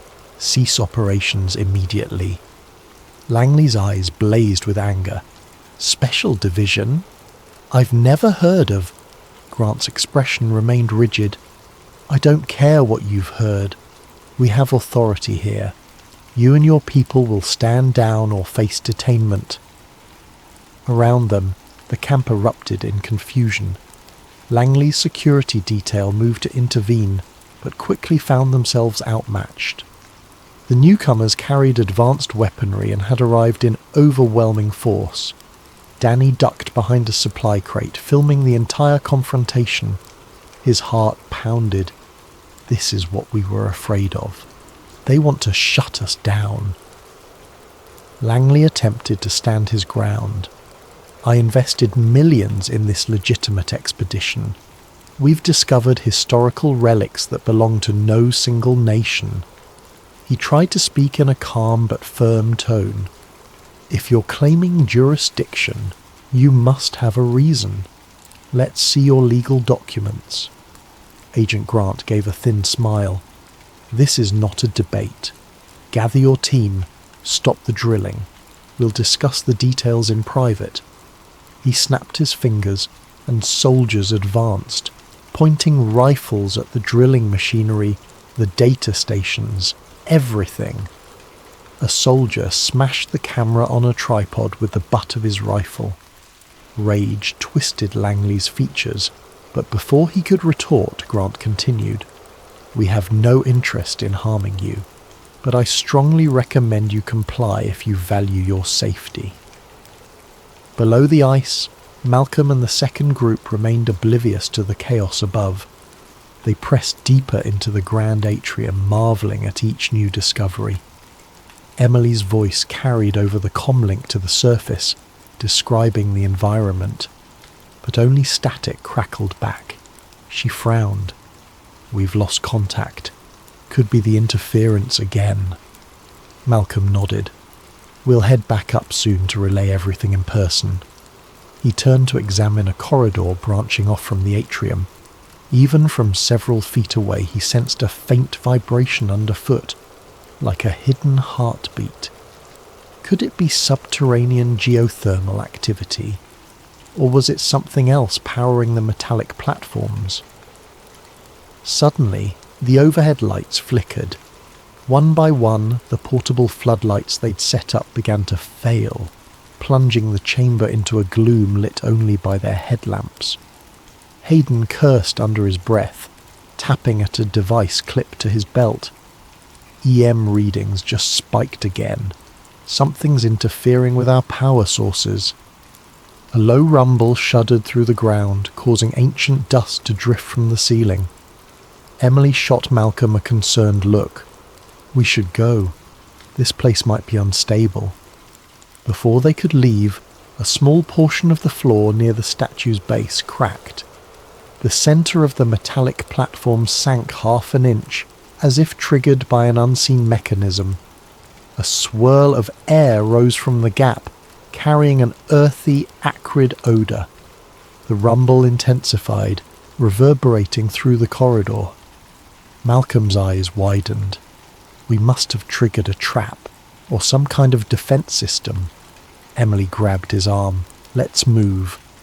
Their radios crackled with a sudden burst of static. Then Agent Elias Grant's cold voice filtered through. "Dr. Reeves, Dr. Carter, this is the United States Special Division. You will return to the surface immediately." Malcolm froze, exchanging alarmed glances with Emily. "Special Division? That's not our people. Who?"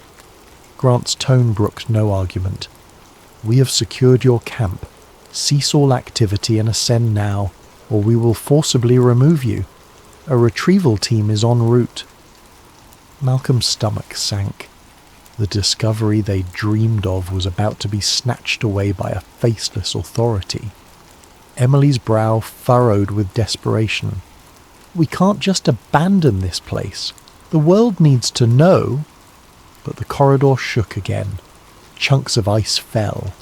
Hayden shouted from behind them, urging everyone to hurry back. They had no choice. The entire structure threatened to collapse further, and if a heavily armed retrieval team was descending to extract them, staying put was suicide. Malcolm clenched his fists, heart hammering with helpless fury. We came so close. They hurried for the elevator shaft, the relics and secrets of the lost city receding into darkness behind them. In the end, it wasn't the ancient guardians or curses that threatened to keep this discovery buried. It was the modern world and its relentless machinery of silence. A tense silence gripped the surface camp when Malcolm and his team returned. their hearts still pounding from the subterranean tremors. Armed soldiers in black tactical gear patrolled every inch of the area, confiscating equipment, smashing drones, and escorting expedition personnel into containment zones. The air crackled with hostility. Victor Langley rushed forward, face contorted with anger. "Malcolm, are you all right?" He gestured at Agent Grant, who stood at a short distance, issuing orders to subordinates. "This man is shutting us down, says it's a matter of national security." Malcolm's gut twisted. "We found extraordinary evidence down there, Victor. We can't let them just—" Grant strode over, cutting him off. "You will speak only when spoken to, Doctor. Reeves. This entire operation is suspended. The artifacts and data belong to the US government. Effective immediately." Emily, stepping forward, tried to keep her tone measured. "You have no right. This is an international territory. Antarctica is governed by international treaty." Grant's cold gaze swept over her. "Your treaty doesn't apply to technologies or phenomena that threaten global stability. This is classified beyond your pay grade, Doctor." Carter trembling with fury, Langley barked, "I'm an American citizen, a private contractor with full permits." Grant's lips curled into a thin smile. "Your permits are void." He turned to one of his men. "Secure Mr. Langley in the command dome. Our superiors will want to debrief him." Two soldiers seized Langley's arms. He tried to resist, but a swift strike to his gut doubled him over. "You can't do this," he gasped. "I'll sue." Grant dismissed him with a wave. "Take him away. The rest of you, drop your gear. Move to the containment tents. Now." The group looked at each other, uncertain. Fear coiled in Malcolm's belly. He could see the lethal glint in the soldiers' eyes. They weren't bluffing. One by one, the expedition members complied, relinquishing cameras, laptops, protective cases holding artifacts. Danny Vega, carefully cradling his camera, tried to slip away unnoticed, but a soldier yanked it from his grip and smashed the lens underfoot. "No!" Danny howled, lurching forward. Another soldier cracked him across the jaw with a rifle butt, sending him sprawling. A hush fell as the entire expedition watched, horrified, while the armed men dragged Danny off, blood trailing from his split lip. Malcolm stepped in front of Emily as if to shield her. "Please don't harm them. We'll cooperate," he said, voice wavering with controlled panic. Grant nodded curtly, then gestured. "You, Doctor. Reeves, come with me. The rest go to Tent B." Before Malcolm could protest, rough hands clamped onto his arms, forcing him to follow Grant toward a separate, smaller dome. With a last desperate glance, he watched Emily and the others being herded away, their faces etched in fear. Inside the small dome, a single metal table and two chairs awaited, reminiscent of an interrogation room. The air was thick with tension. Grant motioned for Malcolm to sit, then took a seat opposite him. A solitary lamp cast sharp shadows across the agent's angular features.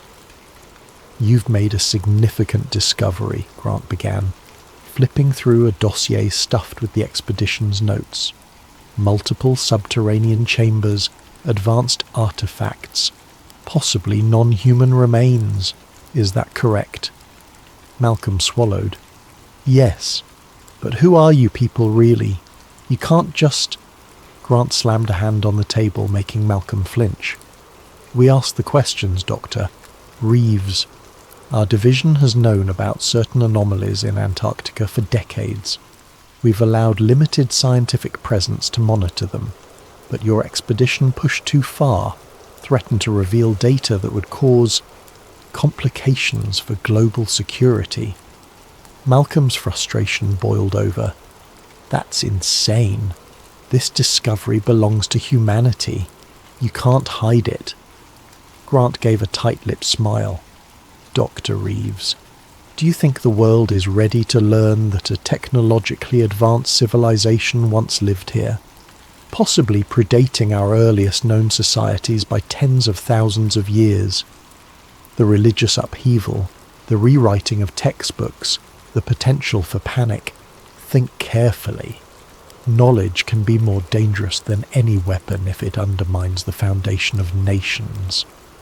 Malcolm's hands trembled on the table. We have the right... You have no rights in this matter, Grant snapped, leaning forward. We act to protect stability. Some secrets can never be revealed. The artifacts will be confiscated, the structures sealed or destroyed. The official record will show that your expedition found only geological anomalies. Anything else is unsubstantiated rumour. Malcolm's mind whirled in disbelief. You can't just bury this. Someone will talk. We have footage, samples. Grant raised an eyebrow. Footage can be erased, samples lost, or people can be made to vanish if they threaten certain delicate balances. We're not monsters, Doctor. Reeves. We offer a choice. Cooperate. Sign binding NDAs. Allow us to manage the narrative. You walk away alive, or fight us, and your entire team disappears. A heavy silence fell. Malcolm's pulse pounded in his ears. This was exactly the scenario that conspiracy theorists had whispered about for ages. A shadow government entity wiping extraordinary discoveries off the face of the earth. He never imagined he'd be at the centre of it. Think about it carefully, Grant said, rising. I'll give you a moment. If you have any illusions of publicising what you found, know that we have the full weight of multiple governments behind us. You'll not only lose your career, you'll lose your life. With that, Grant stepped outside, leaving Malcolm alone under the harsh lamp. Exhausted and shaken, Malcolm slumped, head in his hands. He pictured the breathtaking corridors beneath the ice, the silent grandeur of the statues, the unexplained technology. An entire lost world, erased by men in black with guns. His heart ached. He thought of Emily's determined gaze, Danny's excitement, Langley's unstoppable ambition. They'd staked everything on this expedition, and in a matter of hours it had turned to ashes. Am I willing to consign us all to imprisonment or death for the sake of the truth? Time stretched agonizingly. Finally the tent flap rustled. Grant returned, smoothing his jacket. Made your decision? Malcolm inhaled slowly, steeling himself. I can't speak for my team. I can only... Your team will follow your example, Grant interrupted. They respect you. Malcolm's voice shook. And if I sign your damned forms, you'll let us live? Let them go free? A flicker of triumph shone in Grant's eyes. Yes, under the condition you never speak about the ruins or the artifacts, we'll secure the site. This conversation, your entire expedition will be classified. Officially, you discovered nothing. The words stung, but the thought of Emily and Danny being harmed was worse. Malcolm clenched his fists. Let me see them. Let me confirm they're safe. Grant motioned to a guard. Take Dr. Reeves to Tent B. Then, to Malcolm, he added quietly, You'll find them unharmed, provided they remain cooperative. They led Malcolm through the camp. He caught glimpses of soldiers loading crates, likely containing relics, his team's research equipment, everything. A cargo helicopter loomed overhead, rotors thundering. This was a full-scale erasure. He spotted charred remains of documents in a burn pit. The entire record of their discovery was being systematically destroyed. In Tent B he found Emily, Danny, with a bandage on his swollen lip, and the others huddled on cots. Relief flooded their faces at the sight of him. Emily rushed forward, gripping his arms. "Are you okay? What's happening?" Malcolm forced a thin smile. "They want us to sign NDAs, surrender the evidence, then they'll let us go." They confiscated my footage, Danny muttered, eyes blazing. Destroyed my backups, but I hid one micro SD card, he added in a lower tone, glancing around nervously. If I can get it out of here... Don't, Malcolm whispered urgently. It's too dangerous. They're searching everything. If they find contraband, we could all vanish. Emily's eyes darkened. So that's it? We just walk away? Let them bury the biggest archaeological discovery in human history? Malcolm stared at her, sorrow and helplessness warring in his gaze. I don't see another way. These people, they'll kill us, Emily. They've likely done it before. Silence settled. No one wanted to yield, but the stark reality was undeniable. If we're alive, maybe we can find another way, Emily said finally, voice trembling. Before they could discuss further, a soldier entered, brandishing a clipboard. You have 2 minutes to sign the documents. Then you'll be escorted off the continent. Malcolm gently took the pen. His hand shook as he scrawled his signature, an act that felt like betrayal of everything he stood for. One by one, the others followed suit, some with tears of frustration. In that moment, the dream they had all shared was extinguished under the iron boot of secrecy. Outside, the howling wind picked up, throwing a swirl of snow across the camp. Black helicopters awaited, engines droning. Soldiers hustled the scientists aboard, offering no chance for parting glances. Danny's camera, once his prized tool, lay crushed in the frozen mud. Emily, hugging her arms, cast a final haunted look at the white horizon. Malcolm forced himself not to cry. High above, Agent Elias Grant watched impassively as the helicopters lifted off, carrying the expedition members away like prisoners. His mission wasn't over yet. He turned, barking orders to demolish the main borehole entrance. The entire site needed to be sanitized. The lost city below would remain a myth, its secrets sealed once more beneath the ice. Grant knew that some truths had to stay hidden, and if that meant burying entire civilizations and the dreamers who dared to uncover them, so be it.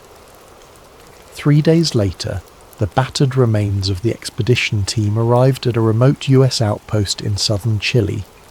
Shorn of their passports, equipment, and nearly every physical trace of their quest, they were left in a sterile debriefing room under heavy guard.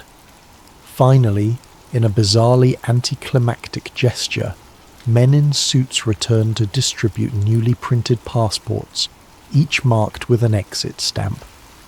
Their official travel route had been fabricated. All mention of Antarctica was conspicuously absent.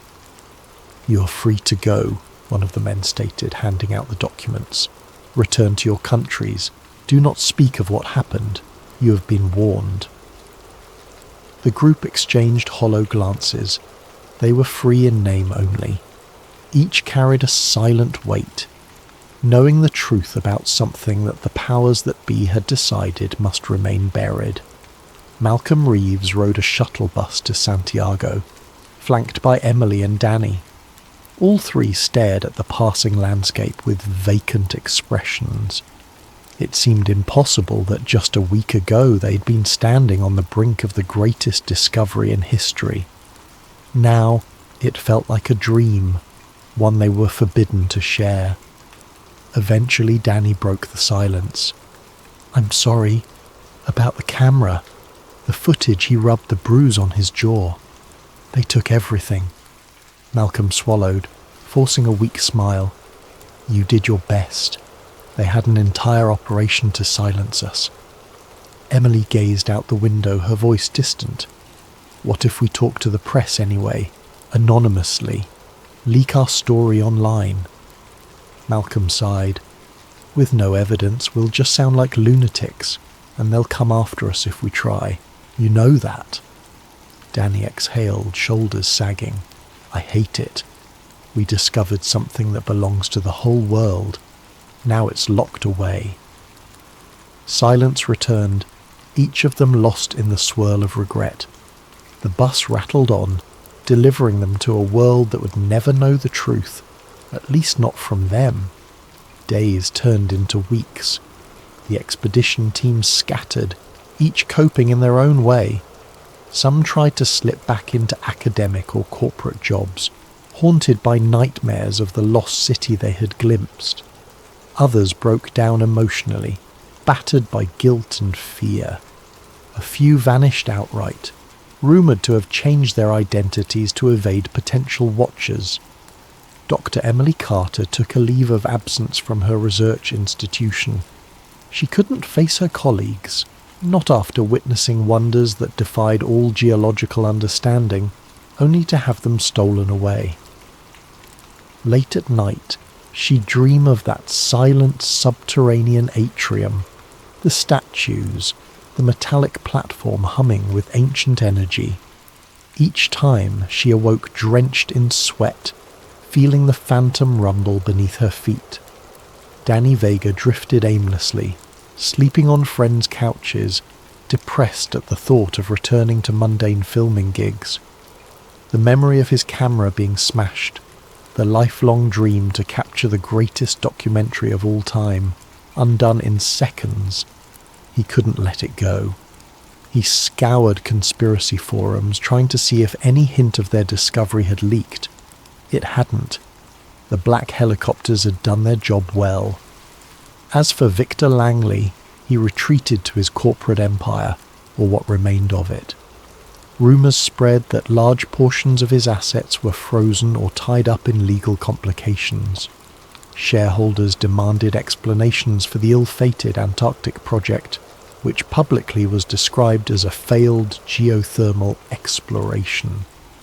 Quietly, Langley tried to call in favours among powerful connections, but phone lines went dead. Old allies turned their backs. The man who once orchestrated philanthropic wonders now found himself a pariah in certain corridors of power. Malcolm Reeves, the aging archaeologist, tried to pick up the fragments of his old life. He returned to his dingy apartment in London, a place littered with manuscripts and half-packed boxes from years of neglected rent. The ridicule that had hounded him before felt trivial now. If the academic world still laughed at his theories, so be it. He had seen, with his own eyes, that something grand lay beneath Antarctica's ice, and that knowledge was both a blessing and a curse. One rainy evening, Malcolm sat alone at his kitchen table, a single flickering bulb illuminating a stack of books about Atlantis myths, subglacial topography, and suppressed archaeology. A knock at the door startled him out of his reverie. He froze. He'd been half expecting an ominous visitor for days, a silhouette from the special division ready to silence him. Heart pounding, he inched to the door. Peering through the peephole, he glimpsed a familiar face. Emily Carter, soaked from the rain. He let out a trembling sigh of relief and unlatched the door. "Emily, what are you—" She slipped inside, water dripping from her coat. Her eyes were intense. Without a word, she held up a small, battered object, a micro SD card. "Danny managed to hide it," she said quietly. "He gave it to me for safekeeping." Malcolm's heart lurched. But they searched everything. How? It was hidden in the lining of his coat. He discovered it after we parted ways. She bit her lip. It doesn't have all the footage, but maybe it's enough to prove we're not insane. A spark of hope ignited in Malcolm's chest. "Does it show the corridors? The inscriptions?" She nodded. "Some. The resolution's not great, but you can see the carvings. Possibly enough to raise questions." Malcolm carefully took the SD card, as though it were a precious artifact. "If we leak this, we risk drawing their attention again." "They threatened?" Emily's voice shook with emotion. "I know what they threatened, but we can't live in silence forever. Maybe if we distribute it widely and anonymously, let it go viral. They can't kill every rumour, can't chase every link. His mind whirled. The last time they tried to reveal the truth, guns and government heavies shut them down. But the longing in his chest refused to be silenced. He thought of the subterranean city, the advanced relics, the knowledge waiting to be rediscovered. Even a shred of proof might spark others to investigate, to question, to pry open the locked doors of secrecy. He exhaled, meeting her gaze. Let's do it. Carefully. We share it with certain channels, anonymous contacts, open source investigators. We let the world see, even if only glimpses. We make it unstoppable. Emily nodded, tears glistening in her eyes. For the sake of everyone who believed in that project. For the sake of truth. Malcolm rose, rummaging for an old laptop that he'd kept offline, hopeful it remained untraceable. Together they huddled around the dim screen, slotting in the SD card. A series of video clips popped up, some partially corrupted, others heartbreakingly clear.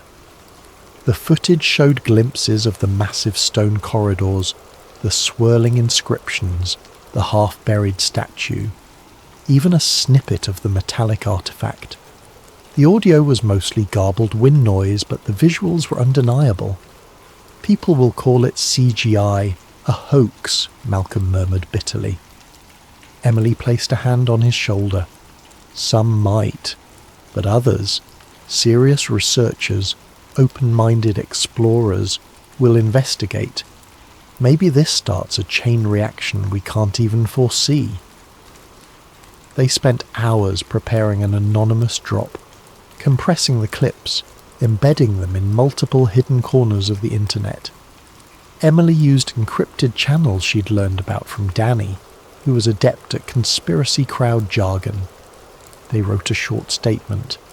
Footage from a suppressed Antarctic expedition. Ancient ruins discovered, forcibly covered up. Spread this. Don't let it vanish. Their hearts thumped with each keystroke, adrenaline surging in their veins. A single question gnawed at them. Were they damning themselves by doing this? Possibly. But in that moment, conviction outweighed fear. When the upload finished, they stared at the progress bar, each second feeling like a leap of faith. The final beep signaled success. The files were out there, floating in cyberspace waiting to be seen. Maybe they'd be discredited or hammered down, but the spark was lit. A week passed. Nothing seemed to happen. No immediate sign that their leak had caused waves. Malcolm lived on edge, expecting black SUVs or silent drones. Emily tried to resume normal life, but tension coiled in her every muscle.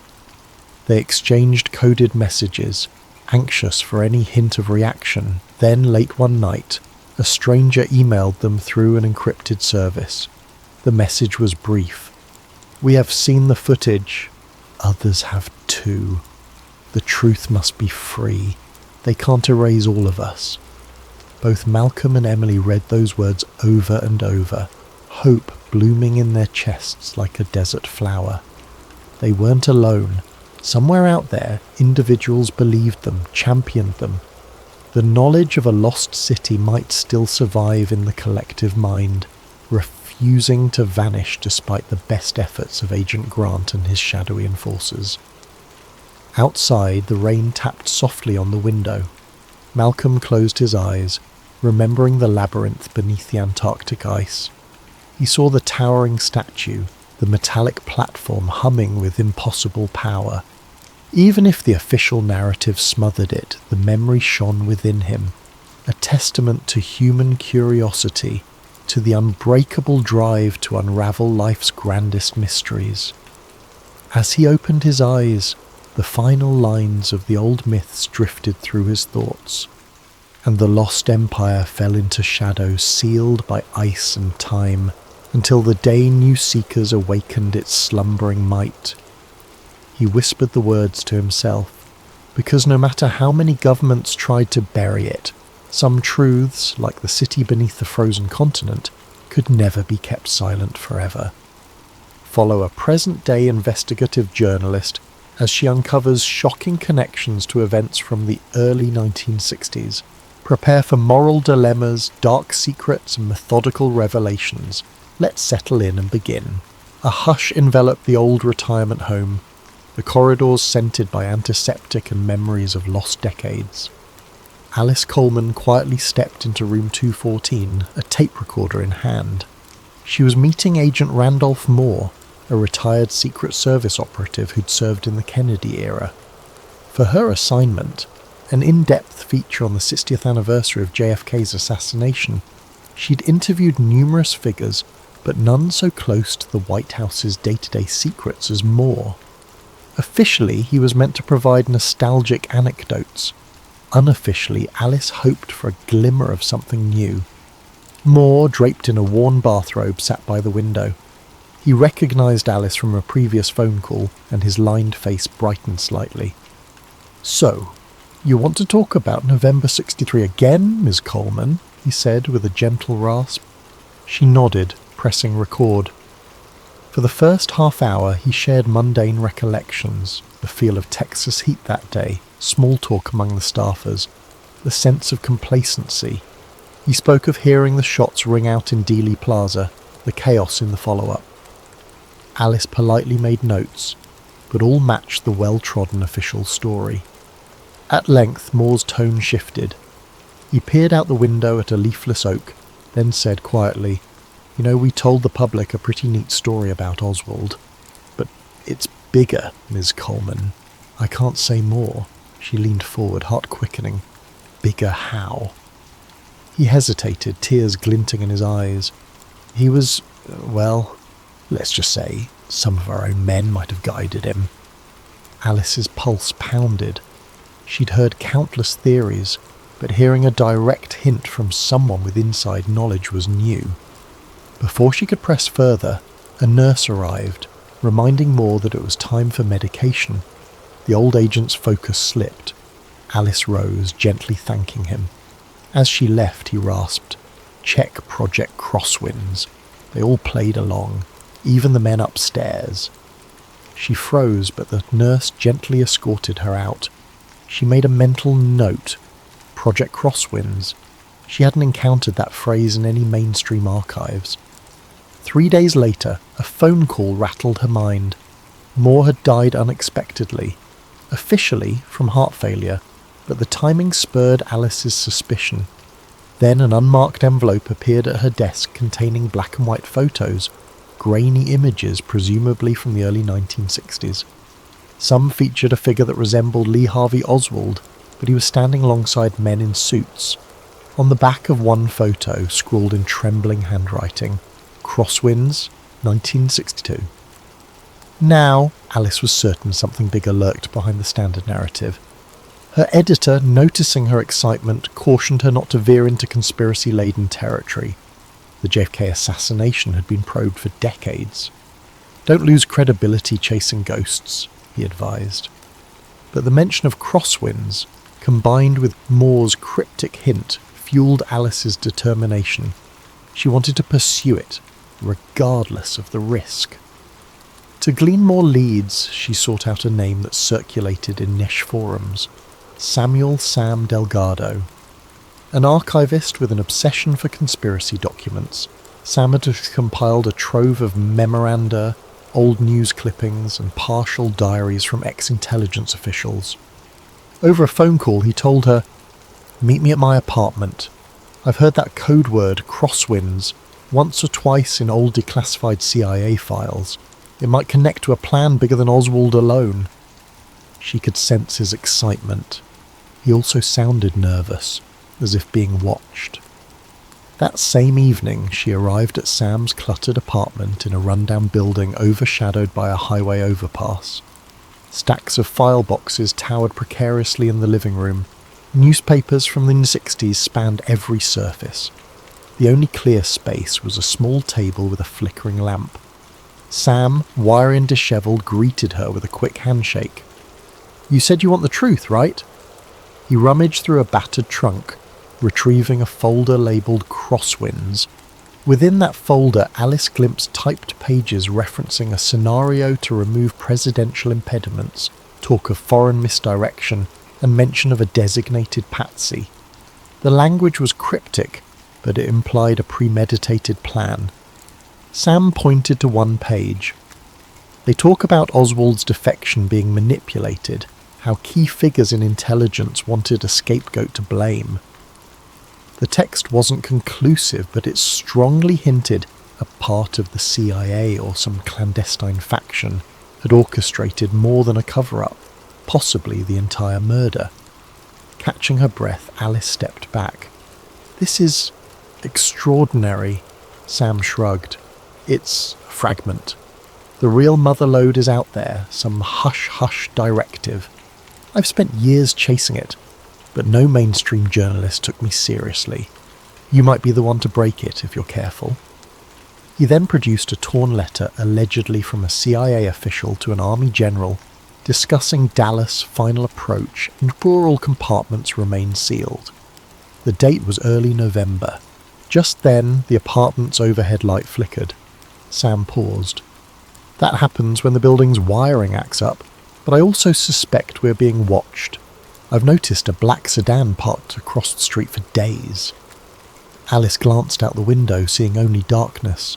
She asked, "You ever confronted them?" Sam shook his head. "I keep my head down, but they want to ensure none of these doxy mainstream coverage."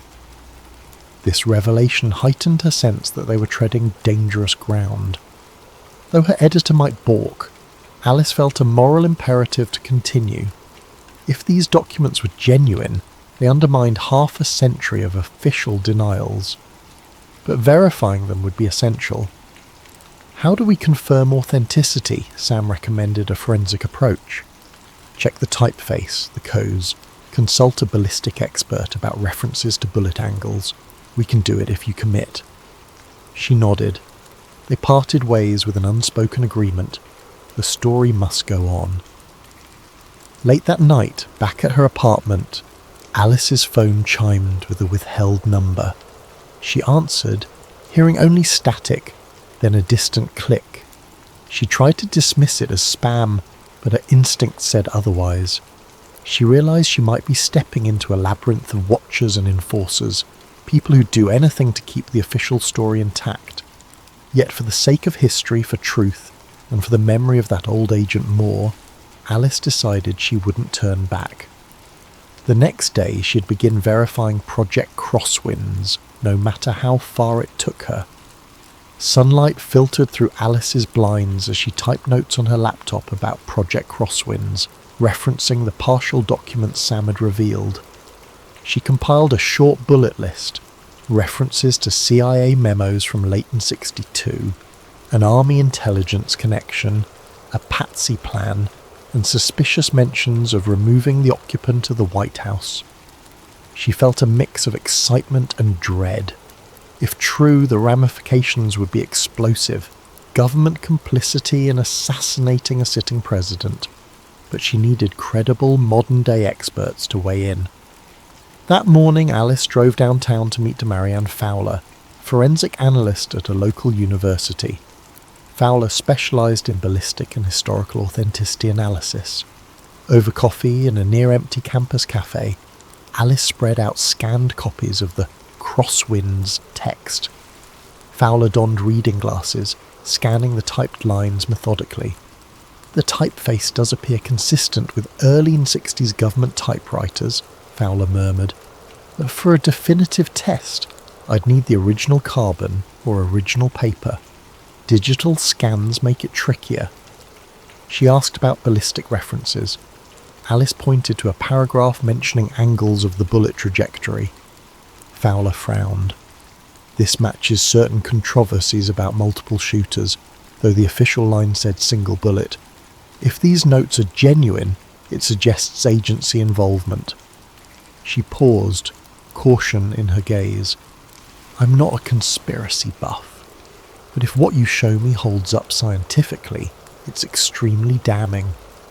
Alice left the meeting with partial reassurance. Fowler remained sceptical but intrigued, willing to do further checks if they somehow got original documents. Meanwhile, Sam Delgado texted her a new lead. An ex-CIA logistics officer was rumoured to live in rural Louisiana. He might confirm crosswinds, Sam wrote, though he was notoriously reclusive. By midweek, Alice and Sam decided to travel to New Orleans. The city had a swirl of old rumours tying Oswald to local associates or intelligence cutouts. Perhaps they'd find more references. They hopped a flight, quietly checked into a budget motel on the outskirts. Sam insisted on caution, eyeing every parked car suspiciously. "We're definitely on radars now," he muttered. "They won't let Project Crosswinds come out uncontested." In a musty library corner rummaging through local archives, they encountered fleeting mentions of a Major Garrity, an intelligence operative rumoured to have recruited assets in the early 1960s. This name matched some of the faint scrawls in Sam's docs. T. Garrity. Sam gasped softly. Thomas Garrity, CIA paramilitary officer, known for covert ops in Cuba. If Garrity was part of Crosswinds, he might still be around or might have gone underground. One evening, Sam arranged a secret meeting with an elderly man nicknamed Pappy, rumoured to have been a driver for a mob-linked politician in 1963. They met in a dimly lit bar near the French Quarter. Pappy arrived wearing worn slacks, a cane in hand. Over a slow conversation, he mentioned how men in suits visited certain local crime figures, apparently forging an alliance of convenience to remove Kennedy. He recalled overhearing lines about ensuring the blame falls squarely on that Marine. The name Oswald came up in hushed tones. Pappy's account was scattered, but it matched the gist of Project Crosswinds. He said, "Some folks said the plan was bigger than the Mafia, like high-level spooks steering the Mafia as pawns." When Alice pressed for details, Pappy's voice wavered. "I only know they called it a necessary measure. I didn't want to know more." He looked fearful, as if even decades later, the spectre of reprisal hovered. Moments after Pappy's departure, Sam discovered his notes rummaged through. He'd left them on the bar table for a minute, and now half the pages were missing. "Where?" he hissed. A quiet panic enveloped them. They scoured the bar. The bartender shrugged ignorance. Possibly they'd been pickpocketed. Possibly an agent of Garrity's was lurking, snatching evidence. Sam cursed under his breath, eyes darting about for watchers. Alice realised they must be extremely careful. So far, none of this had gone public, and forces were determined to keep it that way. Returning to the motel, they found the door slightly ajar, the lock jimmied. Inside, the lights were on, the place ransacked. Sam's laptop was gone.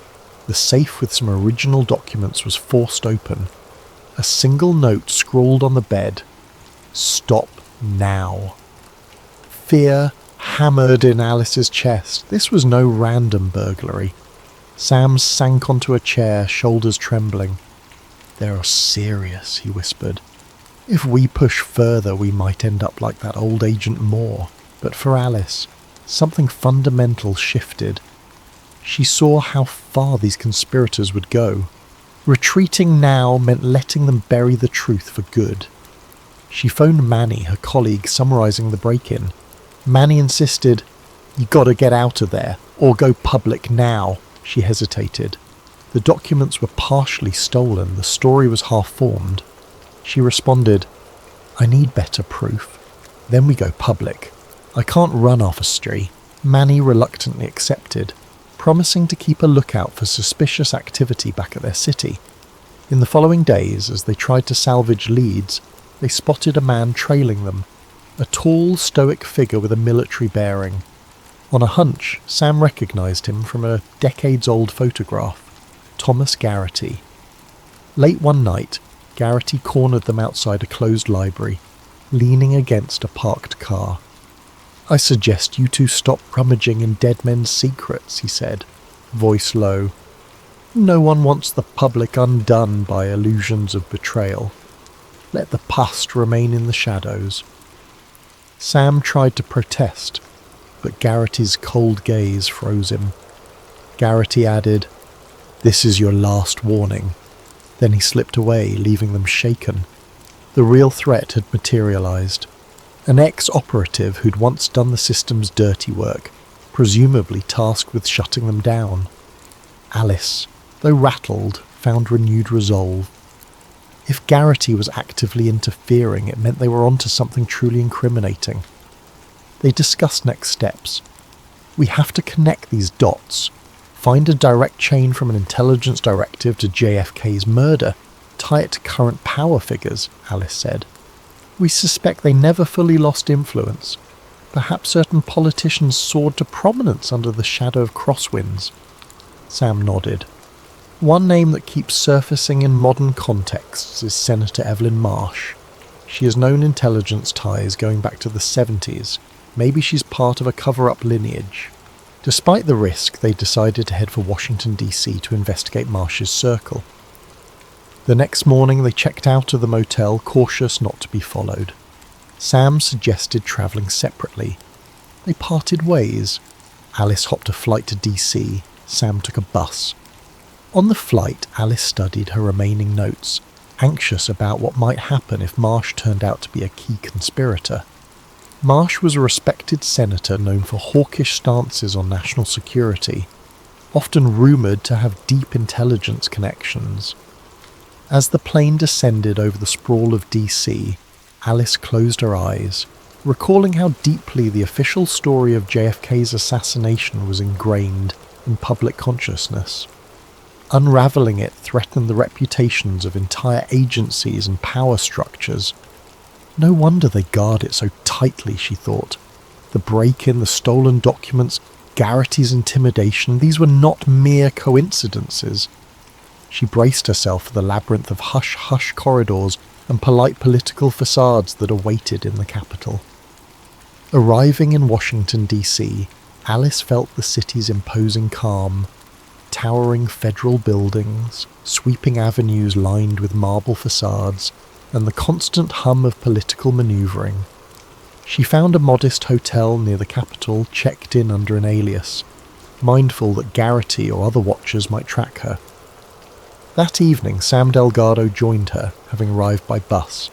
They set up a small command centre in the hotel room, rummaging through the surviving documents they had salvaged. The plan: approach Senator Evelyn Marsh under the guise of a routine historical inquiry about JFK legislation, see if she slipped any clues. Before confronting Marsh, Alice arranged a quick meeting with Dr. Marianne Fowler, who happened to be in DC for a forensic conference. They met in a corner of the conference centre cafeteria. Fowler had done some preliminary checks on the ballistic references from their scanned documents. She revealed, they strongly imply multiple shooters from different angles. The official single bullet theory collapses if these documents are authentic. She sipped coffee, adding, I remain cautious. Fakes can be clever. But the language about coordinated triangulation lines up with what certain witnesses always suspected. Then Fowler's brow furrowed. Just be aware. These findings challenge decades of official statements. Expect pushback. Armed with a set of safe questions and a hidden voice recorder, Alice scheduled an appointment at Senator Marsh's office. Officially, the interview was about a retrospective on Cold War politics. Marsh, a poised woman in her 60s, greeted Alice with a polished smile. Delighted to offer some historical perspective, she said. The office decor boasted framed photos of Marsh with various presidents, plus an award for national security leadership. Sam waited in the lobby, discreetly fiddling with his phone. Initially, Marsh recited well-rehearsed lines about the era's complexities, praising the intelligence community's efforts to defend freedom. Then Alice gently pivoted to JFK, referencing fresh archival rumours about an inside plot. Marsh's expression tightened slightly. Those allegations are baseless conspiracy talk. The Warren Commission was thorough, she insisted. Still, her voice carried a subtle tension. Alice pressed further. What do you know of Project Crosswinds? A newly uncovered directive from the early 60s suggests infiltration by certain intelligence factions. Marsh's jaw clenched. She paused, carefully responding, "I'm not familiar with any such project. Possibly an unofficial rumour. Let's maintain focus on known historical facts." But her eyes betrayed alarm. Sensing the shift, Alice probed. "We suspect the existence of modern guardians of that secret. Would you disavow them?" Marsh stood abruptly. "This interview is over. I won't indulge discredited theories." She escorted Alice to the door, the staff politely but firmly ushering her out. The final glance Marsh gave was a silent warning. Outside, Sam approached, hushed. "That was short. Guess we rattled her." Indeed, Marsh's abrupt cut-off signalled their suspicion was correct. She either knew or was part of something. That night, returning to the hotel, they discovered a typed note slipped under the door. "Marsh is untouchable. Back off." The note had no signature. Sam's paranoia soared. "They have eyes in her office too." Alice found it more impetus to push forward. Over the next few days, they combed through public records of Marsh's early career. They found glimmers of involvement with intelligence committees, hush-hush oversight in the 70s, when certain family jewels documents about CIA misdeeds surfaced. Marsh apparently aided in sanitizing the final report. The puzzle: Marsh had a stake in bearing revelations about the JFK plot to protect not just the intelligence agencies but her own ascendancy, built on that hush. One evening, Sam returned with a lead. An old colleague of Marsh's staff, now retired, might talk under anonymity. They arranged to meet in a quiet suburban diner. The staffer, trembling with nerves, insisted on no recording. He whispered, "Marsh was groomed by a network that thrived after the assassination. She knows how it was orchestrated from within the agency and certain generals who despise Kennedy's approach to foreign policy. They called it crosswinds. I overheard references once. She ensures it remains hidden. If it surfaces, everything unravels, the trust in national institutions, her legacy, everything." He refused more detail, left quickly, glancing over his shoulder in fear. That confirmed Marsh's direct link to the conspiracy's legacy. Alice concluded they needed a single, undeniable piece of evidence tying Marsh and the old guard to the orchestrators in 1963. Something that modern media couldn't dismiss as speculation. Sam recalled hearing rumours of an old CIA safe house in Northern Virginia containing archived materials. It might hold original memos or logs. Such a bold lead was risky, but if Garrity or others hadn't destroyed them yet, it might be their best shot. "We have to look," said Alice, "even if it's a needle in a haystack." As if on cue, Garrity cornered Sam in a convenience store parking lot that afternoon. While Alice waited in the car, she glimpsed them talking tensely. Garrity's stance was threatening, though not openly violent. Sam returned to the car, shaken. "He said we won't find anything. The safe house is empty, cleaned out years ago. Don't be foolish."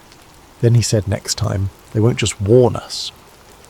This intimidation only heightened their resolve, but the tension soared. They realized Garrity was an unstoppable enforcer, loyal to the old conspiracy's cause, or at least loyal to Marsh's directives. In the midst of that tension, Dr. Fowler delivered new ballistic findings via email.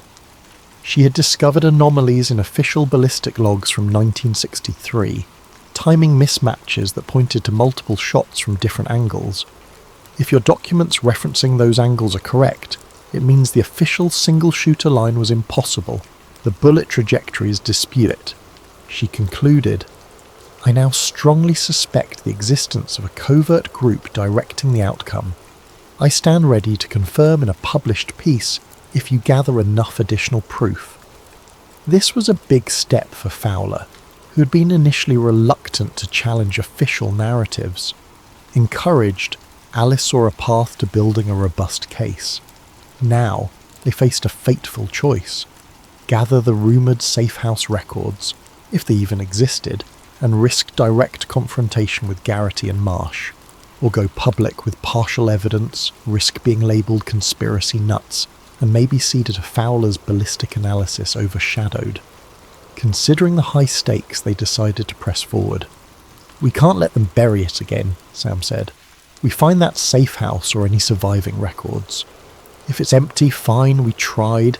If it's not, we might blow this wide open." Though fear gnawed at them, the moral weight of revealing how the democracy's highest office might have been toppled by internal conspirators overrode their caution. They planned a stealth approach. Sam had gleaned the approximate location from obscure footnotes. They'd drive out at night, carefully avoiding watchers. The next day, they'd attempt a clandestine search. The risk was enormous, but with Garrity and Marsh looming, the window of opportunity was closing. So ended another chapter in their increasingly perilous quest. The capital city, seat of power, had proven how deeply those strings could be pulled to hide old crimes, yet the intangible sense of righteous purpose drove them on. They'd soon find themselves at the threshold of a place that might hold the final puzzle piece, a direct link to the men who orchestrated the shots fired in Dallas decades ago. The question: would Garrity arrive first to erase it all, or would they manage to secure enough evidence to finally expose the true shadows in Dallas? Late at night, a sedan cruised along a winding rural road in northern Virginia. Alice drove while Sam scoured a tattered map. According to rumour, an abandoned CIA safe house sat near a wooded property line. The sky was moonless, thick with hush. They parked out of sight, proceeding on foot. Overgrowth and a weathered chain-link fence suggested no active caretaker. The hush crackled with tension. Garrity might appear at any moment. They found a padlocked door leading to a small bungalow half buried under vines. With minimal fuss, Sam pried open a rotted window. They slipped inside, flashlights illuminating dusty furniture. The interior smelled of old paper and mould. A few battered filing cabinets stood in the corner. "This must be it," Sam murmured, "if Garrity or Marsh didn't already clear it out." They rummaged through drawers, most empty or filled with mundane forms. Then, behind a wooden panel, Sam discovered a hidden compartment. Inside, a slim metal box labelled Crosswinds. Alice's heart raced. Opening the box revealed typed memos referencing an executive action blueprint detailing infiltration steps, discrediting certain personnel, arrangement of a staged assassin. Names included Oswald, General B, agency liaisons, and cryptic references to "ordered by upper echelons" with senatorial assurance. Even mention of Project Crosswinds culminating in Dallas, 11/22/63. Hard proof. The memos were signed off with coded initials. They carefully photographed each page, adrenaline surging. If authentic, these documents proved a portion of the CIA and political figures orchestrated JFK's death. Abruptly, footsteps crunched outside. They froze, lights off. A calm voice. "You two can't learn, can you?" Garrity. The door banged open. Sam ducked behind a dusty couch, clutching the metal box. Alice crouched behind a battered desk. Garrity's flashlight beam swept the room. He advanced with measured steps. "Ms. Coleman, Sam Delgado, I know you're here. Drop that box. Step out or I'll do it for you." Tension clamped Alice's chest. She texted Manny a quick, "safe house under attack," then stashed her phone. Garrity spoke again. "You realise you're meddling in national security? This is bigger than you. The country needs the official story intact." She glimpsed the silhouette of Garrity's pistol in the faint beam. Fear hammered in her, but she mustered courage. The memos must not be lost. Sam whispered to Alice, "I'll distract him. You slip out the back window with the docs." She protested silently, not wanting to abandon him. But Sam signalled urgency. Garrity advanced deeper, nearing the desk. Sam popped up from behind the couch, brandishing a broken chair leg. "Over here, Garrity!" he shouted. Garrity spun, startled. Sam lunged, the chair leg meeting Garrity's forearm, a short scuffle ensued. Garrity easily disarmed Sam, tossing him into a shelf with a loud crash. While Garrity was occupied, Alice crept to the side window. The metal box clutched to her chest. She hoisted it, climbing out with difficulty. The sound of a gunshot cracked inside. Fear jolted her. She didn't know if Sam was hit. She scrambled out, stumbling in the dark. Another shot echoed, then a third. Her mind reeled with dread, but she pressed on, memorizing Sam's last instruction. Get the evidence out. She dashed into the thicket, crouching behind trees. A single overhead glance told her Garrity wasn't immediately chasing. She heard muffled shouts from inside the safe house. Possibly Sam was pinned, or worse. She texted Manny once more, hands shaking. Shots fired, have docs, need help. Manny responded, police en route, though she doubted local authorities could handle Garrity's covert ties. Nonetheless, she kept moving. She prayed Sam might slip away somehow. Eventually, after a tense half-hour navigating darkness, she reached the parked sedan. She stashed the metal box in the trunk, heart pounding with anguish over leaving Sam behind. But revealing these documents might be his only hope. She started the engine, headlights off, rolled down the road until safe to turn them on. Once on the highway, tears streamed. She overcame the guilt with a vow. I'll expose everything, rescue Sam. But for now, the documents needed to get out. At dawn, she found a safe motel near a different county. Manny arrived after a frantic drive from the city. They pored over the newly discovered memos.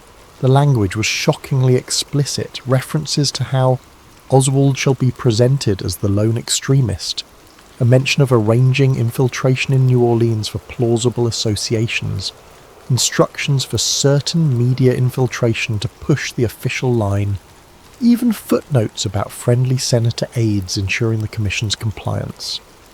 One senator's name was redacted, but cross-references suggested it might be Marsh or her predecessor. Manny gasped. This is more than enough to blow up decades of official narrative.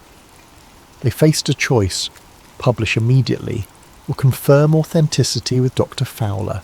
They decided on a middle path, scan them, secure backups, then meet Fowler for final verification. Manny would also tip a few trusted media contacts to prepare for a major scoop. Meanwhile, they'd try to contact Sam or confirm his fate. Several calls and texts to Sam's phone went unanswered. Fear coiled in Alice's gut. She prayed Sam was alive. Within hours, national headlines got wind that new documents allegedly emerge on JFK plot. Manny's media leaks were unstoppable. A short snippet on a major news site asked, could a new generation of researchers reveal a government plot? Marsh swiftly addressed the press, calling it baseless rumour, dangerously irresponsible. She didn't mention Alice by name, but spoke ominously about journalists dabbling in treason. Meanwhile, inside sources told Manny that Marsh had convened a closed-door meeting with intelligence bigwigs. A sense of final confrontation loomed. In a quiet lab, Dr. Fowler examined the box's original typed pages. She used ultraviolet light, checking the paper's age, typewriter patterns. She concluded the documents were very likely from the early 1960s, consistent with official stationary watermarks, showing no sign of forgery. Coupled with ballistic references matching her prior analysis, Fowler was ready to publicly attest that these items were authentic. This is indeed the soaking gun, she said. She recognized how explosive it was, but moral duty demanded truth. As Alice prepared to release the entire trove online, Manny received a tip from an inside staffer. Senator Marsh had demanded the FBI investigate the theft of classified documents. She might orchestrate a legal clampdown, brand them as national security threats. Also, Marsh had apparently engaged Thomas Garrity to track down the missing box. Meanwhile, Sam Delgado's fate remained unknown. A swirl of tension overshadowed the moment. Alice recognized once they pressed publish, they'd have no protective shield. The conspirators might act violently or use legal sabotage. but the only path was forward. Midnight approached. In a small safe-house apartment Manny had borrowed, Alice hovered over her laptop, hand trembling on the mouse. The digital scans of Project Crosswind's documents were queued. Manny nodded grimly. Dr. Fowler on speakerphone confirmed readiness to back them up with her ballistic evidence. With a single click, the entire trove would go public, open for the world to see. That moment was mere seconds away. In the hush, Alice recalled Sam's unwavering devotion, risking everything for the truth. She inhaled, pressed the button. The final part of their plan was in motion. They braced for a collision with Senator Marsh and Garrity, the culminating struggle to shatter a half-century of national deception. Within minutes of Alice uploading the Project Crosswind's documents, a ripple coursed through social media. Bloggers, conspiracy forums, and eventually mainstream news sites began echoing the key revelations. A CIA-led directive aided by certain army generals, culminating in the Dallas assassination.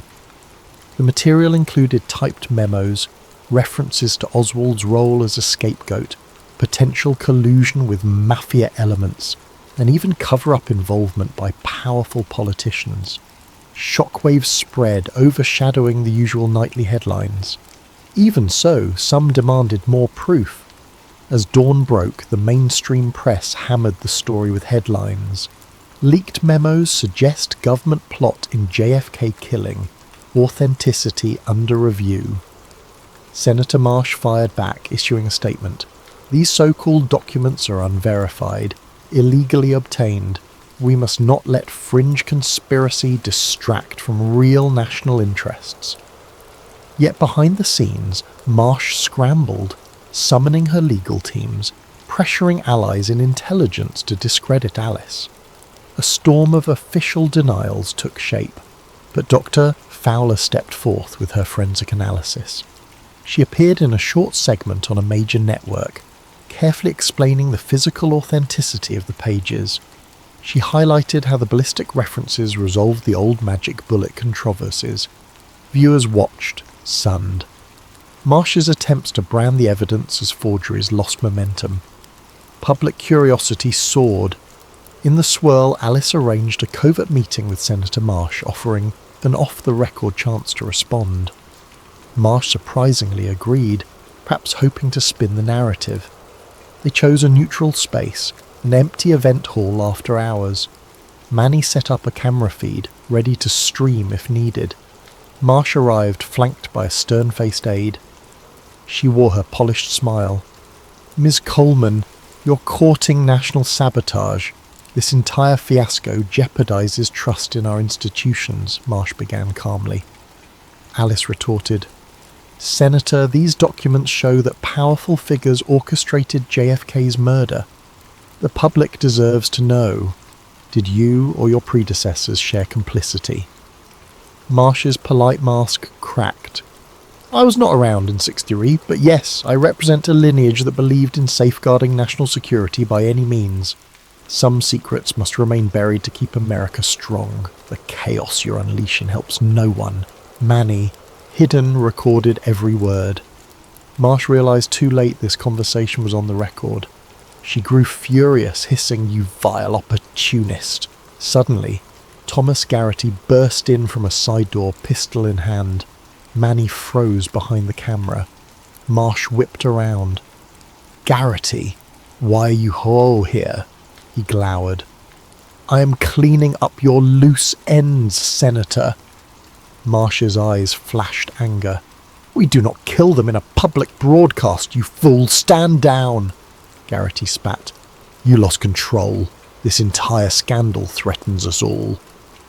In a standoff, Garrity advanced, aiming at Alice. She tensed, heart pounding. Chaos erupted.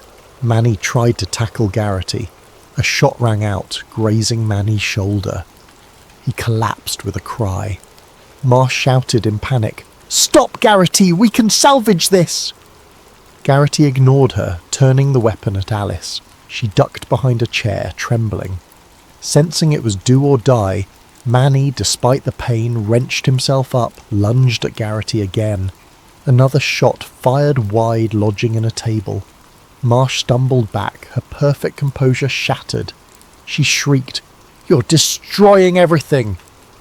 Garrity roared back, "We do what must be done!"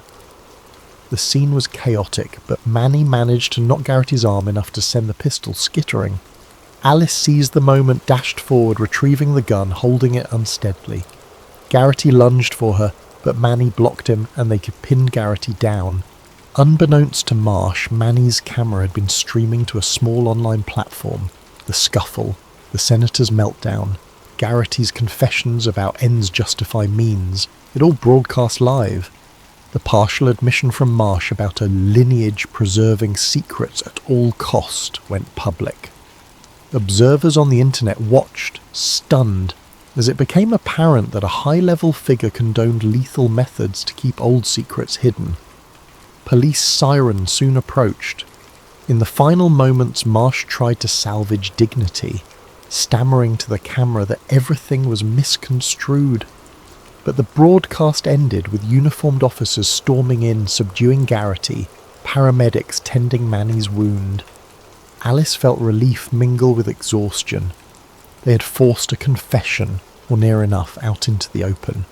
The entire conspiracy was effectively laid bare for national scrutiny. In the days that followed, Marsh faced a firestorm. Public calls for her resignation mounted. Congressional committees demanded an inquiry. She tried to disclaim involvement, but the partial meltdown on camera was damning. Garrity was arrested, though rumours swirled he'd take the fall alone. Meanwhile, Manny's minor injury was treated, and he was released from the hospital with a bandaged shoulder. Dr. Fowler stepped forward, confirming the ballistic data, lending the final blow to the official single-shooter theory. In the swirl, Alice pressed authorities about Sam Delgado's fate.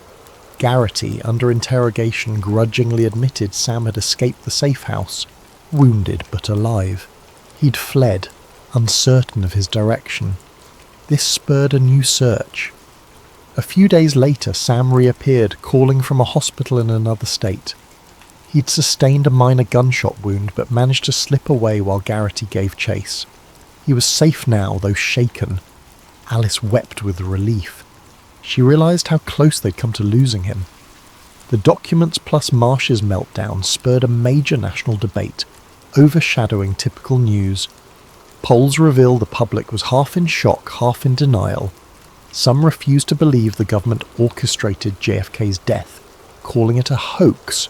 Others demanded immediate prosecutorial action. The White House declared a special commission to review the newly revealed evidence. Historians declared it the biggest revision of 20th century American history in decades. For Alice, the experience was bittersweet. She'd uncovered the truth, but at great cost. Sam's injuries, Manny's brush with death, her own near-lost faith in the system. She felt no triumph, only relief that the old Agent Moore's final cryptic warnings had led her here. She remembered how the story started with a simple anniversary piece. Now it ended with a national reckoning. She often revisited the memory of Agent Moore's frail voice. He was just a patsy. Indeed, the entire truth was darker than she imagined. Months later, Alice visited Dealey Plaza in Dallas. The sun shone on the famous old book depository, the vantage point that for decades was claimed to be the lone shooter's nest. But she now knew multiple vantage points were used. She stood quietly, reflecting on how easily official narratives can shape history for generations. Sam, mostly recovered, accompanied her. They laid flowers as a token for the memory of that day in 1963, for the watchers, the scapegoat, the complicity. "We did what we could," Sam said softly. Alice nodded. Back home, Manny's article series titled Shadows in Dallas, The Crosswinds Documents, soared in readership. Dr. Fowler's forensic testimony became standard reference for new documentaries. Garrity's trial ended with him scapegoated by the government apparatus, ironically reminiscent of Oswald's fate. Senator Marsh resigned under scandal. facing ongoing investigations that might or might not lead to convictions. Yet even with so much revealed, some corners of the public remained unconvinced. "It's too big," they said. Or, "We can't rewrite history now." But the seeds of truth, once planted, took root. Thus the final lines of the JFK conspiracy story were no simple conclusion.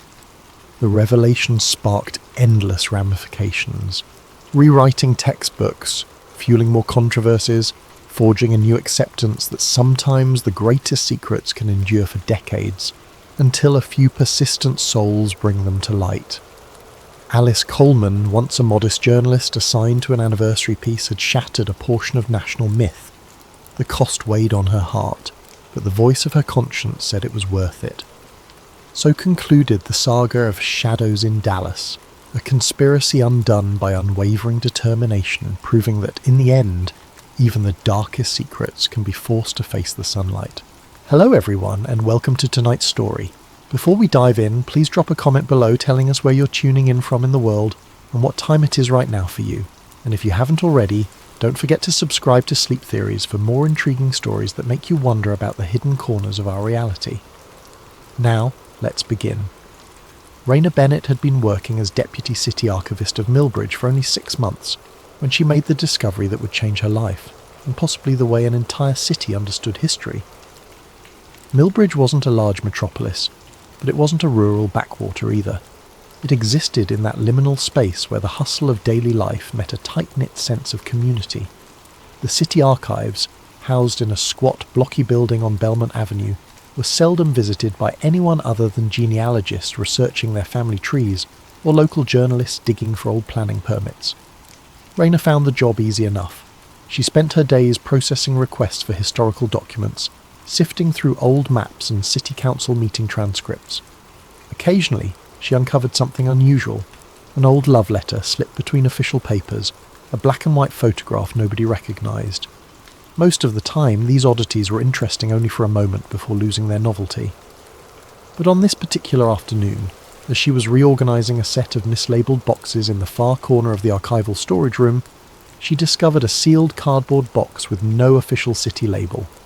Its only identifying mark was a handwritten scrawl in black marker, Renewal 2008. Curious, she opened it carefully. Inside, she found a set of tapes, actual videotapes, labelled with cryptic codes, OBJ-X, TT-Preel, and OPCVR. There were about 7 in total, some in battered plastic sleeves. All had a city seal that looked legitimate, but none bore any standard reference number. Puzzled, Raina dusted them off and placed them gingerly on her sorting cart. She walked the short distance down the hall to the seldom-used media viewing room.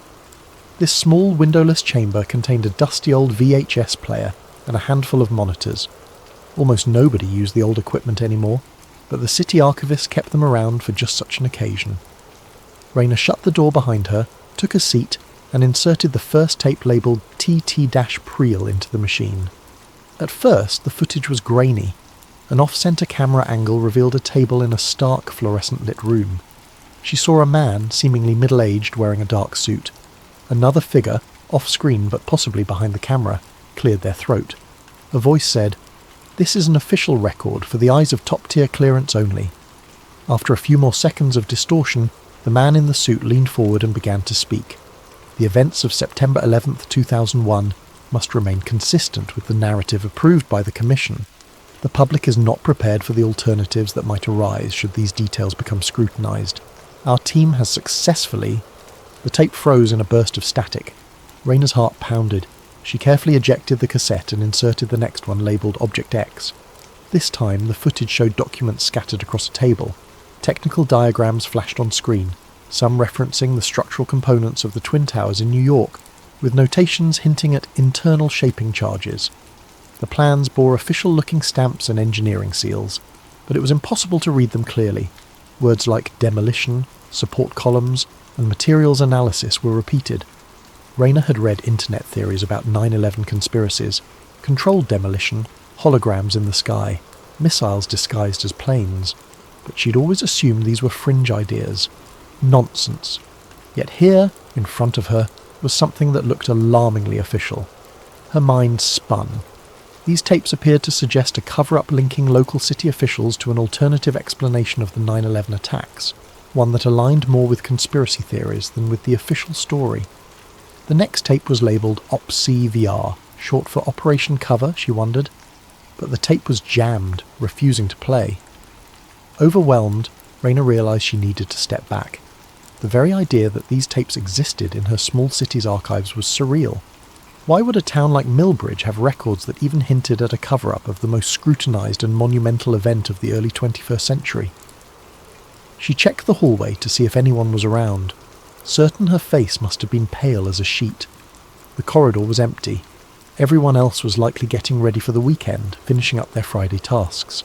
She decided to lock these tapes in her personal storage cabinet and investigate further on her own time. As the evening sky darkened, she signed out of work, her thoughts racing. Raina didn't know if what she'd seen was real, staged for some reason, or part of some elaborate hoax. But she suspected the tapes might be connected to city officials, past or present, who had ties to certain nationwide agencies. Maybe an old mayor or city council member had once worked in intelligence, or had been close to someone who did, but even that seemed far-fetched. Walking to her car, Raina felt a creeping sense of paranoia. She glanced over her shoulder more than once, half expecting to see someone watching her. The night air was crisp, the street lamps humming.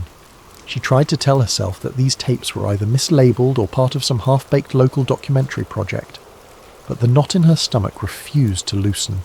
She spent a sleepless night, replaying those images in her head. After a few hours of tossing and turning, she decided she had to keep digging. A single night's rest wouldn't change what she'd found. Something monumental lay hidden in those tapes, something that might well rewrite the official narrative about a pivotal moment in American history, or at least tie this small city to a clandestine effort to keep the truth hidden. Unbeknownst to her, as she stared at her bedroom ceiling, her phone buzzed with an unfamiliar unlisted number. Somewhere in Millbridge, or possibly beyond, someone knew that the tapes had been discovered. And now, the real danger was only just beginning. Raina returned to the archives early the next morning, slipping inside the building with a sense of determination that battled her growing apprehension. Over a strong cup of black coffee, she stared at the tapes in her private cabinet. She had brought an external VHS to digital converter, an archaic piece of equipment from her university days. If these tapes held sensitive information, the best move would be to digitize them for safer storage and easier analysis. Before she could begin, her boss, Dr. Harold Gwenther, poked his head through the door. "Morning, Raina. You're in early." She forced a casual smile. "Yeah, wanted to get a head start on the backlog." She watched his eyes flick to the cabinet, then back to her face. He looked puzzled for a moment, but said nothing. "I'm impressed," he replied. "Maybe all of us should take a page from your book." With a nod, he left. Once Dr. Gwenther was gone, Raina locked the door and popped in the jammed tape labelled OPC-VR. With some coaxing, the machine whirred, and a garbled image flickered on screen. She knew from experience that these old tapes could degrade over time, especially if stored improperly. But after a moment, the visual stabilised. A female voice, crisp and authoritative, began to speak over a slideshow of heavily redacted documents. Operation Cover was initiated to ensure all engineering assessments align with official findings regarding the collapse of the World Trade Center towers. The ongoing narrative as presented by the 9/11 Commission must remain unchallenged by outside experts. Raina pressed pause, her heart hammering. Operation Cover? So this was more than just a glitch in the official story. This was a deliberate effort to manipulate or suppress alternative explanations. The voice continued, "Any references to missile or holographic technology used to create illusions of aircraft or to control demolition must be swiftly discredited. Our cooperation with local officials in strategic locations ensures that any accidental revelations or documentation are intercepted." A jolt of realization coursed through her. Millbridge, being near a major defense contractor's satellite office, could be one of these strategic locations. In the tape, a bullet point list flashed on screen, each line too brief to read in full. But Raina caught glimpses. Engineering profession stance, official line only, 9/11 Commission, partial truths, controlled demolitions, tested scenario. Her mind reeled. If even a fraction of this was genuine, It meant the city archives were storing top-secret materials that contradicted the entire official stance on 9/11. She didn't consider herself a conspiratorial person. She believed facts and evidence. Yet here was evidence, albeit cryptic and unsettling, that conspiracies might not only be rumours of the internet fringe. As the tape sputtered to an end, the last frame showed a black screen with white text. File in compliance with NDA 713, sealed for 25 years from date. Violations punishable by federal law. Raina took a shaky breath and ejected the tape. She realised she was probably already deep in violation territory. Still, questions buzzed in her brain. Why was Millbridge specifically chosen as a repository for these materials? And who else knew about them? She rummaged through the remainder of the tapes, making digital backups as fast as she could. Each one told a slightly different piece of the story. Government officials conferring with local authorities to bury contradictory engineering findings, individuals with thick black bars over their eyes speaking about new technology demonstrations, a hush-hush set of experiments involving holographic projections that could replicate passenger aircraft on radar and in the sky. Between each tape, Raina paused to reflect.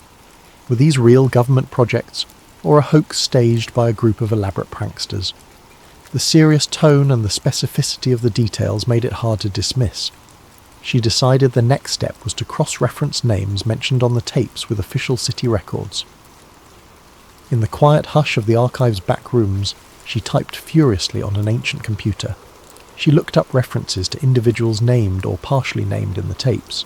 One name, Mayor R. Grimes, popped up repeatedly. She discovered that Robert Grimes had served as mayor of Millbridge from 2000 to 2004.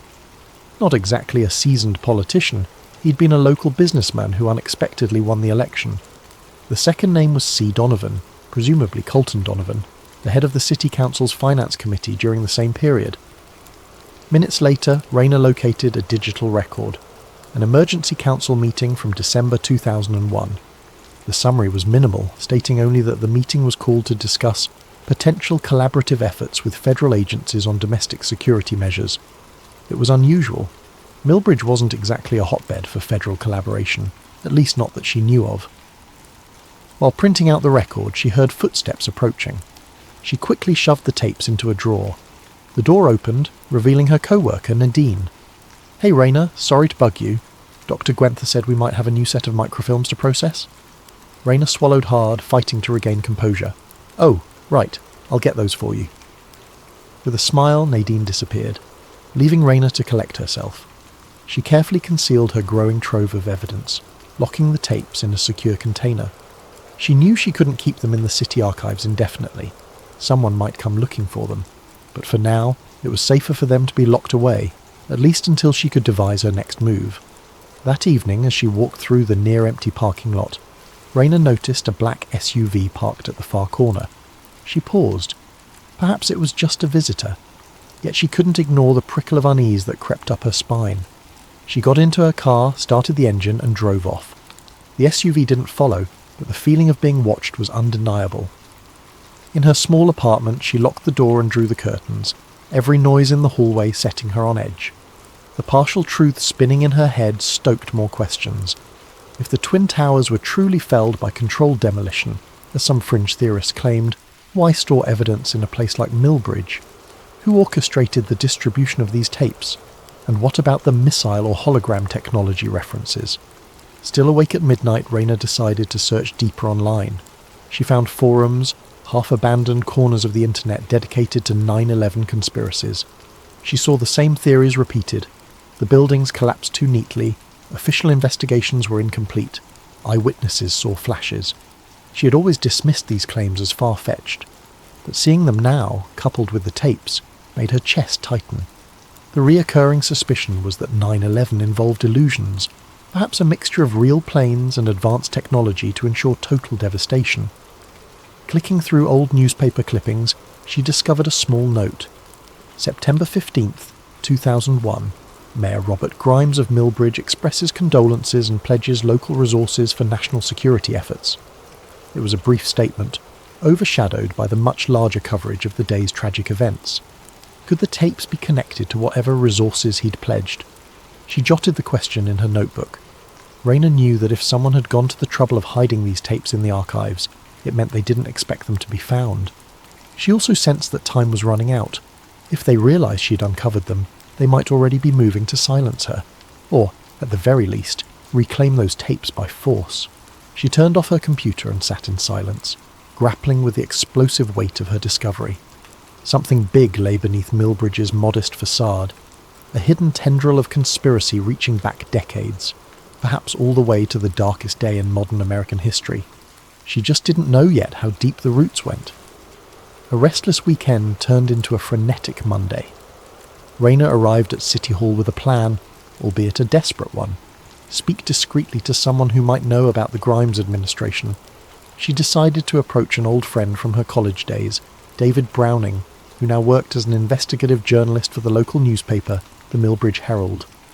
Although the paper was small, David had always prided himself on unearthing the truth behind local stories. They met at a small diner off Main Street, an old-fashioned place with red vinyl booths and a waitress who knew everyone by name. Rayna toyed with a straw in her iced tea, eyes darting to the door every so often. David arrived, looking both intrigued and concerned. "You sounded spooked on the phone. Everything okay?" "Not exactly," Rayna said, leaning in. "I've stumbled onto some files. Tapes, actually, that reference September 11th. There's talk of controlled demolitions, holograms, wild stuff. But it's on official city stationery, official seals." David's eyebrows shot up. "Wait, from Millbridge? You're telling me our little city was involved in a cover-up about 9/11? "I know how it sounds," Rayna said, lowering her voice. She pulled out a few still images she'd printed from the digitized tapes, discreetly sliding them across the table. David studied them, face growing paler by the second. "These markings. They look legitimate," he muttered. "But for them to be in Millbridge, are you sure they're not fakes?" "That's what I kept telling myself. But the more I dig, the more I find references to an operation codenamed Cover, where local officials collaborated with federal agencies to ensure the official narrative remains uncontested. Former Mayor Robert Grimes is mentioned by name." David whistled softly, glancing around to make sure no one was listening. Grimes was always a bit shady. Rumours said he had connections in Washington, though nothing was ever proven. People thought he'd use those connections to secure federal grants for local projects. But to be involved in something like this? Rayna nodded. "I need your help verifying some of this. My boss at the archives knows nothing, or so he claims, but I don't trust anyone there. There's also this guy, Donovan, who was on the finance committee.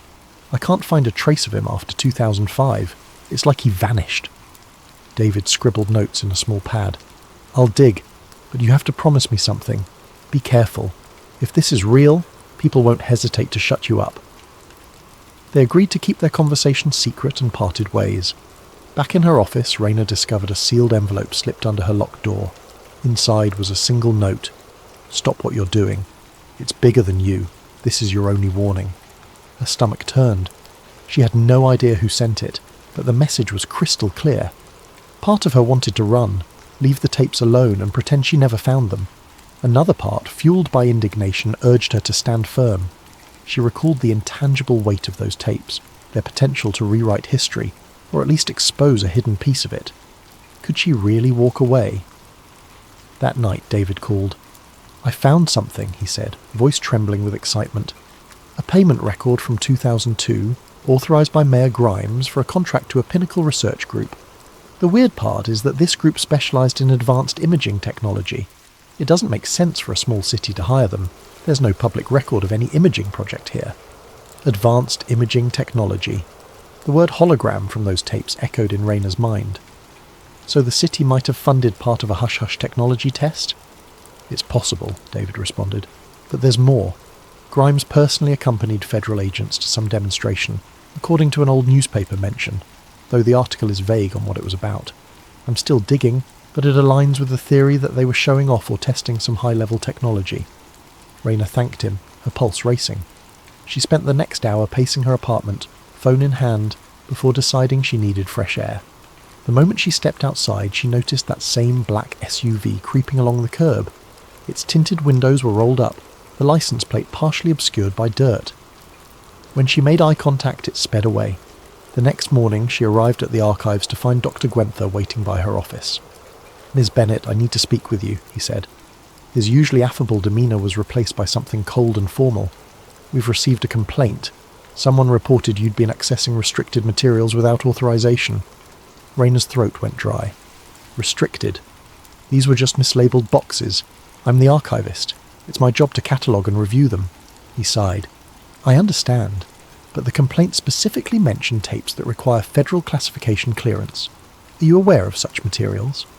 She forced her expression into one of wide-eyed confusion. "I've never heard of that. Are you sure it's not a mix-up? The box I found was unlabelled or mislabelled." Dr. Gwenther looked uncertain, but there was caution in his eyes. "Let's proceed carefully. I've been told we have to surrender any suspicious or unidentified items to an external review team by the end of the week." An external review team. That would mean the tapes would be whisked away to some black hole, never to be seen again. For a moment, Rayna considered revealing everything to Gwenther, but the note's warning played back in her mind. She decided to pretend ignorance.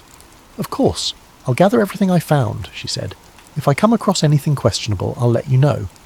She spent the rest of the day discreetly transferring the digitized files onto multiple flash drives. If the original tapes disappeared, she wanted backups. By early evening, her nerves were frayed. She checked her phone to see a text from David. "Need to see you. Big update." They met in a deserted park by the river. Dusk was settling in, and warm streetlights cast shaky reflections on the water's surface. David, wearing a hoodie pulled low over his face, had an almost conspiratorial look about him. "I connected with a friend at the county records office," he said, voice hushed. "There's a sealed set of documents referencing a special council directive, signed by Grimes. The directive was about relocating or archiving sensitive federal materials in exchange for federal development grants. The city essentially got hush money, and guess what else? Donovan was the liaison. After leaving city council, he somehow joined a consulting firm in Washington. No trace of him after 2005 is a cover. He's not vanished. He's just operating under a different identity." Rayna's eyes widened. So the city knowingly stored these tapes, the ones referencing September 11th conspiracies, in exchange for funding. Why? David shrugged. Maybe to keep them off the radar in a nondescript place, overshadowed by bigger cities' archives. Or maybe they were planning to destroy them but never did. A sense of vindication mixed with dread. So far, everything lined up. The hush-hush contract, the hidden tapes, the reference to advanced imaging or holograms that might have been tested. It still felt surreal, but piece by piece the puzzle was forming a coherent, if horrifying, picture. "You have to go public," David urged. "This is bigger than Millbridge, but we need more than tapes. We need someone who was part of the operation, an eyewitness, a whistleblower, or else it's just speculation." Rayna knew he was right, but who could she approach? The only living link seemed to be Grimes and Donovan. She had no idea where to find either. "I'll try to find contact info for Grimes," she said. "If I get him to talk." "Then we both better watch our backs," David finished grimly.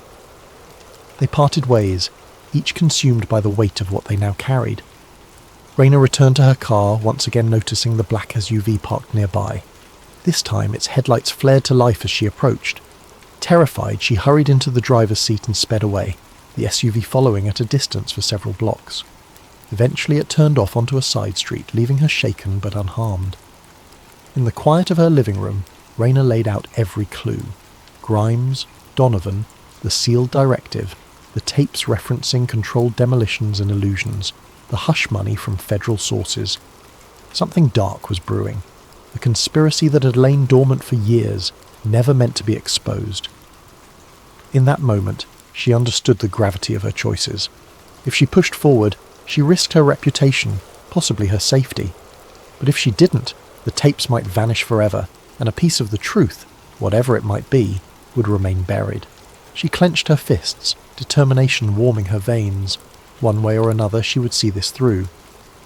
3 days later, Rayna managed to track down a lead on Robert Grimes.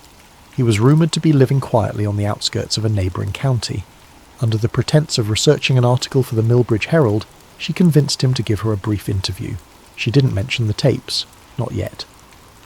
On a grey Saturday afternoon, she drove out to meet him. His home was a modest ranch-style house surrounded by a chain-link fence. No glimmer of the ambitious mayor remained in the chipped paint or overgrown lawn. Rayna knocked on the door, half expecting no answer. but a moment later the door cracked open to reveal an older man with stooped shoulders and weary eyes. "You must be from the newspaper," he said. "Come in." The interior was dim, smelling faintly of old coffee and dusty carpets. She followed him into a small living room where he motioned for her to sit on a worn sofa. "Mr. Grimes, thank you for agreeing to speak with me," she began. "I'm working on a piece about notable past mayors of Millbridge and their contributions, especially around the early 2000s. He coughed, a raspy sound. "Contributions. That's a charitable word. I did what I had to for Millbridge, but people never understood." Rayner leaned forward, deciding to take a calculated risk. "Mr. Grimes, were you aware of any special agreements between the city and certain federal entities around 2001 or 2002? He fell silent. His expression turned grim. "I don't know who you've been talking to," he said slowly, "but that's classified information. Has been for years." Taking a breath, Rayner pressed on. "Does it have anything to do with the official narratives around the events of September 11th? His eyes flared with a mixture of anger and fear. "You have no idea what you're getting into," he stood abruptly. "Interview's over. I'm sorry." She stood too, rummaging in her bag. "What if I told you I've seen tapes? Documents referencing something called Operation Cover, tying Millbridge officials to the concealment of contradictory evidence, technical diagrams, references to hologram technology." Grimes's entire posture stiffened. His shoulders locked, and he stared at her with a mixture of shock and resignation. "You found them," he whispered. "They told me everything was destroyed. That was part of the deal." Rayner's heart pounded. "So it's true? The city was used as a repository for the real details of September 11th? He sank into his armchair, head in his hands. "Not just 9/11, that's the big one, but there were other hush-hush projects. Federal agencies needed small, out-of-the-way places to store certain records. In exchange, we got federal investment, new roads, expansions to our industrial park. Everybody was happy, or so I thought. Then, one day, they said they'd destroyed all the sensitive materials." Rayner showed him a still image from the tapes. His face drained of colour. "I thought I'd buried this part of my life," he murmured. "Those tapes detail preliminary engineering reports that suggested the towers didn't fall the way the 9/11 Commission stated. Some reports even mentioned projected illusions, the possibility that the second impact was partially orchestrated with advanced imaging to ensure maximum psychological impact. It was madness, but they wanted it suppressed." His voice shook as he continued. "I never believed it entirely. But the men who came around, they were serious. Federal badges, some from agencies I'd never heard of. They said if we went along, we'd be doing our patriotic duty." Rayner's skin prickled. "And Donovan?" Grimes nodded. "He handled most of the finances. He dealt with them directly. After I left office, he vanished into the system. I suspect with a new identity, courtesy of the same agencies." She felt a pang of both triumph and dread. Here it was, living confirmation that her discovery was no hoax. "I'm going public with this," she said. "I have digital backups. I can't—" Before she could finish, the door burst open. 2 men in dark suits rushed into the living room, guns drawn. "Federal agents," one barked. "Stop what you're doing, hands where we can see them." Time seemed to slow. Grimes trembled, arms raised. Rayner dropped her phone in terror. "What do you want?" she managed to choke out. The taller agent stepped forward. "We're seizing all classified materials. That includes anything related to the tapes you have. Hand them over." Rayner's mind raced. She had left the tapes secured in her home safe, but she did have a flash drive in her purse. If these agents confiscated it, they might erase her only leverage. Her eyes darted to Grimes, who stared at her silent, guilt-ridden. A spark of courage ignited within her. "These tapes prove a massive cover-up. You can't just—" The second agent interrupted with a snarl. "We can and we will. Your naive attempts to expose national security secrets end here." Just then, another figure appeared at the doorway. David. He had followed Rayner out of caution. Holding up his phone, he said, "Smile, gentlemen. You're on a live stream." The agents hesitated, glancing at each other. David had the camera rolling, broadcasting to an online platform.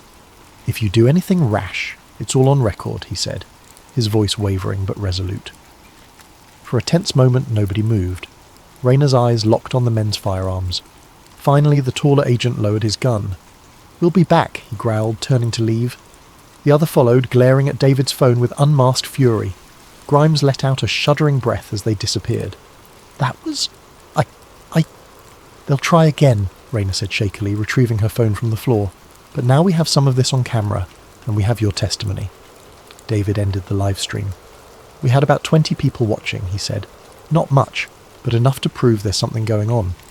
Grimes stood, his face etched with fear. I'm done hiding. If they're onto me already, I might as well help you. Over the next hour, Grimes recounted more details.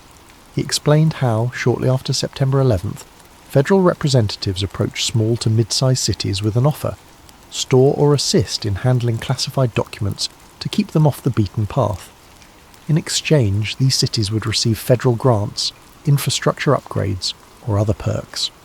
Millbridge had been a perfect candidate due to Donovan's connections in Washington. Those tapes were never meant to be found. They made sure only a handful of people knew. The day I left office, they told me it was taken care of, Grimes explained, voice trembling. Raina and David exchanged glances. The story was bigger than they'd ever imagined. We need to go public in a controlled way, David said. If we just upload everything online, it might get taken down or discredited as fake. We need reputable sources to see this. They planned a strategy. David would prepare an investigative series, using Grimes's on-the-record statements, plus the digitized tape segments. Raina would preserve multiple copies, hidden with trusted contacts. They would also contact a national journalist, someone with a large platform. That way, even if Millbridge's local authorities tried to bury the story, the national media might pick it up. Grimes insisted they not reveal his exact location for now. He feared immediate retaliation. But I'll do an audio interview, he offered. I owe you that much. I owe the country that much. 3 days passed in a tense blur. David scrambled to verify the tape's authenticity through external experts, who confirmed the city seals and official signatures were legitimate. Raina lived in constant fear, every night punctuated by mysterious vehicles passing her apartment. Sometimes she'd catch a glimpse of men in suits scouring the area. Finally, with every precaution in place, David published the first installment of an exposé on the Millbridge Herald's website, complete with snippets from the tapes, anonymized images, and a teaser of Grimes's testimony. The internet reaction was explosive. Fierce debates erupted on social media, some people dismissing it as nonsense, others proclaiming it the biggest government scandal of the century. Within hours, mainstream news outlets began to call. The city archives were put on lockdown. Agents likely swarmed the building searching for the physical tapes. But Raina's digital backups were safely distributed. Even if the original materials vanished, the evidence still lived on. In the final weeks that followed, official statements poured out from Washington, dismissing the tapes as unverified and claiming that any local official believing in them was misguided. A new wave of conspiracy theories sprang up, questioning every detail. As time went on, the event might have become just another footnote in the endless swirl of controversies. But for those who listened closely, those open to the possibility that the official narrative might be incomplete, the story of the tapes never quite faded. Raina left her position at the archives, having sacrificed her peace of mind. Yet she felt a strange sense of purpose. She, David, and Grimes had torn a rift in the carefully woven tapestry that concealed the truth, or at least a piece of it. The secret had breathed air, and no matter how many official statements tried to suffocate it, someone, somewhere would always remember what was revealed.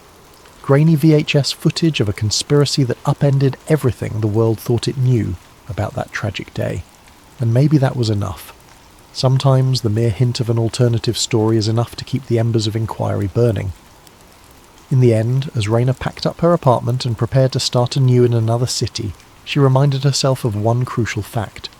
Truth, once uncovered, can be attacked, ridiculed, and buried in an avalanche of denial, but it can never truly be destroyed. And so long as she remembered that, there was hope that one day the whole story might finally truly come to light. Thank you for tuning in to this 4-part story. Let us know in the comments where you're watching from in the current time, and don't forget to subscribe to Sleep Theories if you enjoyed this tale. Stay curious, and remember, sometimes the biggest truths are hidden in the smallest places. Hello, and welcome to Sleep Theories. Before we begin tonight's journey, I'd love to know where in the world you're listening from and what time it is for you.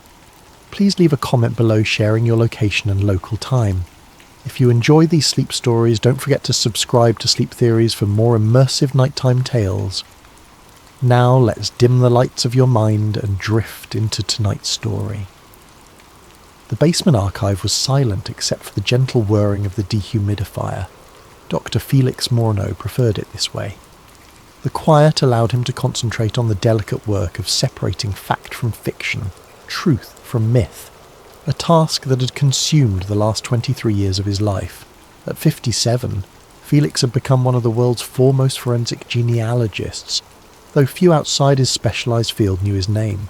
He had disproven the descendants of Anastasia Romanov, confirmed the lineage of contested royal heirs, and quietly dismantled numerous historical frauds with nothing more than DNA samples, historical records, and his methodical, patient mind.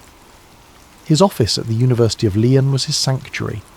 Walls lined with climate-controlled storage units preserving genetic material, floors stacked with reference books, and a desk buried beneath folders of ongoing cases. Felix preferred the company of the dead and their secrets to the noise of the living. The letter arrived on a Tuesday in October, forwarded from the university's main office. Handwritten on yellowed paper, the envelope bore no return address, only a smudged postmark from Argentina. Felix almost discarded it with the usual correspondence from conspiracy theorists and treasure hunters. But something about the penmanship, deliberate yet shaky, as if written by an elderly hand fighting against time itself, made him pause. He slid a letter opener beneath the flap and extracted 2 pages of thin, tissue-like paper covered in faded blue ink. Dr. Morneau, I write to you from the village of San Esteban del Valle in Patagonia. My name is Father Miguel Dominguez, and I have served this remote parish for 57 years. I am dying now, and before I join our Lord, there is a truth I must not take to my grave. 3 weeks ago, we buried a man known to our village as Heinrich Schneider. He was the last of them, the Germans who came in the years after the war. His true identity was erased by people more powerful than you or I could imagine. The others who knew the truth are dead now. I have kept records. I have preserved what I could. The body remains in our cemetery, unmarked except for a simple wooden cross. The family name connects to the highest levels of the Third Reich. I implore you to come. I have followed your work from afar. You're known for your discretion and your commitment to historical truth above all else. There is no one else I can trust with this. Funds for your travel have been arranged through the law office listed below. Please hurry. I fear I have little time left. In God's name. Father Miguel Dominguez Felix set the letter down and removed his glasses, pinching the bridge of his nose. Another Nazi hunter's fantasy, most likely. Since the war's end, South America had been painted as a refuge for fleeing Nazis, some truth mixed with wild exaggeration. He'd received similar letters before, and yet. The priest hadn't named Hitler directly. Most conspiracy theorists couldn't help themselves, immediately proclaiming their discovery of the Führer. The restraint was unusual, and the letter mentioned no treasure, no hidden art, no reward, only an unmarked grave and a dying man's confession. Felix checked the law office mentioned in the letter, a legitimate firm in Buenos Aires. A quick call confirmed that travel arrangements had indeed been made in his name. An open first-class ticket to Argentina and a substantial deposit for expenses. 2 days later, Felix found himself on a plane to Buenos Aires, the letter tucked in his breast pocket. As the aircraft banked over the Atlantic, he wondered, not for the first time, why he had accepted this invitation. Perhaps it was the methodical scientist in him, unable to leave a question unanswered. Perhaps it was the mention of the last of them, implying a group, a community, not just a lone fugitive. Or perhaps, after decades of disproving myths, some part of him wanted to discover one that was true. From Buenos Aires, Felix took a smaller plane to Bariloche, a town nestled at the foot of the Andes, known for its Swiss-like architecture and, as many whispered, its German connections after the war. From there, a rented jeep carried him along increasingly rough roads, deeper into Patagonia. San Esteban del Valle appeared suddenly as he rounded a mountain bend, a collection of perhaps 60 buildings nestled in a valley, surrounded by towering pines. The architecture was distinctly Bavarian. Steep-roofed houses with wooden balconies, a small stone church with a tall spire, and narrow cobblestone streets that seemed transported directly from the Black Forest. The village was quiet as Felix drove in, with only a few people visible on the streets. An old woman sweeping her porch stopped to stare at him. A group of children playing in a square fell silent as his jeep passed. Felix noted that none of them waved or smiled. They simply watched, their faces unreadable. He parked outside the church and climbed the worn stone steps. The heavy wooden door was unlocked. Inside, the air was cool and smelled of candle wax and old stone. Sunlight filtered through stained glass windows, casting coloured patterns across empty pews. "Father Dominguez?" Felix called, his voice echoing. A side door opened, and a young man in priest's attire emerged. "I'm Father Paolo," he said in accented English. "Father Dominguez passed away 3 days ago." Felix felt a pang of disappointment. "I'm sorry to hear that. He invited me here. I'm Dr. Felix Monod." Recognition flickered in the young priest's eyes. "Yes, he spoke of you in his final days. He left materials for you." Father Paolo gestured toward a doorway. "Please, this way." The priest led Felix through the church to a small office lined with bookshelves. On a simple wooden desk sat a leather portfolio tied with string. "Father Dominguez served here for nearly 60 years, Father Paolo said, his voice hushed. He was the confessor to everyone in the village. Even those who kept to themselves came to him eventually." Felix nodded, eyeing the portfolio. He mentioned a burial, a man named Heinrich Schneider. Father Paolo crossed himself.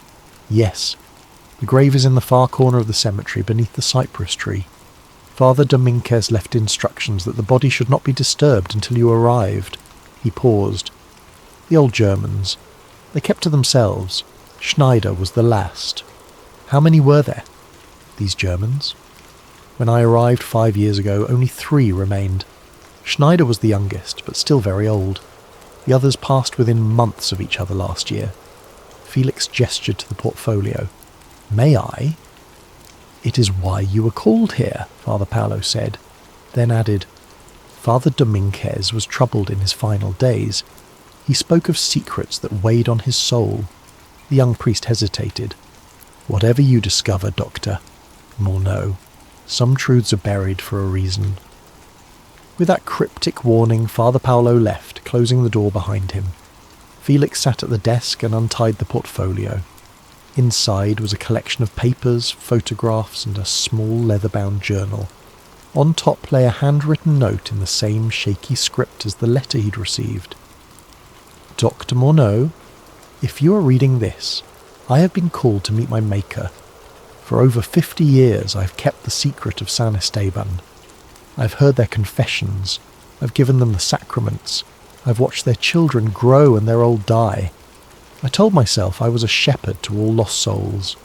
But some sins are too great for one priest to absolve. Schneider was not who he claimed to be. None of them were. The man in our cemetery is the one history records as having died in Berlin in 1945. The dental records will prove it. The DNA will confirm it. May God forgive me for my silence all these years. Father Miguel Dominguez." Felix set the note aside, his heart beating faster. The implication was clear, yet so fantastical he could barely allow himself to consider it. Instead, he turned to the journal and began to read. The first entry was dated May 1945. The village cemetery lay behind the church, a small plot bordered by ancient cypress trees. In the fading afternoon light, Felix stood before a simple wooden cross bearing no name, only a date. September 17th, 2024, less than a month ago. Father Paolo watched from a distance as Felix surveyed the grave. The young priest had provided him with the necessary permits, obtained through the law firm in Buenos Aires, that would allow exhumation. 2 local men stood nearby with shovels waiting for instructions. Felix had spent the morning reviewing Father Dominguez's journal and the accompanying documents. What he'd found was either an elaborate hoax spanning decades or something that would rewrite history books. Now he needed physical evidence. "We can begin," Felix said to the men, who nodded silently and approached the grave. The exhumation took nearly 2 hours. As the men worked, Felix studied the cemetery. Most graves bore Germanic names: Schmidt, Weber, Müller, Hoffmann. The dates of death began in the early 1950s, none before. It was as if the community had simply materialised after the war, with no previous history. When the simple wooden coffin was finally revealed, Felix stepped forward. He had performed or witnessed dozens of exhumations in his career, but never with such potential historical significance. He pulled on latex gloves and nodded to the men, who pried open the lid. Inside lay the body of an elderly man, well preserved due to the cold mountain climate, and what appeared to be rudimentary embalming. The face was gaunt, with prominent cheekbones and sunken eyes. A wispy white moustache adorned the upper lip. The man had been buried in a simple black suit with no personal effects or jewellery. Felix worked methodically, photographing the body from multiple angles, taking hair samples, swabbing for DNA, and examining the dental work. He paid particular attention to the teeth. They would be crucial for identification. "I need to examine the left leg," Felix told the men. They looked uncomfortable but helped him shift the body slightly. Felix carefully rolled up the left trouser leg to expose the knee. There it was, a puckered scar, evidence of an old shrapnel wound. According to medical records, Hitler had received such a wound during World War I at the Battle of the Somme. Next, Felix carefully unbuttoned the shirt. On the lower right abdomen was another scar, consistent with a bullet wound that had been treated long ago. It aligned with the location where Hitler had supposedly shot himself in the Berlin bunker. But if that were true, where was the head wound? Historical accounts claimed Hitler had put a gun to his temple. This man's skull was intact. Felix worked until dusk, collecting samples and documenting everything with photographs. When he finished, he instructed the men to reseal the coffin and refill the grave.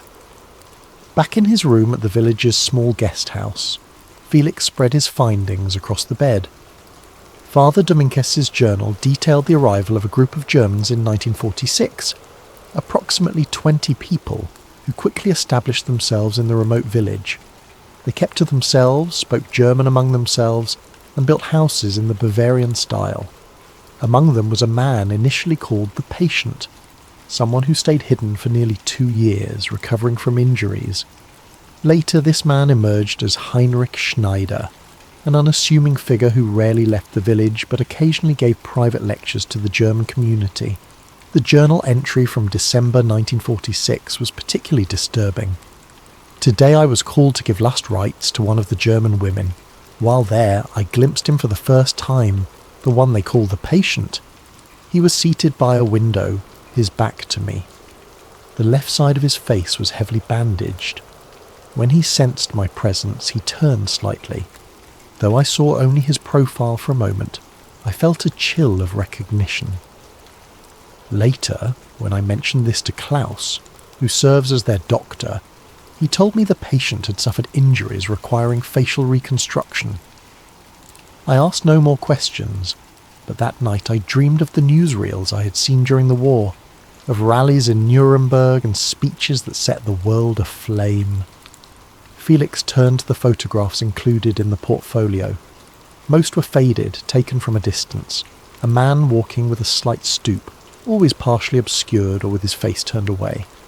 But one stood out, a clearer image from what appeared to be the 1960s, showing a man in profile standing on a balcony overlooking the mountains. The moustache was gone, the hairline receded, and there appeared to be scarring near the jaw, but the resemblance was undeniable. Felix took out his laptop and pulled up authenticated photographs of Adolf Hitler for comparison. The nose shape, the set of the eyes, the prominent cheekbones, allowing for aging and possible surgical alterations, the similarities were striking. But Felix was a scientist, not a conspiracy theorist. Photographic resemblance was subjective and unreliable. He needed DNA evidence. From his kit, he extracted the samples taken from the grave. Working carefully in the small bathroom, he prepared them for preliminary analysis, using the portable equipment he'd brought with him. Full confirmation would require a laboratory, but he could perform initial tests here. As he waited for the preliminary results, Felix returned to the journal. Father Dominguez had documented the gradual transformation of the German enclave. In the early years, they remained isolated, but by the 1960s they had begun to integrate somewhat with the local population. Children were born. Some of the younger Germans eventually left for universities in Buenos Aires or Europe. The community dwindled, but Herr Schneider remained, becoming increasingly reclusive as the decades passed. The journal described occasional visits from strangers, well-dressed men who arrived in expensive cars, stayed for a few hours and departed. No names were recorded, but Father Dominguez noted license plates connected to diplomatic vehicles. The most recent entries from just before Schneider's death were perhaps the most disturbing. August 30th, 2024. Schneider sent for me today. His health is failing rapidly. When I arrived, he was alone in that house that has always seemed too large for one man. He asked not for confession, but for conversation. Father, he said, history is written by the victors, but truth has its own power. It waits, patient as stone, until it is ready to be known. I asked him if he wished to unburden his soul before God. He laughed, a terrible wheezing sound. My place in history is secure, he said. Whether as villain or visionary depends on who controls the narrative, but soon none of it will matter. September 15th, 2024. Schneider is dying. He has refused medication. In his delirium, he speaks in German, not to me, but to ghosts only he can see. He calls to Eva. He rages against generals whose names I recognize from history books. In lucid moments, he has given me instructions for after his death. No autopsy, no announcements, a simple wooden cross. Today he said something that chilled me to the bone. The Reich went underground, Father. It never died. It sleeps, waiting for the world to change. I fear I have been complicit in something monstrous. God forgive me, but I must break my silence before I die. Felix's computer chimed, indicating his preliminary DNA analysis was complete. The results showed markers consistent with the haplogroup to which Hitler was known to belong, but this alone wasn't conclusive proof. However, there was something else. A dental anomaly documented in Hitler's medical records. His back left molar had a distinctive filling, unusual for the 1940s. Felix had photographed the teeth of the deceased, and now he compared them to the historical records he had in his database. The match was unmistakable. Felix sat back, his mind racing. If this was indeed Adolf Hitler, it meant one of history's most accepted facts. Hitler's suicide in Berlin was an elaborate fabrication. It meant a coordinated deception spanning decades, involving multiple governments and intelligence agencies. It seemed impossible, and yet the evidence was before him. A knock at the door startled him from his thoughts. Felix quickly covered his materials and opened the door to find a middle-aged woman with silver-streaked blonde hair. Dr. Morneau, she said in German-accented Spanish, I am Elsa Weber. I understand you're investigating Herr Schneider's death. Felix studied her carefully. I'm conducting research. Yes. I was his caretaker for the last 15 years, she said. There are things you should know. May I come in? Felix hesitated, then stepped aside. As she entered, he noticed her eyes darting to the covered materials on the bed. What things should I know, Frau Weber? She sat stiffly in the room's only chair. The old man had many secrets. Before he died, he told me someone would come asking questions. He said I should give you this. She reached into her bag and pulled out a small wooden box. Felix accepted it cautiously. Did you know him well? No one knew him well, she said.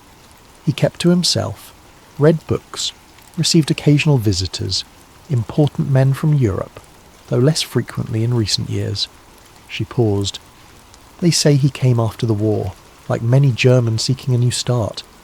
But the others, they treated him differently, with deference. And you? How did you see him? Elsa's eyes met his. As an old man carrying a heavy burden, whatever he had been, whatever he had done, by the end he was just tired. She stood. I've done as he asked. The rest is in your hands. After she left, Felix opened the box. Inside was a key and a folded note with an address in Buenos Aires. He had come seeking answers about one man's identity, but he was beginning to suspect he'd stumbled onto something far larger, a conspiracy that had successfully rewritten one of history's most documented events. The question was, how deep did he dare to dig? The address in Buenos Aires led Felix to a nondescript office building in the San Telmo district. The key opened a safe deposit box in a private banking facility on the ground floor. Inside, he found a leather folio containing documents, photographs, and a small vial of what appeared to be blood, carefully preserved. The documents included identity papers for Heinrich Schneider, dated 1947, with stamps from the Argentine immigration authorities. Several photographs showed a middle-aged man, face partially obscured by shadow, but recognisable as the same person from the village images, standing with various officials. One photo in particular caught Felix's attention. Schneider shaking hands with a man Felix recognised from his historical research as an Argentine diplomat known to have Nazi sympathies. Most significantly, there was a medical file. It documented a series of plastic surgeries performed in 1946, with before and after photographs showing the gradual transformation of a patient. The initial photos were blurry and showed a man with facial injuries, but the progression was clear. Subtle alterations to the jawline, nose and brow that would change his appearance while maintaining plausible deniability of his identity. Felix carefully packed everything and returned to his hotel. He needed to analyse the preserved blood sample, but that would require a proper laboratory. He made arrangements through a former colleague at the University of Buenos Aires who owed him a favour. No questions asked. Complete confidentiality. 2 days later, Felix had the preliminary results. The blood sample showed genetic markers consistent with the samples taken from the grave in San Esteban. More importantly, when compared with the limited genetic information available from Hitler's known relatives, there were significant matches. But there was something else, something that made Felix's blood run cold. The analysis revealed genetic markers associated with certain lineages currently living in Argentina and Paraguay. Whoever Schneider was, he had living descendants. Felix returned to San Esteban with this new information. The village seemed different now, the silence more deliberate, the occasional stares from locals more knowing. He felt watched, though he could never catch anyone in the act. He sought out Father Paolo, finding him tending to candles in the church. I need to see all the parish records, Felix said without preamble. Birth certificates, marriage records, death certificates, everything from 1945 onward. Father Paolo hesitated. Those are private church matters. Father Dominguez wanted the truth revealed. That's why he contacted me. After a long pause, the young priest nodded. The records are in the basement archive. I will show you. The parish records revealed a carefully documented history of the German community. Beginning in 1947, births, marriages and deaths were recorded with meticulous detail. Felix noted that several children had been born to unmarried mothers in the early Subtas, with the fathers listed as unknown. One name appeared repeatedly as a godfather to these children, Heinrich Schneider. Among the more recent records, Felix found a marriage certificate from 1978 for a woman named Margaret Schneider, listed as Heinrich's daughter. She had married a man named Klaus Weber. Weber? Felix murmured. The same surname as Elsa, Schneider's caretaker. Further searching revealed that Margareta had died in 2010, but she and Klaus had 3 children, including a daughter named Elsa, born in 1969. Felix sat back, connecting the dots. Elsa Weber wasn't merely Schneider's caretaker, she was his granddaughter. That evening, Felix found himself walking to a modest house on the outskirts of the village, the Weber residence. Klaus Weber, now in his 80s, answered the door. His eyes narrowed when Felix introduced himself. "My wife told me you were asking questions," he said in German-accented Spanish. "I have nothing to say to you." "I believe you do," Felix replied calmly. "About your father-in-law?" A flicker of something, fear, recognition, passed across the old man's face. "You should leave San Esteban," he said quietly. "There are matters here that do not concern outsiders." "I'm a genealogist, Herr Weber. I follow bloodlines, family connections. The evidence suggests your late father-in-law was not who he claimed to be." Weber's expression hardened. "Who he was or wasn't matters little now. He's dead."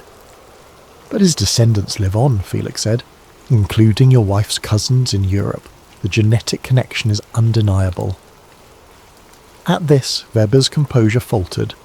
He glanced over his shoulder, then stepped outside, closing the door behind him.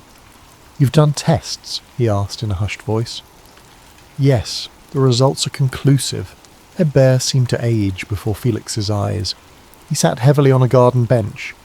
"We were told the bloodline would remain hidden. That was the agreement." "Agreement? With whom?" "Powerful men, from many countries." Weber's voice had dropped to barely above a whisper. "After the war, deals were made. Some who should have faced justice were given new lives instead, because they had knowledge, skills, or connections that the victors wanted." "And Schneider? What did he have?" Weber looked up, his eyes suddenly clear and sharp. "Insurance. He had names, dates, bank account numbers. He knew who had collaborated, who had profited, who had turned a blind eye. His existence was a guarantee of from all sides." Felix felt a chill that had nothing to do with the mountain air. "Are you saying that Allied governments knew?" "I'm saying nothing more," Weber interrupted. "You have your samples, your tests, but ask yourself, who benefits from this truth now? The world built a narrative after the war. Nations forged new identities, new alliances. Would exposing one man's escape change the crimes committed? Would it heal any wounds? Or would it only create new divisions, new hatreds? Before Felix could respond, the door opened and Elsa appeared. Her face paled when she saw Felix. "Father," she said sharply in German, "come inside." Weber stood. "Consider carefully what you do with your discoveries, de Bonneau," he said. "Some truths are better left buried with the dead." As Felix walked back to his guest house, his mind raced. If what Weber implied was true, then the conspiracy wasn't merely about one man's escape. It involved government agencies, international agreements, and decades of deliberate misdirection. But he needed more evidence. Back in his room, Felix returned to Father Dominguez's journal, searching for clues he might have missed. In the entries from the 1970s, he found a reference to a woman named Eva Schneider, Heinrich's wife, who had apparently lived in seclusion until her death in 1972. Father Dominguez had written, "Eva Schneider was buried today. The service was private, attended only by her husband and daughter. In 26 years in San Esteban, she rarely left their home. I visited her for confession monthly, as was our arrangement. She spoke often of her regrets, of a life lived in shadows. Once, in what I believed was a moment of confusion, she spoke of a bunker, of flames, and of a deception that would preserve the seed for future harvests. I attributed this to the morphine Dr. Weber administered for her pain. Heinrich was stoic at the burial. Only when all others had left did I see him place something on her grave, a simple dried flower. Alpine Edelweiss, he told me when he noticed my presence. From our homeland. She always missed the mountains of Bavaria. Felix set down the journal. Eva Braun had been born in Munich, Bavaria. According to official history, she had died by suicide alongside Hitler in the Berlin bunker in April of 1940. Their bodies had supposedly been burned in the Reich Chancellery garden. But what if that too was fabrication? Felix returned to the church the next morning and located Ava Schneider's grave in the cemetery. It was a simple stone marker with her name, dates 1912-1972, and a small engraving of an Edelweiss flower. With permission from Father Paolo, Felix arranged for a limited exhumation, just enough to collect DNA samples. The process was completed quickly and discreetly. While waiting for the results from his contact at the university laboratory, Felix made another discovery in Father Dominguez's records, an address in Paraguay, listed as the residence of Schneider's daughter, before her marriage to Klaus Weber. A quick online search revealed the address belonged to a compound that had once housed a German expatriate community. More significantly, declassified CIA documents from the 1960s had identified the location as a possible refuge for Nazi officials who had escaped Europe. 3 days later, the DNA results arrived. The samples from Eva Schneider's grave showed clear genetic links to the Braun family lineage, matching patterns seen in samples from Eva Braun's known relatives. Felix sat in his hotel room staring at the results. The implications were staggering. Not only had Hitler escaped, but Eva Braun had as well. They had lived quietly in South America, had at least one child, and now had living descendants walking the earth. The historical record, the cornerstone of our understanding of the 20th century, contained a fundamental falsehood.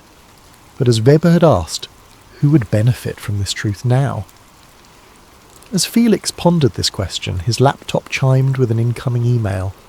It was from his colleague at the laboratory. Felix, someone has been asking questions about your samples. Men claiming to be from the Ministry of Science visited today, inquiring about recent genetic tests related to European ancestry patterns. They didn't mention you by name, but the timing is suspicious. I told them nothing, but I thought you should know. Be careful, my friend. Felix closed his laptop slowly. For the first time, he felt a flutter of fear. If Weber was right about the reach and influence of those who had orchestrated this deception, then his investigation might have triggered alarms in places far beyond this quiet mountain village. He gathered his materials quickly, securing them in his research case. He needed to decide, pursue this further, potentially at great risk, or walk away with what he knew, keeping the secret as others had for decades. As he contemplated his next move, there was a soft knock at his door. Felix approached the door cautiously. "Who is it?" "Elsa Weber," came the reply. "Please, I need to speak with you." He opened the door slightly, keeping the security chain engaged. Elsa stood alone in the hallway, her expression tense. "My father shouldn't have spoken to you," she said quietly. "But now that he has, there are things you need to understand. May I come in?" Felix hesitated, then removed the chain. Elsa entered quickly, glancing down the hallway before he closed the door. "They are watching the hotel," she said without preamble. "Men from Buenos Aires arrived this afternoon. They visited Father Paolo first, then my father." "Who are they?" "They didn't say. Government perhaps, or something else." She clasped her hands tightly. "Dong? Oh no! You need to leave San Esteban. Tonight." "Why are you telling me this?" Elsa's eyes met his. "Because I'm tired of secrets. 3 generations of my family have lived under their weight." She reached into her bag and withdrew a small leather-bound book. "This was my mother's diary. She gave it to me before she died, but made me promise not to read it until after my grandfather was gone."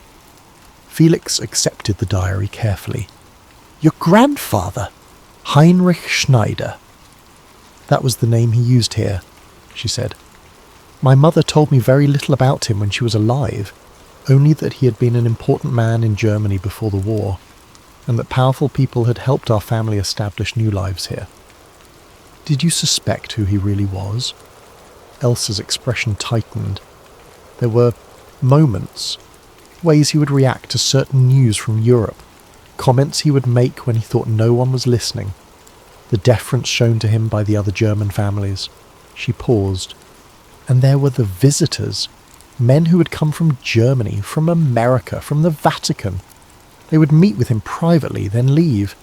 Sometimes after these meetings, our family would suddenly have new possessions, or my grandfather would seem agitated for days. Felix opened the diary. The first entry was dated 1965, when Margaret would have been a teenager. I haven't had time to read it all, Elsa said, but there are passages about my grandfather's previous life, about why our family lived in isolation, about agreements made with powerful people to ensure our safety. Felix turned to a page marked with a thin ribbon. April 30th, 1970. Today is the anniversary. Father spent the day in his study, as he always does on this date. Mother says we must never disturb him on this day. When I was younger, I once asked what happened on April 30th.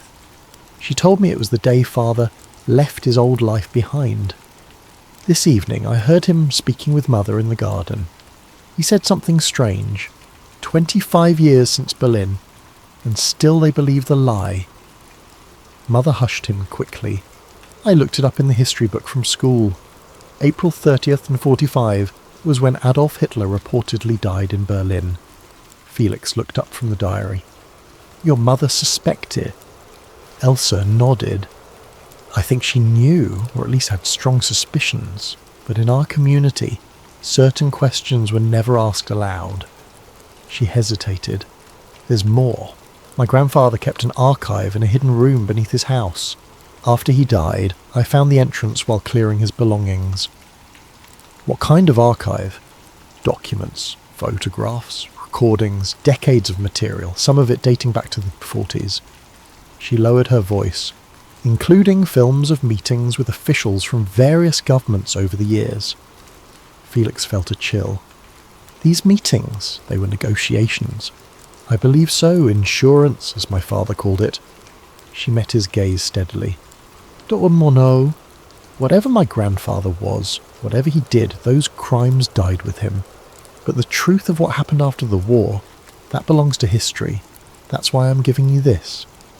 She placed a small flash drive on the table. Copies of selected documents and photographs from the archive. Enough to verify the truth, but not enough to... She trailed off. Not enough to implicate living people who might retaliate, Felix finished for her. Elsa nodded. I have a life here. A son studying in Buenos Aires. I can't risk everything. Felix understood. What will you do with the original archive? I don't know yet. Perhaps it belongs in a proper historical collection with appropriate restrictions. She stood. There's a late bus to Bariloche tonight. I suggest you be on it. After Elsa left, Felix quickly packed his belongings, securing the most crucial evidence in a hidden compartment in his luggage. He copied the flash drive's contents to his encrypted cloud storage, then examined the files. What he found stunned him. There were photographs of Heinrich Schneider, Adolf Hitler, meeting with men Felix recognized as officials from various intelligence agencies, the CIA, Mossad, the Soviet KGB and others. The earliest dated from 1952, the most recent from 1989. There were documents, some appearing to be agreements, others financial records showing regular payments to accounts in Swiss banks. One file contained what appeared to be a comprehensive list of Nazi collaborators in various Western governments, with annotations indicating positions they held after the war. Most disturbing were several photographs from what appeared to be the late 1960s, showing Schneider Hitler giving what looked like lectures to small groups of men in a wood-panelled room. The images were taken from a distance, but in one, a chalkboard was visible with what appeared to be genealogical charts, and the phrase Die Zukunft gehört den Geduldigen. The future belongs to the patient. There were also medical records, detailed documentation of treatments for Parkinson's disease beginning in the 1960s, consistent with the condition Hitler was rumoured to have developed in his final years in power. The medications listed matched those that would have been prescribed for the condition during that era. Felix caught the last bus to Bariloche as Elsa had suggested. During the journey through the dark mountain roads, He reviewed more materials from the flash drive, his mind struggling to process the implications of what he was discovering. One document particularly caught his attention, a transcript of what appeared to be a recorded conversation from 1962 between HS and an unnamed American official, UA. The situation in Cuba has everyone on edge. Moscow is pushing boundaries. We need to know what you know about their Eastern European networks. HS. I've provided that information years ago. Your government assured me that my cooperation had earned my family's continued security. UA. Times change. The new administration has different priorities. HS. Nothing changes. Power shifts, but the game remains the same. I have ensured my position regardless of who sits in your White House. UA. Is that a threat? HS. Merely a reminder. The documents in Zurich contain names your government would prefer remained buried. Swedish financiers, Swiss bankers, American industrialists, all who profited from both sides of the conflict. The world believes a simple narrative of heroes and villains, good and evil. The truth, as always, is more complex. UA. What do you want? HS. The same as always, to be left alone, to live out my life in peace, to know my daughter and her children will never face persecution for my actions. UA. That can be arranged, but we'll need something in return. The transcript ended there. Felix closed the file, his thoughts racing. The conversation suggested that Hitler, living as Schneider, had been trading information for protection for decades, not just with one government, but apparently with several, playing them against each other to ensure his security. In Bariloche, Felix checked into a nondescript hotel under a false name paying cash. He needed time to process everything he'd discovered and decide what to do with this explosive information. The next morning he noticed a dark sedan parked across the street from his hotel. Two men sat inside, their attention clearly focused on the building's entrance. Felix retreated from the window. He was being watched. Using the hotel's back exit, he made his way to an internet cafe several blocks away. There he composed a careful email to his most trusted colleague at the University of Lyon, attaching encrypted copies of the most critical evidence. He included instructions to keep the information secure until hearing from him again, or to release it to the specific historians if he didn't make contact within 30 days. As Felix left the cafe, he sensed rather than saw someone following him. He took a circuitous route through busy streets, eventually ducking into a crowded market where he could observe without being obvious. A man in a grey suit was scanning the crowd, speaking periodically into what appeared to be a communication device. His manner was professional, methodical, not local law enforcement, but someone with training. Felix blended with a group of tourists boarding a bus for a local attraction. From the window he watched the man in the grey suit continue searching the market. Over the next 2 days, Felix made his way to Buenos Aires using a series of buses and taxis, avoiding airports and train stations where identification would be required.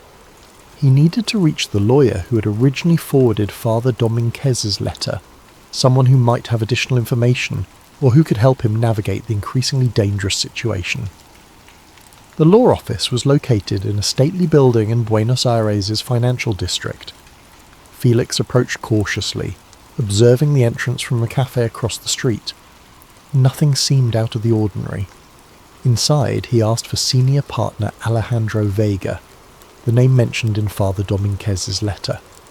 After a brief wait, he was shown to an elegant office where a distinguished man in his 60s greeted him. "Dr. Morneau," Vega said, shaking his hand. "I've been expecting you." "You have?" "Father Dominguez made arrangements before his death. If you came to see me, it would mean you had discovered the truth and were likely in danger." Vega gestured to a chair. "Please, sit. We don't have much time." Felix sat, studying the lawyer carefully. "How much do you know about San Esteban?" "Enough." Vega's expression was grave. "My father was one of the officials who helped establish the German community there after the war. He believed he was simply assisting refugees." He paused. It was only later that he learned the truth. "About Schneider," Vega nodded. By then it was complicated. International agreements had been made. Powerful interests were involved on all sides. The narrative of what happened in Berlin in 1945 had become historical fact. But it was a lie, Felix said quietly. A convenient one. Vega opened a drawer and removed a thick manila envelope.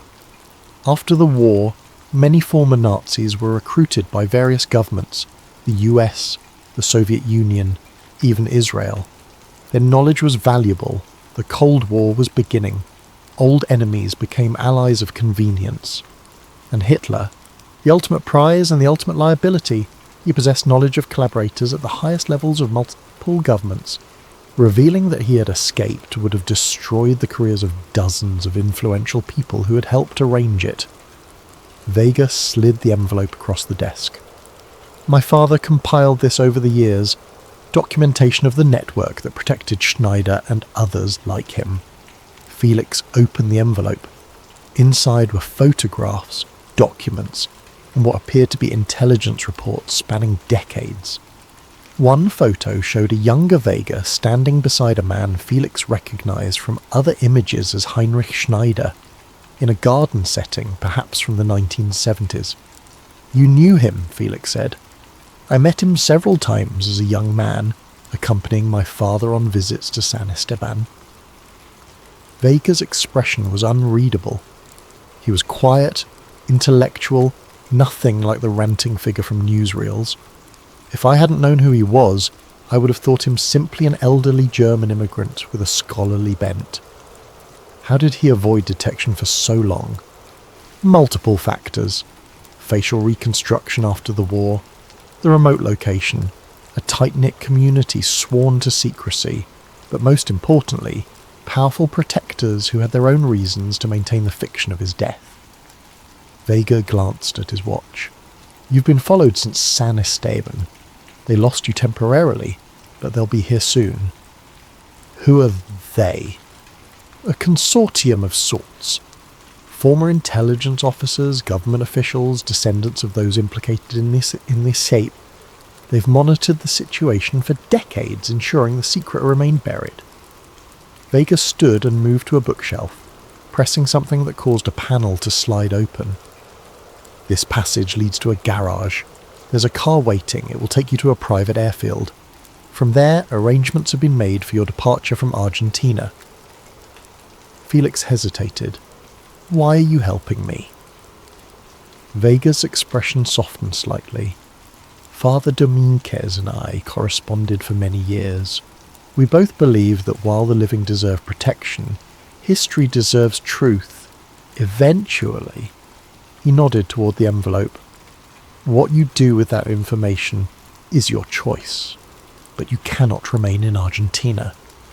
Felix gathered his belongings and the envelope. As he prepared to leave, a final question occurred to him. The body in San Esteban, will they remove it? Destroy the evidence? Almost certainly. They've maintained this secret for nearly 80 years. They won't allow it to emerge now. Vega extended his hand. Good luck, de Morneau. History is now in your hands. The passage led to an underground garage, where a black SUV with tinted windows waited. The driver, a silent man in a dark suit, gestured for Felix to enter. They drove through Buenos Aires, taking a circuitous route that suggested the driver was checking for tails. Eventually, they reached a small private airfield outside the city. A twin-engine private plane stood ready on the tarmac. The pilot, already in the cockpit, nodded as Felix boarded. Where are we going? Felix asked. Uruguay first, the pilot replied. Then connections arranged to get you to Europe. Beyond that, I don't know. As the plane taxied down the runway, Felix looked out the window. In the distance, he saw two black sedans speeding toward the airfield. But they were too late. The plane lifted off, banking sharply to the east over the expansive waters of the Rio de la Plata. In the privacy of the aircraft, Felix examined more of the materials from Vega's envelope.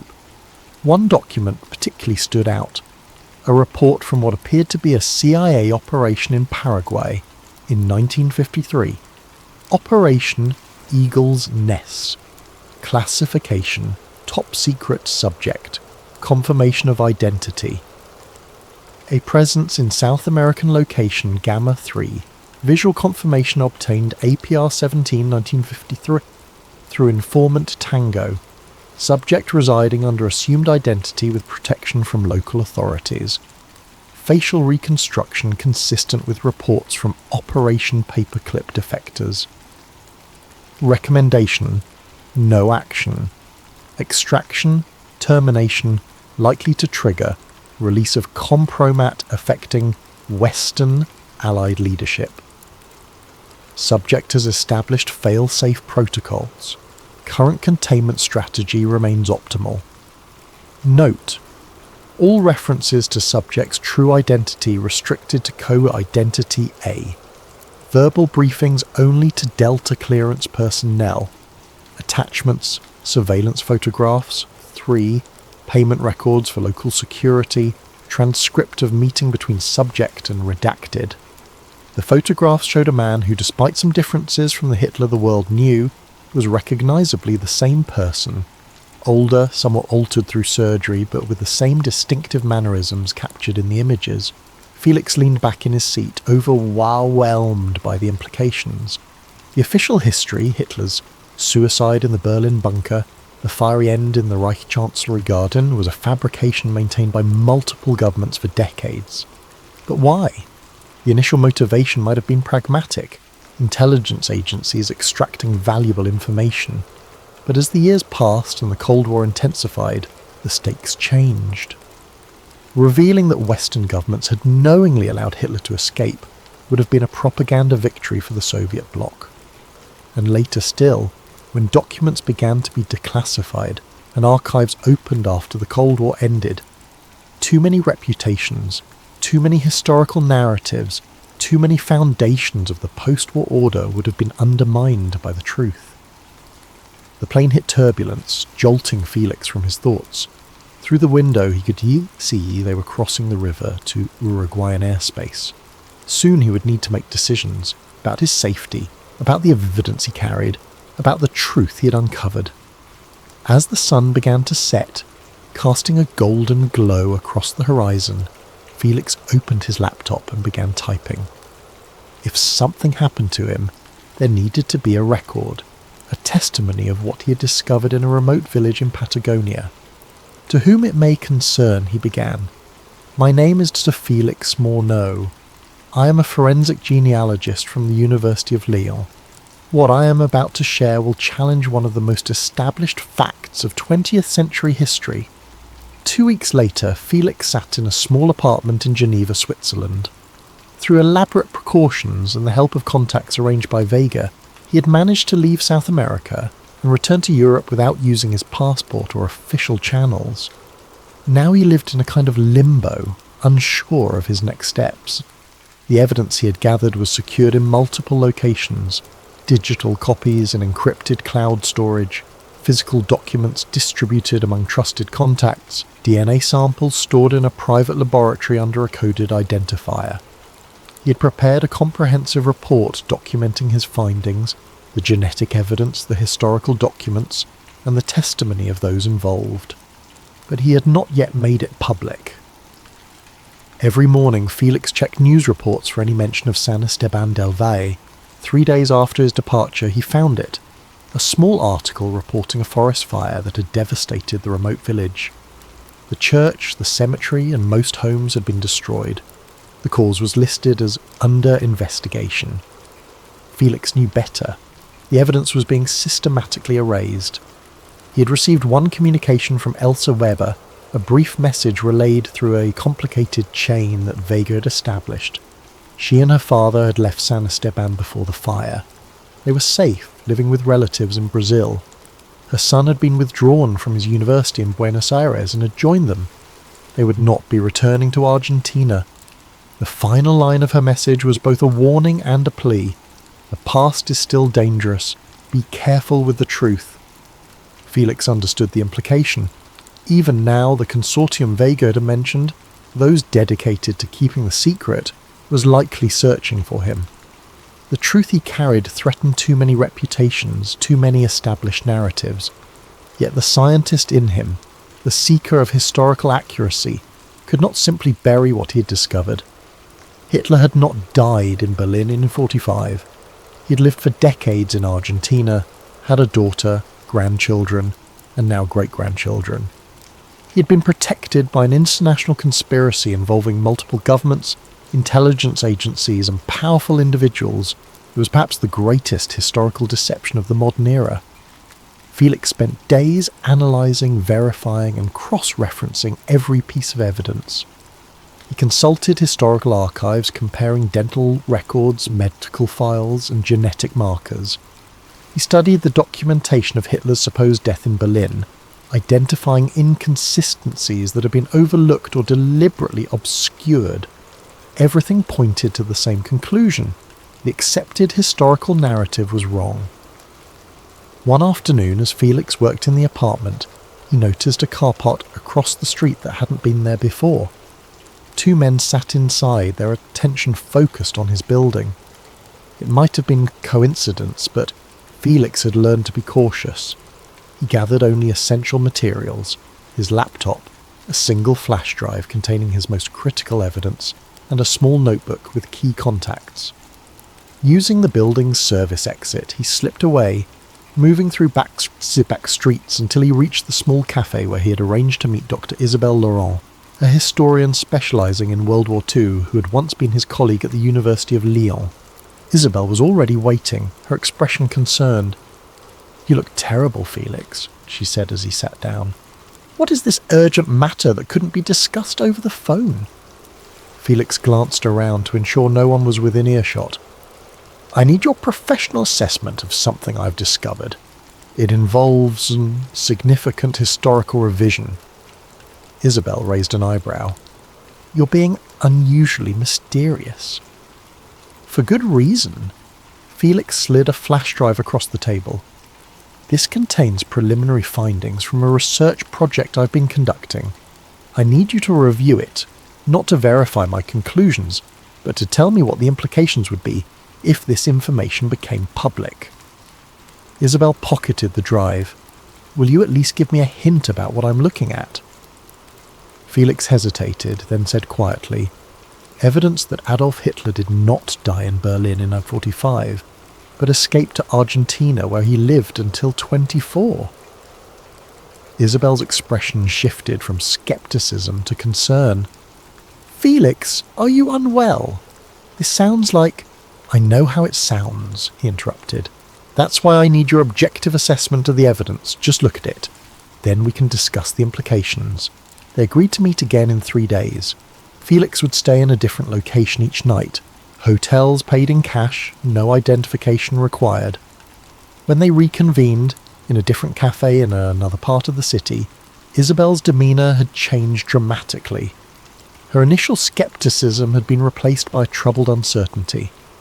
"If this is fabricated," she said without preamble, "it's the most elaborate and convincing fabrication I've ever seen. The dental records alone, they match perfectly with what we know of Hitler's distinctive dental work, and the documentation of the escape route through Spain to Argentina aligns with known rat lines used by other Nazi officials." "It's not fabricated," Felix said quietly. Isabelle leaned forward. "Felix, do you understand what this means? If true, and I stress if, this would require rewriting significant portions of the historical record. It would implicate dozens of governments and agencies in a decades-long cover-up. It would challenge the foundations of the post-war international order." "I know. And yet," she continued, "the evidence is compelling. The genetic analysis comparing the samples from the grave in San Esteban with known Hitler relatives, the medical records documenting the progression of Parkinson's disease, the photographic evidence showing the gradual aging process." She shook her head. "It's too consistent, too comprehensive to dismiss outright." "So you believe it's possible?" "Possible, yes, but the bar for overturning established historical consensus is extraordinarily high, especially for something of this magnitude." She studied him carefully. "What do you intend to do with this information?" It was the question Felix had been asking himself for weeks. The answer still eluded him. "I don't know," he admitted. "The scientific part of me says the truth must be revealed, regardless of consequences. But the human part," he trailed off, "understands that truth exists in context," Isabel finished for him, "and that some revelations can cause more harm than good." They talked for hours, weighing the historical, ethical, and practical implications of what Felix had discovered. As a scientist, his instinct was to publish his findings, to let the evidence speak for itself. But as Isabel pointed out, such a revelation would be exploited politically, would reignite old hatreds, would undermine trust in institutions already facing credibility challenges. "Perhaps there's a middle path," Isabel suggested as their meeting concluded. "Secure the evidence for future historians, place it in a trusted archive with a timed release. 50 years, perhaps. Long enough for the immediate political ramifications to be diminished, but ensuring the truth will eventually emerge." It was a compromise that appealed to Felix's sense of historical responsibility while acknowledging the complex realities of the present. That evening, in yet another temporary accommodation, Felix began preparations to secure his evidence for posterity. He organised his materials, wrote a comprehensive report explaining his methodology and findings, and considered which institutions might be trustworthy repositories. As he worked late into the night, he realised he was being watched. Not physically. There was no one outside his window, no suspicious cars on the street below. But his laptop was behaving strangely. Files were opening without his command. His cursor moved slightly on its own. Someone had gained remote access to his system. Felix shut down the computer immediately, but damage was likely done. His location may have been compromised. He packed quickly, taking only what he could carry, and left the building through a fire exit. On the street, he moved quickly but without obvious panic, heading toward the main train station. He would need to disappear again, find a new safe location, rebuild his security protocols. As he walked, a car slowed beside him. The passenger window rolled down. "Dr. Morneau," a voice called softly. "Please, we need to talk." The speaker was a grey-haired man in his 60s, with the bearing of someone used to authority. His accent was American. "I don't know who you are," Felix replied without stopping. "Someone who understands the significance of what you've discovered." The car continued to roll alongside him at walking pace. "And who can explain why certain decisions were made?" Felix hesitated. "I'm not interested in being silenced." "That's not our intention. If it were, this conversation would be very different." The man opened the car door. 10 minutes. Then you can walk away. I give you my word." Against his better judgment, Felix got into the car. The man introduced himself only as Williams, claiming to be a retired intelligence official now serving as a liaison for what he called interested parties. "You've created quite a stir, de Monod," Williams said as the car moved through Geneva's streets. "Several agencies are searching for you, not to harm you, but to contain what you've discovered." "The truth," Felix said flatly. "A truth," Williams corrected. "One version of events among many possible interpretations. DNA doesn't have interpretations, neither do dental records or fingerprints," Williams nodded. "Fair point. Let's say, then, that you have discovered factual information that contradicts the accepted historical narrative. The question becomes, what serves the greater good? Historical accuracy at any cost? Or stability, continuity, the foundation of international relations built over decades? That's not my decision to make." "But it is," Williams insisted. "The moment you discovered what you did in San Esteban, it became your decision, and every choice has consequences, not just for you, but for many others." The car had reached the shores of Lake Geneva. The driver parked, and Williams suggested they walk. As they strolled along the waterfront, Williams explained the history of what he called Operation Phantom, the coordinated effort to maintain the fiction of Hitler's death in Berlin. "It began as pragmatism," he said. Intelligence agencies wanted information about Nazi gold, about scientists and their research, about Soviet intentions. Hitler provided that in exchange for his freedom, and became a valuable Cold War asset, Felix added. Precisely. As tensions with the Soviet Union escalated, Western intelligence found his insights useful. Then, as decades passed, the stakes changed. Revealing the truth would have destroyed too many careers, undermined too many institutional reputations. Williams paused. And now, nearly 80 years later, what would be the purpose? The man is finally truly dead. His crimes are well documented. Would revealing this deception serve justice in any meaningful way? Felix considered this. It would serve truth. At what cost? Williams asked. Renewed conspiracy theories, ammunition for extremist groups, undermined faith in government institutions when trust is already at historic lows. He shook his head. Some truths, de Morneau, are better revealed at the right moment, in the right context. Their walk had taken them to a secluded area along the lake. Felix suddenly became aware of how isolated they were. "Are you threatening me?" he asked.